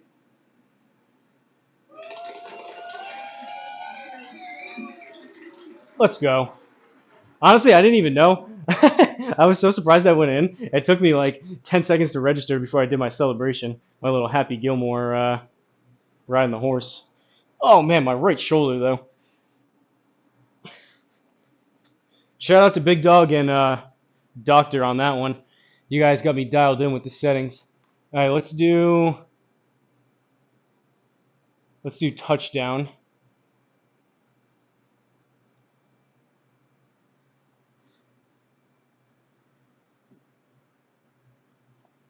Look at that. And actually, I take that back. I don't really feel like swinging driver right now. I'm pretty tired, so I won't not be doing a league right now.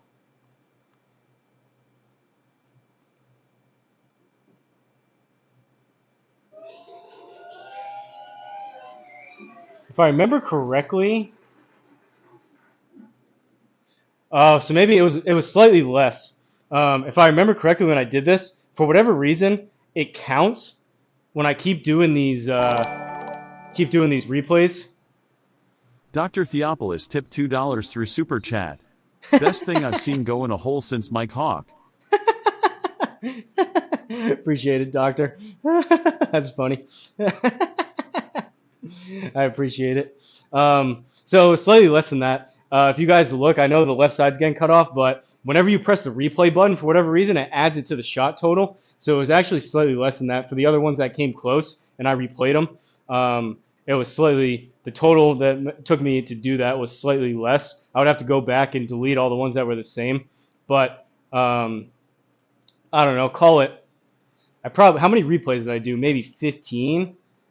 Call it like 540 shots maybe that took without the replays. I don't know. They should get rid of that. That shouldn't be the case where you just press the replay button to watch it and it adds another shot. It's kind of dumb.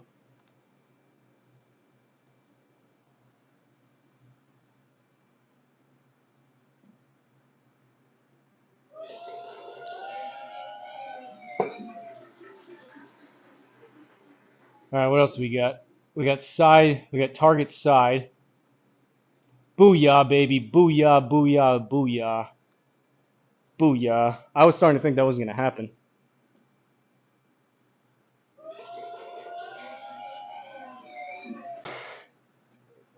Again, I don't know if you guys can see. This shirt is completely drenched. I know I wasn't taking like full swings, but it's pretty warm out here.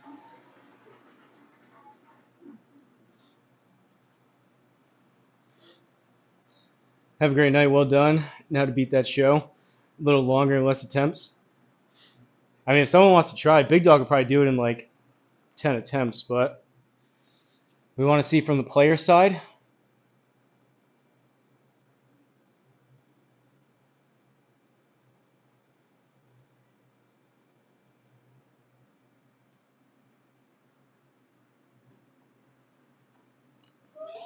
Yeah, you don't really see much from that one. All right, one more follow, then I will delete all these replays and export it. D-Lot apparently wants that data. Oh man, look at that. Right in the heart of it. It's actually a little bit right, but... All right, let's delete those shots.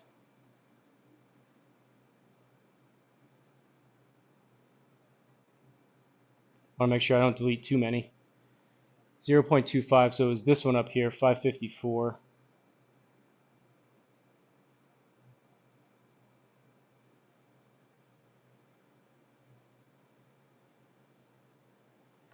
All right, I just want to make sure. I should delete one more, and then I'll have it exactly where it went in.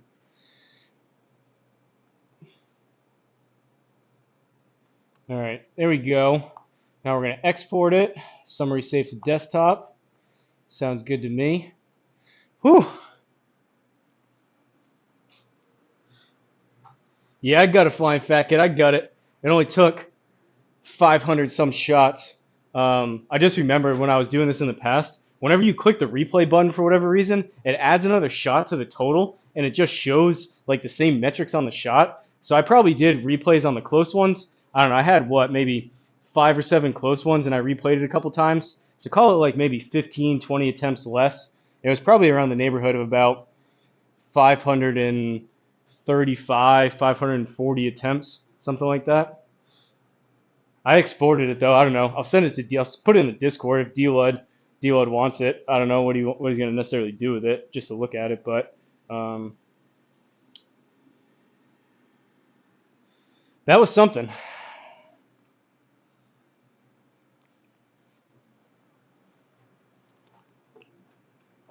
I even did it before Jug got back from the gym.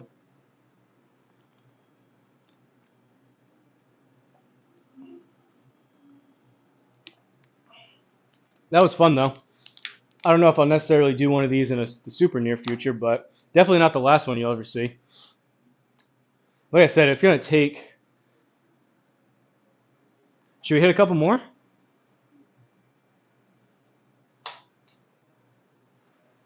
It's going to mess up my swing a little bit, but...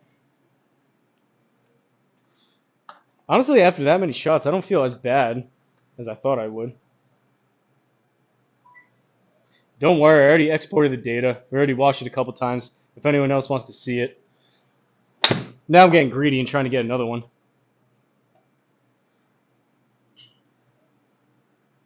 Imagine that one goes in. 5 wood? I don't have a 5 wood. I go driver, 3 wood, 4 hybrid, 4 iron. I'll tell you this. If you send a super chat, I'll hit whatever club you want 10 times at this pin. That goes for anyone, everyone, and anyone. You send a super chat of $1.99 or more, you type the club in there, and maybe a funny message, and I'll hit whatever you want.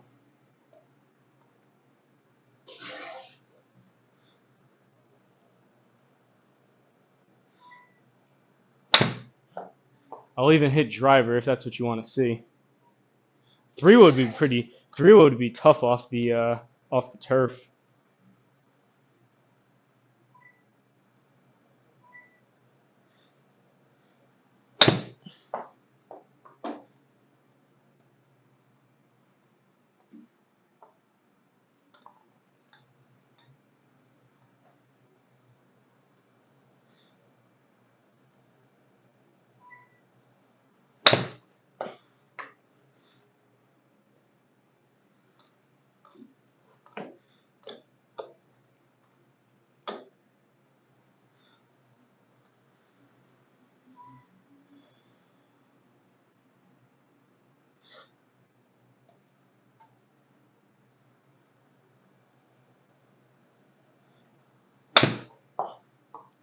If anyone watched the replay, now they're watching me hit these shots, be like, did he actually get one or not? But I'll put a timestamp. I'll put a timestamp in the comments for the exact shot that went in, so if anyone goes back and watches it.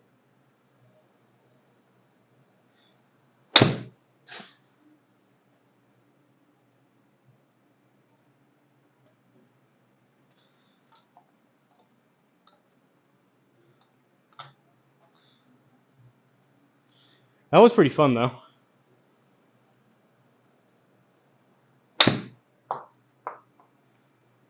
Everyone left now. We got 8 people watching.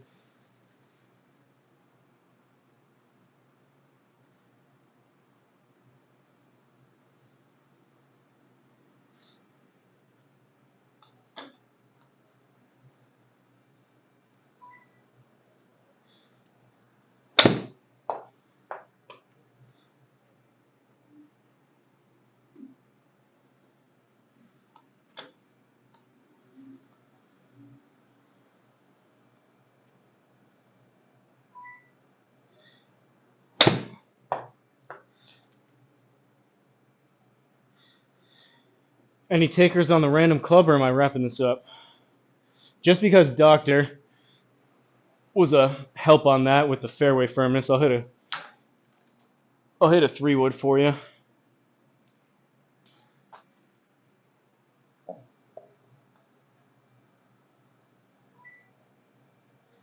100-yard 3-wood.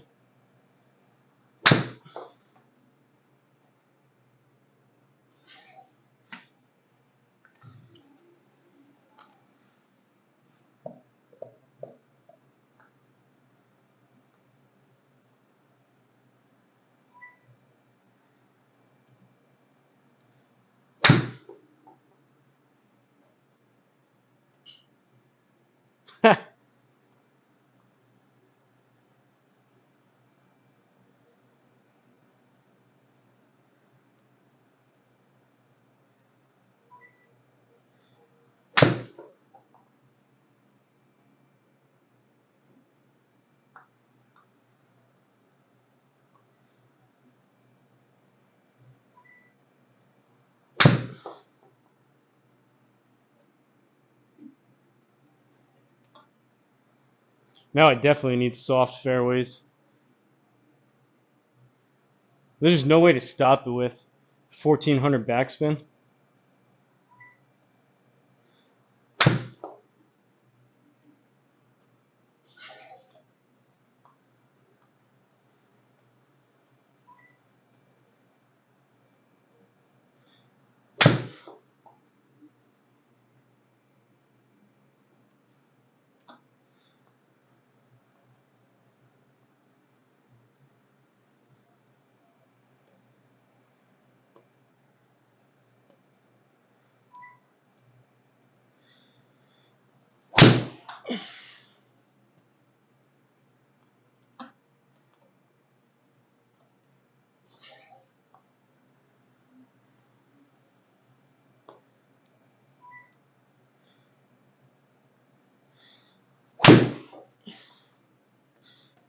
Alright, at least I can still hit a 3-wood. Didn't go very far, but come back and hit 3-wood. Flag stick in up the back with soft greens.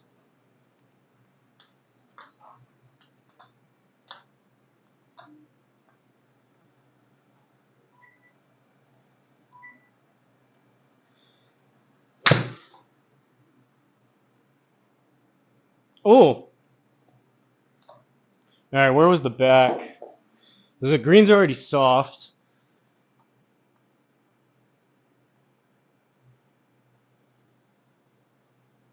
Was it Saturday? 114. What was it? Sunday was it was like back left. And 132. I got to carry the bunker though. Wow. I was starting to think that wasn't going to happen.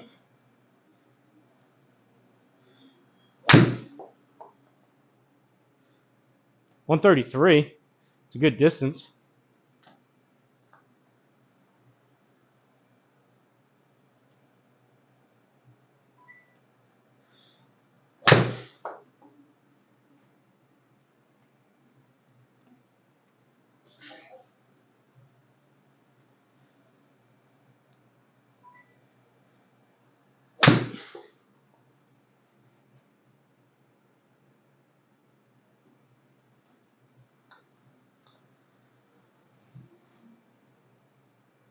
Whoa, look at that slope.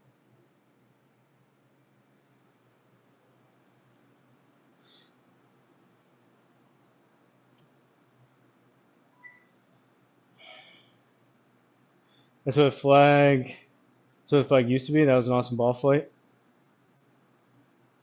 First pin? Right in the middle, you saying? 133 would love it. Saturday pin?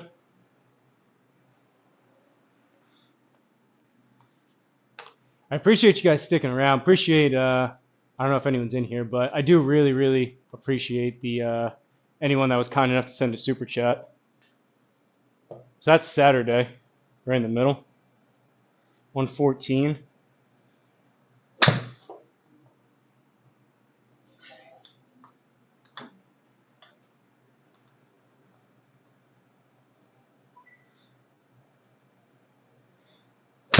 I need a Denko Dart 3-wood. That's not bad for distance.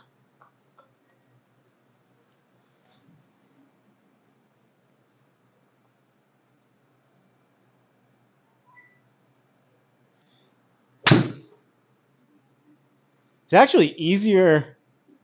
It's actually easier than you think to hit like a chippy 3-wood. That's pretty easy to get it like started online.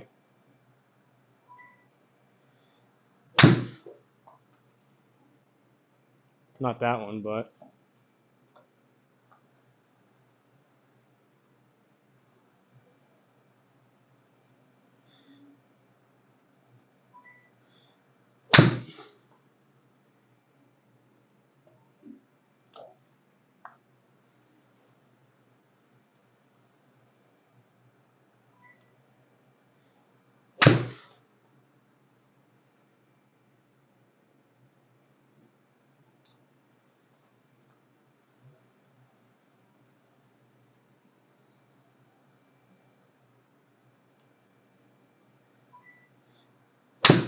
if anyone like if C-Drum or Judd comes in and sees me sees me hitting 3-wood, they'll be like, "Oh my god, this guy, he's so defeated. He went all the way from a 7-iron to a 3-wood."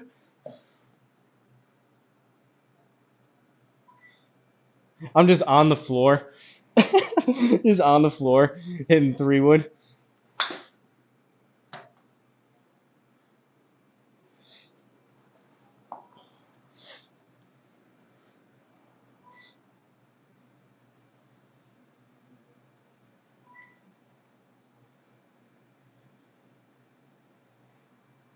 No. All right.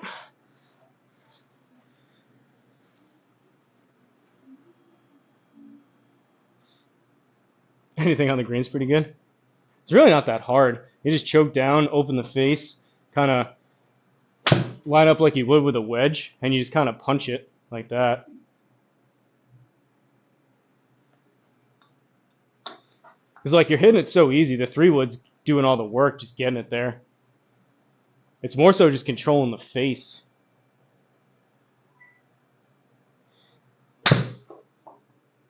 Like that's pretty. That was a tad short, but that's kind of a similar swing I was doing with like the 7. That's pretty repeatable.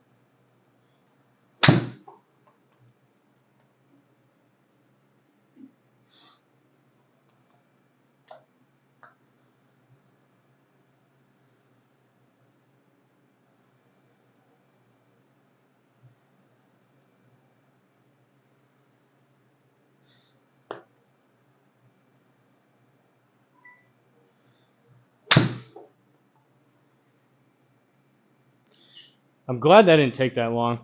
If anyone was wondering, I gave myself until 10 o'clock, and I really hope I wasn't going to be out here that long, but I gave myself until 10 p.m. I was not going to, like, actually eat. I haven't eaten anything besides a bag of chips and a granola bar. I was going to give myself until 10 o'clock to do that, but that would have been another, what, 3 hours?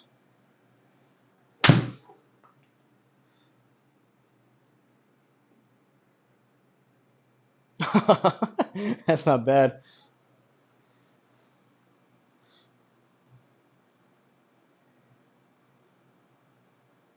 Putter is next. I don't want to break my putter. I love that thing. Soften up the fairways.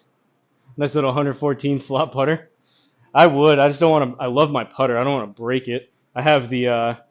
It's an Odyssey with that insert. Um, I just don't want to. I don't want to like crack it. The big dog tipped 5 New Zealand dollars through Super Chat. This is for the air swing. This is for the air swing. What's air swing?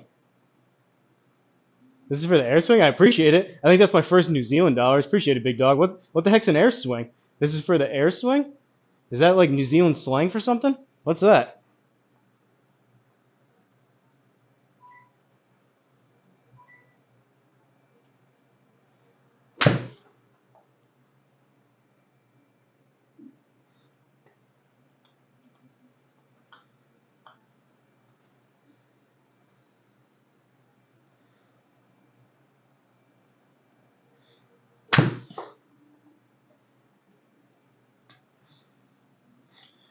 I appreciate the super chat though, buddy. What's the conversion rate for on my knees? Oh, I'll try it. What's the conversion rate on New Zealand dollars to US? Problem is the club's so up here, I gotta hit it like off the heel.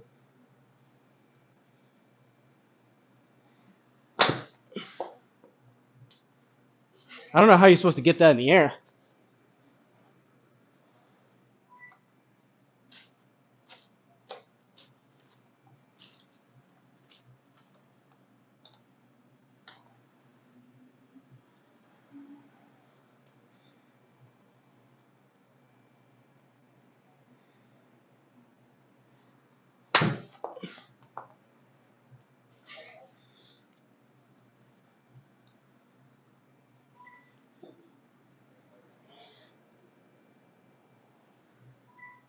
Little T action. Oh, jeez. About to break something.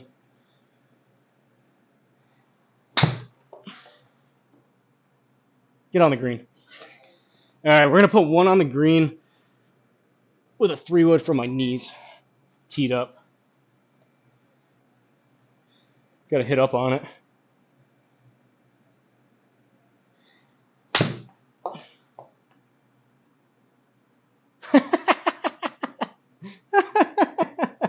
That's not a bad shot. That's not a bad shot. Honestly, I could have used that 91. I could have used that for the front pin. Maybe this was the X factor. Why didn't someone suggest 3-wood from the knees? Teed up.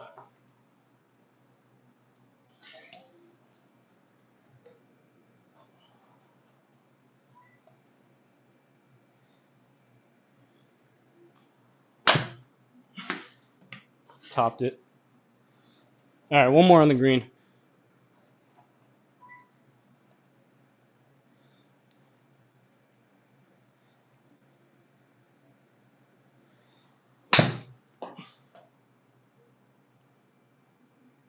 No, not the bunker. John Danko tipped $1.99 through Super Chat. Here's some freedom dollars to pay the Kiwi tax. Thanks, John. Freedom dollars, baby. You need to touch the ground. 0-5 is 20 cents for the U.S. It skipped. Glad to see you enter the delirious portion of the program. I made it, D-Lud. I made it. Thanks, Danko. All the money gone to Trump. I made it, D-Lud. Now we're into the goofing around portion, because I thought that was going to take longer.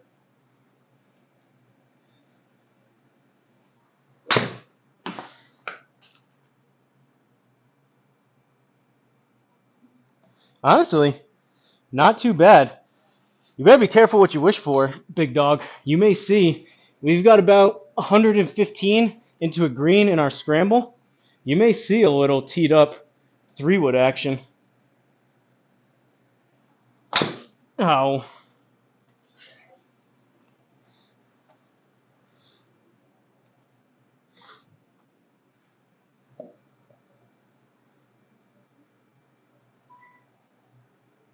Wow, it feels weird standing back up.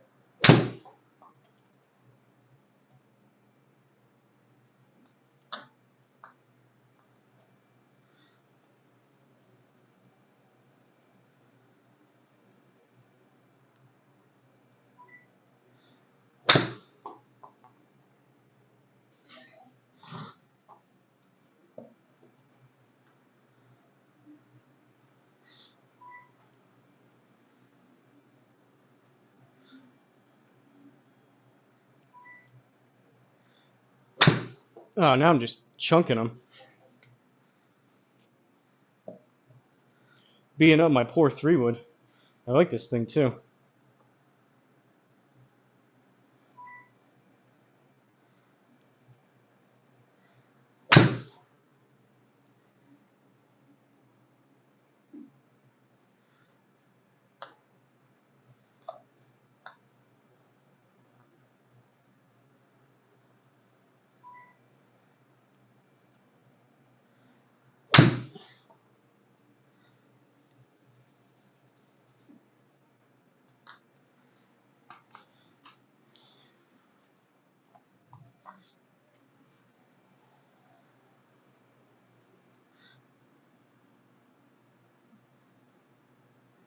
Tara's now on Super Chats.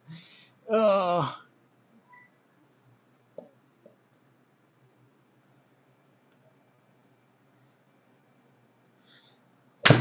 Tell you what, if we ever do a in-person Hosel Rocket golf event, we got to get Big Dog over here from New Zealand.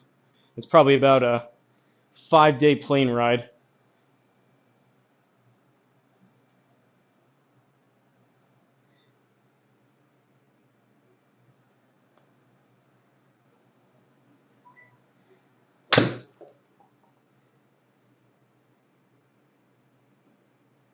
Ooh! Believe it or not, I feel like this is somehow doable.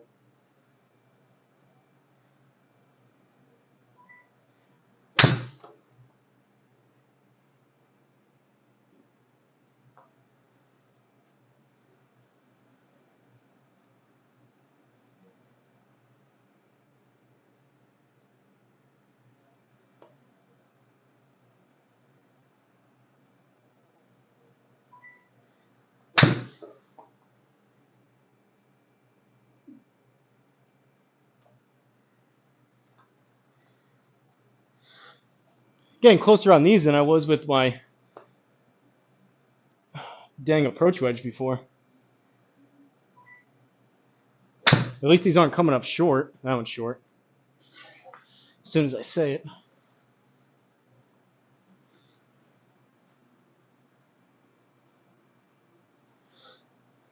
How long have I been trying? A trip to New Zealand. I made it about 10, 15 minutes ago for golf's sake. I've been live for 4 hours and 20 minutes. 4:20, D-Lud. 4:20. I made it about 15 minutes ago. Now I'm just kind of messing around. But it took me 500, call it like 540 actual attempts.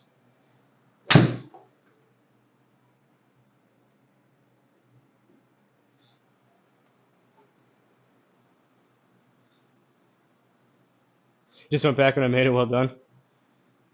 Low subscribers, Sim Golf YouTube open. Great course, not far from where I live. What's the plane ride? What's a plane ride from like Boston or New York to New Zealand? Isn't Australia like 24 hours to fly?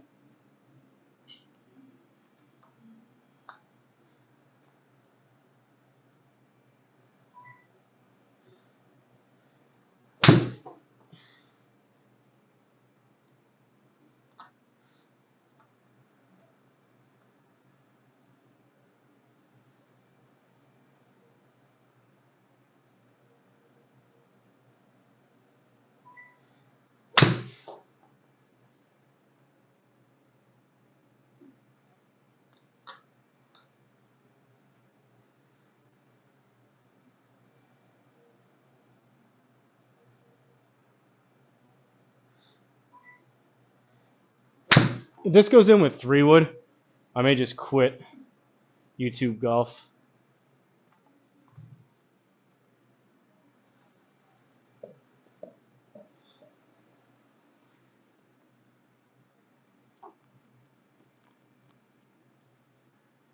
Oh, wow.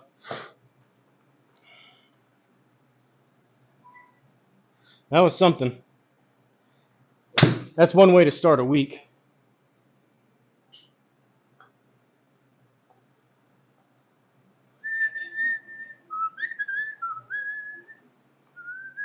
I don't feel too bad right now, so try to play deal out if you're in here. I'll try to play your league tomorrow before you close out on Wednesdays, if I'm not mistaken.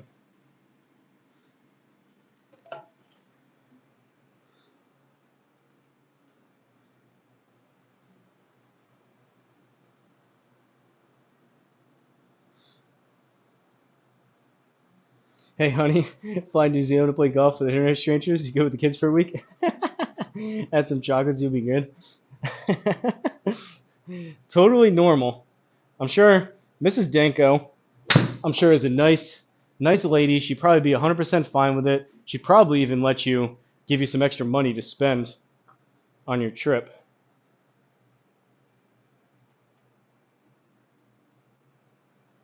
I'm flying to New Zealand for people that I've never met in my life. It's gonna be fine.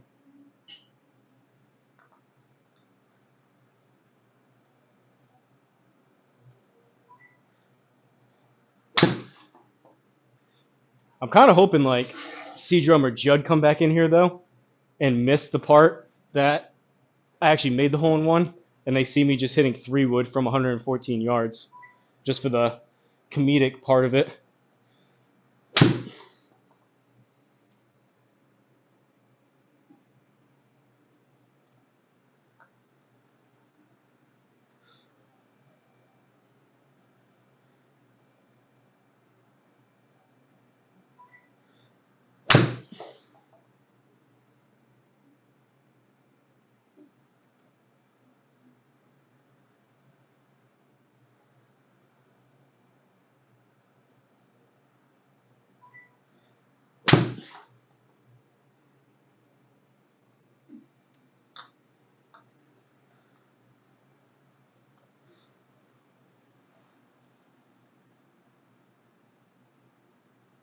Ignore the faint cries of Dad, you're hungry in the background. Yeah, you guys, it's fine. Everyone's gonna have fun. You guys just have to eat peanut butter and jellies for about 3 months, so I can buy the plane tickets. Everything's gonna be fine.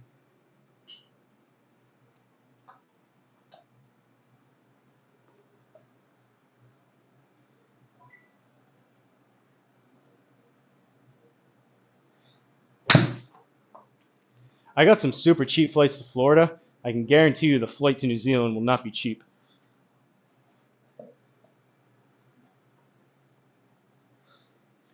We've got at least me and Danko over here on the East Coast. We'd have to figure out how to get D-Lud over from the West Coast, or I guess Oklahoma, I don't know. Central.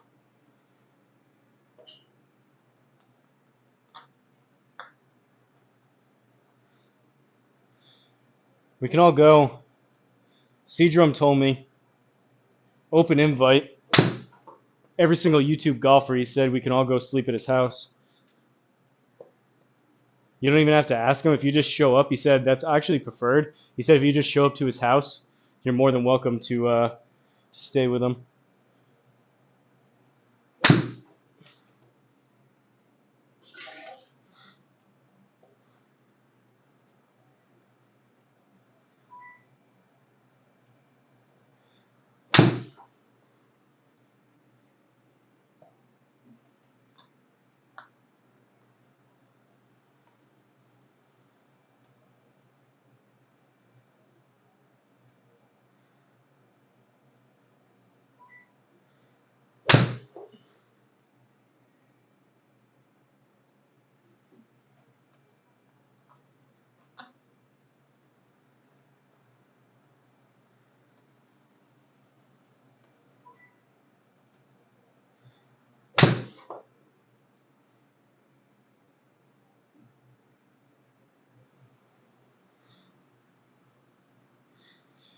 Head off and do some real work. Thanks for holding out. No need for me to do anything. Next time I think we do a hole-in-one challenge together, alternate shot. I'm down for that if you want. I mean, depends how much time you have, but you should still try it. I mean, if you're try it for like 20 minutes. Try like tell yourself you're gonna give yourself like 50 shots and try to do it. Those same settings that I did. Yeah, I made it, Danko. Post his address in the cell in the chat. I do have a cell phone, and I think I could find. I mean, I've got most of his information. I could find his address if I wanted to. Yeah, I made it. Why do you think I'm hitting 3-wood off my knees?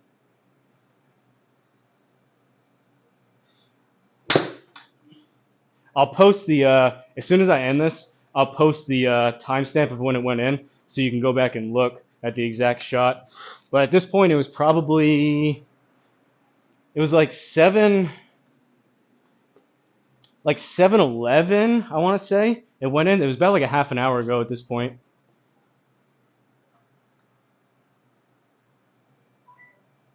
You didn't think I made it? You thought I was defeated hitting 3-wood?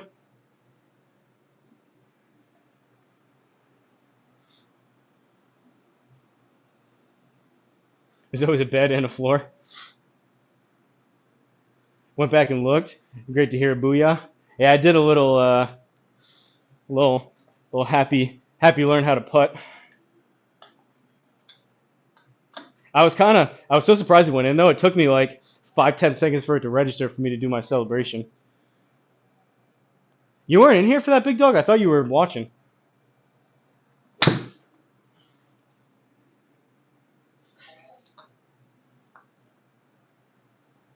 Not that I mean you had to be in here the whole time. I know you've been popping in or out, but there was like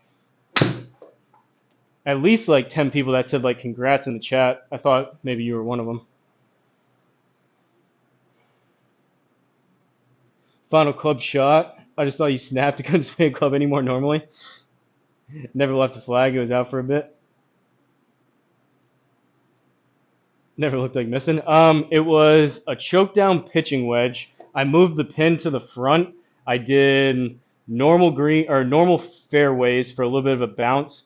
Soft greens, 13 stimps. It was like 96 yards. I hit a choke down pitching wedge, and it was around. I exported it. It was shot like 544 or something like that. But the problem is, whenever you do a replay, it counts it in the shot total for the spreadsheet. So I probably did throughout that 3-4 hours or whatever. I probably did like 15 or 20 replays. So call it maybe 520, 530 actual attempts. If I really want to, I could go back and delete the duplicates. I don't know why they do it, but yeah, every time you press the replay button, it adds a new shot. So I don't know for sure what the exact number was, but over 500. And it was a choke down. I hit a bunch that were really close. Ironically, the closest were with the 7-iron. I hit probably like 4 or 5. One, I hit the pin from a foot up and it bounced off the pin. Another one, it bounced once and it hit the pin and the cup and bounced out. And there was probably like 3 or 4 others where it rolled up either just short in the heart of it or just left of it and just right of it with that 7. And then Big Dog and Doctor here talked me into. Stice Golf tipped Hey, appreciate it, Stice. $1.99 through Super Chat. Firkin Man Hosel. Firkin man. Appreciate it, Stice.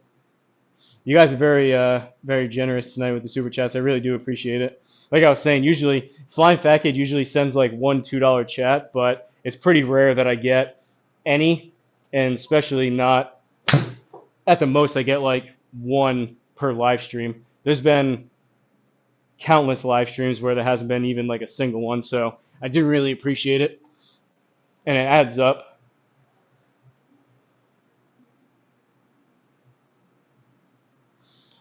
I'll see you, big dog. Yeah, I did it, Stice. I did it. I'm getting close to ending this. I'm kind of just having fun chipping. I gotta finish my birdie juice over here. I'm just kind of having fun talking with you guys and chipping this 3-wood. But as soon as I'm done, I'll post in the comment the exact timestamp of when it went in so you can look. But it was about 35 minutes ago.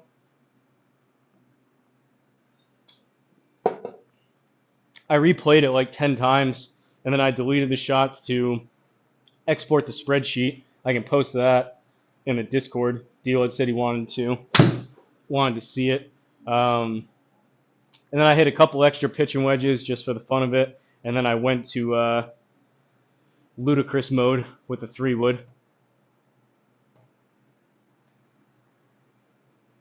I did, though, throughout the course of that, I put a hole in my gloves. So these gloves are close to being retired. And I beat up these balls pretty good. So I used about $20 worth of TP5 balls throughout this, but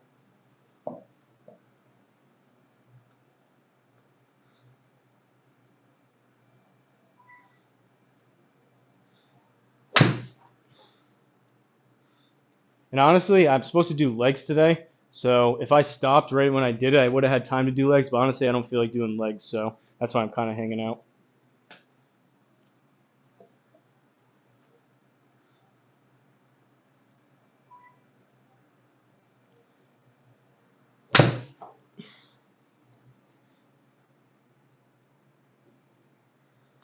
Throwing some Danko darts with the 3-wood.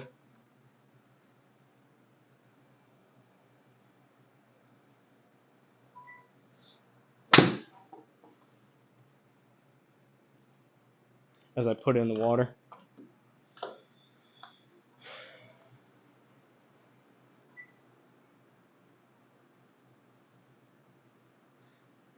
It's cool. I random 199 recoups the cost.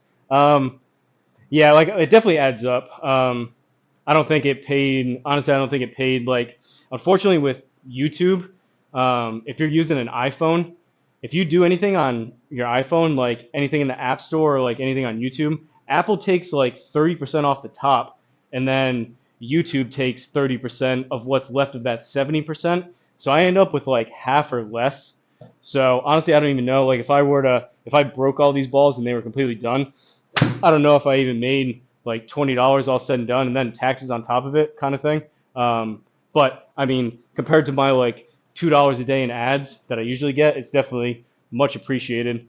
And yeah, it definitely adds up, which is cool. So like, it's not like someone has to send like $100 every time, but like, and obviously in like the average stream, people don't care enough to send money, but it is cool on something like this where a little bit something different. And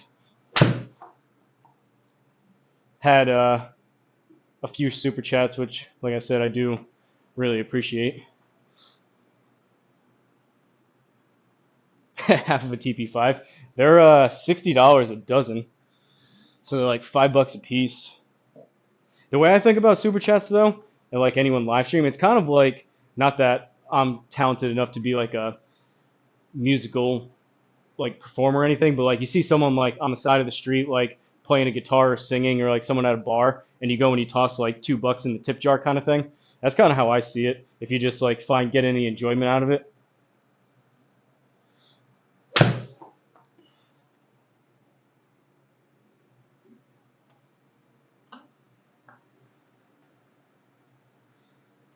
Which is kind of why I set up the YouTube memberships the same way. I have literally the three cheapest options on YouTube, like $1, $2, and $3 a month. For that reason too, just so people aren't spending crazy money. YouTube gets half of it anyways, but even just that little bit of extra support monthly, it does make it to where like it's still well below minimum wage. I make like $2 a day, but it at least gives me some kind of incentive to dedicate a little more time to it, if that makes sense. Ooh, which I've seen other people. I kind of, not that I regret it, but I see other people that have like their like lowest tier is like $5 a month, up to like $50 a month, and they have like tons of people doing it. I probably kind of kneecap myself a little bit going so low on the membership options, but the whole point of it wasn't this big money grab type of thing. It was more so, oh, it was more so just allowing people to show their support if they chose to do so, which is really kind of them.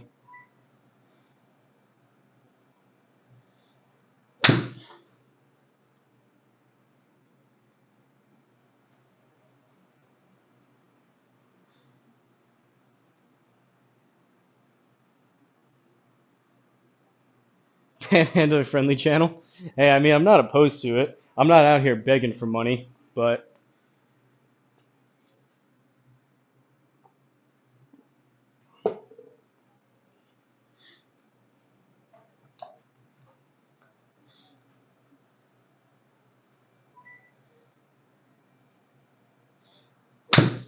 I guess I'll put it this way.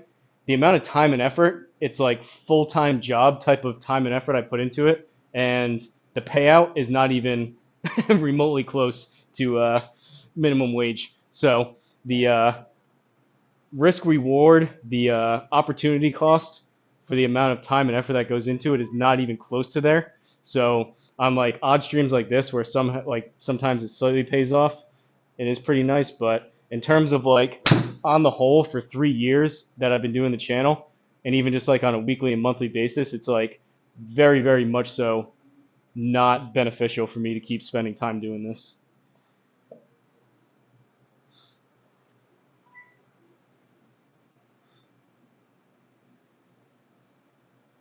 Get money, get paid.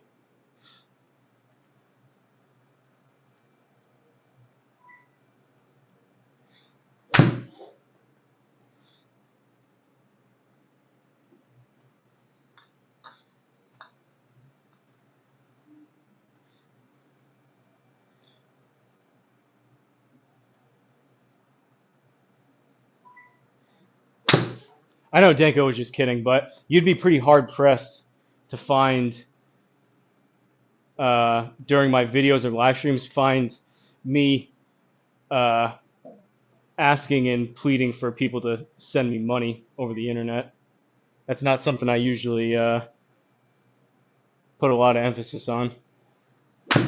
It's more so if people are kind enough to do it, it's there.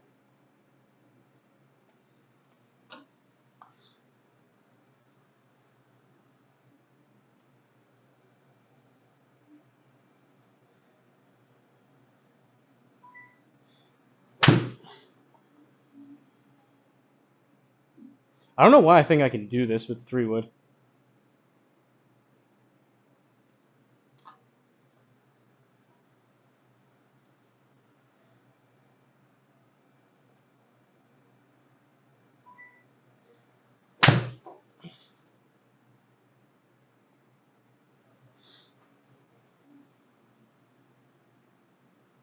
Best money spent on entertainment in a while. I appreciate it.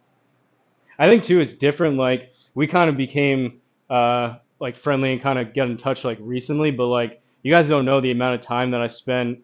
It was real. I've only been monetized. I think I reached it in like I hit the 1,000 mark and 4,000 watch hours in like November of 2024. So it was like 2.5 years before that where I'm just like, why? Like you have a kind of a goal and a dream to like get monetized one day and like make at least a little bit of money from your effort. But there was like years, two plus years where I was doing multiple videos a week and live streams and stuff.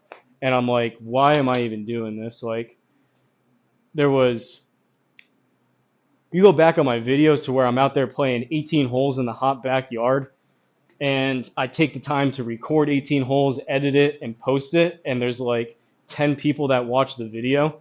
Like it's not all sunshine and rainbows. I feel like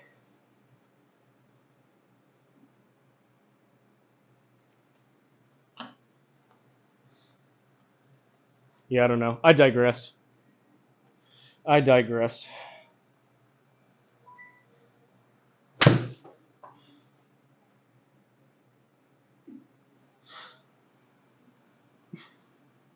Thursday Night Thunder this week. Be ready. Gotta put the kids down. Congrats again, buddy. Appreciate it, Denko. I appreciate the super chat too. I'm gonna head out of here pretty soon too. What time is it? 8 o'clock on the dot. I got another beer. Birdie juice is about to be done, so 5 minutes. 5-minute warning, and I'm out of here. Any final comments, questions, or concerns? Put them in now.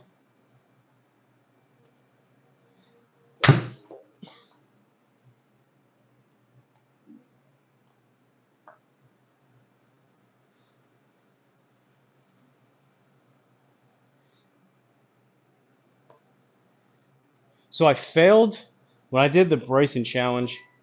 I failed, but I did in fact live stream this time. Last time I did it for like 5.5 hours, but this time I did in fact live stream until I got a hole in one. So the title and whatnot is not clickbait. I actually did achieve that, and I'm even doing some bonus coverage on top of it. Oh,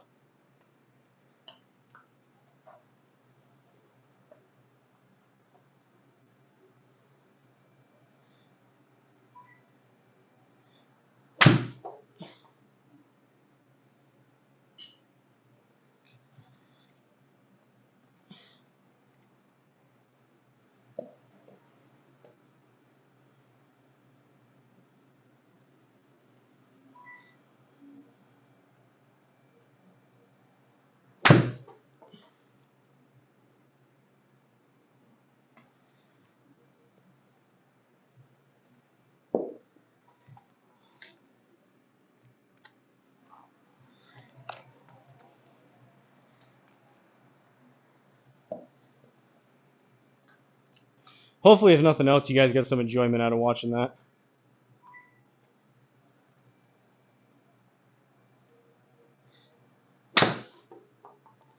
May have to try it again at Seadrum's new chip and putt course called Backwoods. It's pretty cool.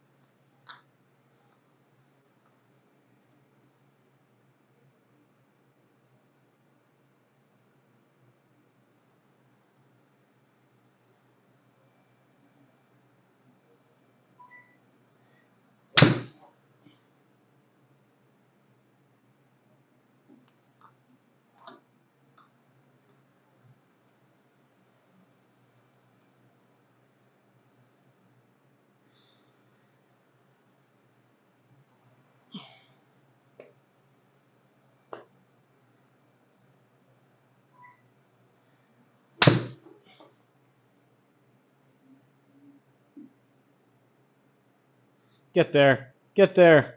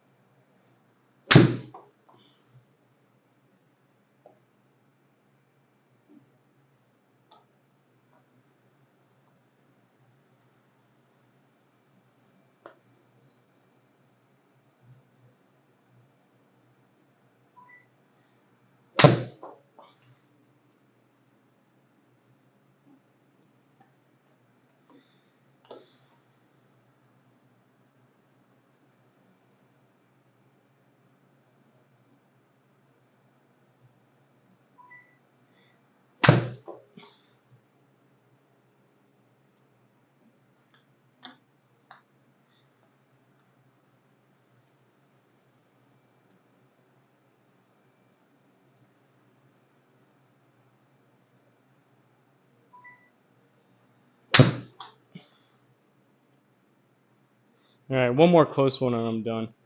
For anyone maybe catching the replay that was in here before and didn't see me do it, I did in fact get a hole-in-one, so I'm just messing around at this point. So I'm going to post a timestamp. I'll say it again right before I end it. I feel like if people like Judd were at the gym and coming back, and they're like, he stopped, so he either quit and then go towards the end, expecting to see the hole-in-one at the end, and I'm doing this, they're going to think, oh, he just gave up. But I did in fact get a hole-in-one. I'll post the timestamp. Usually people are aware enough of YouTube type of stuff where they'll take a look at the comments and probably see it. So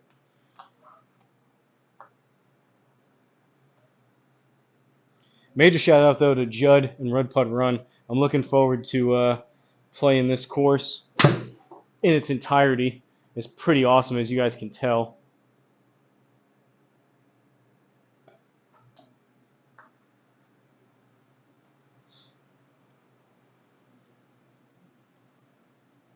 Yeah, I did it, Jeb. I did it. It was a choke down pitch wedge. I moved the pin to the front. It was 96 yards. It was like 500. Again, like the total shots I can tell you right now. I'm probably like probably like 700 at this point. I am at 676 right now. But there's some replays in there. I hit it, I think it was like 544, but what I keep saying is that for whatever reason, when you, like on the close ones, when you replay the shot, it adds it to the shot total. So I probably did like 15 or 20 replays. So I don't know, call it like 520 maybe actual shots that I took before it went in. But it was a choke down pitching wedge. I moved the pin up to the front. It was like 520 shots, and it went in. It was around 7:11. If you scroll back on the live stream, as soon as I end this, which I'm going to end it pretty soon, I'm going to put a timestamp down below so you can see the exact shot. You can click on the exact timestamp and not have to search through the video. But I'm just in like cool down, mess around period. I want one. I don't know why. I think some of these have been kind of close. I just want one that kind of scares the hole, which this may be. Nope. And I'm going to end it.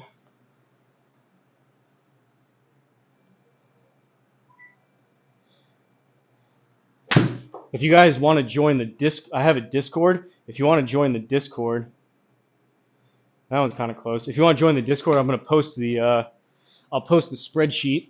If you're curious, you can scroll through and look at all the shots. There's a link in the description. You can join either on your phone or whatever. If you just download Discord, you can join it. We've got like maybe 50 or 60 people in there. Like all these people pretty much that have been in here are in there talking about golf and sim stuff. People post like their scorecards for good rounds. They ask questions about golf stuff. It's pretty cool. But hopefully any of you guys that haven't been in here before maybe stumbled across this. I go live multiple times a week, and I post videos 3 to 7 times a week, but usually I'm going live and I'm playing like actual sim golf rounds, playing a full 18 holes, hitting everything from driver, and I can putt with my simulator. So I do everything, like I do full 18 hole rounds where I play tournament golf. I do a 2-man scramble with Big Dog, who is in here from New Zealand. We do a 2-man scramble every single week. Me and someone else are going to start up another 2-man scramble, which will be fun. But for the most part, I'm either doing like 18-hole live streams. I'm doing the leagues. There's a couple people in here that have their own custom league. So I'm doing that. And then it's called the Simulator Golf Tour, which is like a competitive, comparable to like the PGA Tour. Oh, Bogey's Backyard. It was autoplay. I thought he posted the winner. Simulator Golf Tour. There's like I just did one for the U.S. Open. I played 3 rounds. There's different tours for different skill levels. I do the second hardest one. It's called the Pro Tour. I played 3 rounds. You can go back and look at the live streams at Oakmont, and I got destroyed. I shot 2 under on round 1 when the settings were the easiest, and then I went like 10 over. I finished 19 over for the 3 rounds. So I was like 10 over and 11 over, and then I had the 2 under or something like that. But needless to say, most of it's like actual simulator golf, which is a little more, I think it's a little more entertaining. I know something like this is a little bit more like a one-off type of fun thing, but I think like actual like hitting shots where this launch monitor is really accurate, trying to like hit actually good shots and like hit fairways and hit greens and stuff and like try to drain putts. I think personally that's a little more enticing to watch, in my opinion. And a lot of these guys that are in here too, they all have YouTube channels and they go live and they post videos and stuff, which is cool. So we got like a little simulator golf community here for these people that use GSPro, which in my opinion is like the best simulator software out there on the market. So we can like play online with each other, which we do, and we compete against each other in those tour events too, which is fun. So all that to say, hopefully, if you're newer, maybe you'll come back and catch me. I'll probably be out here tomorrow. D-Lud, who is in here, I got to do his league. He has his own custom league. I have one. I picked this course for my league this week, so I'm going to do this. And then the SGT Simulated Golf Tour events, they reset on Monday morning, so we have a fresh week now of more events. So throughout this week, I'm going to do my event, my league, which is at this course. I'm going to play a full 18 holes from the white tees I selected. Full 18 holes, driver through putter. I'm going to do probably D-Luds League tomorrow, which is at a really cool course. I want to try to get to Flying Fat Kids League, who is also in here, and also find time to do the competitive 2 rounds of Simulator Golf Tour. It's at TPC River Highlands, I think it is this week. It just follows the PGA Tour schedule.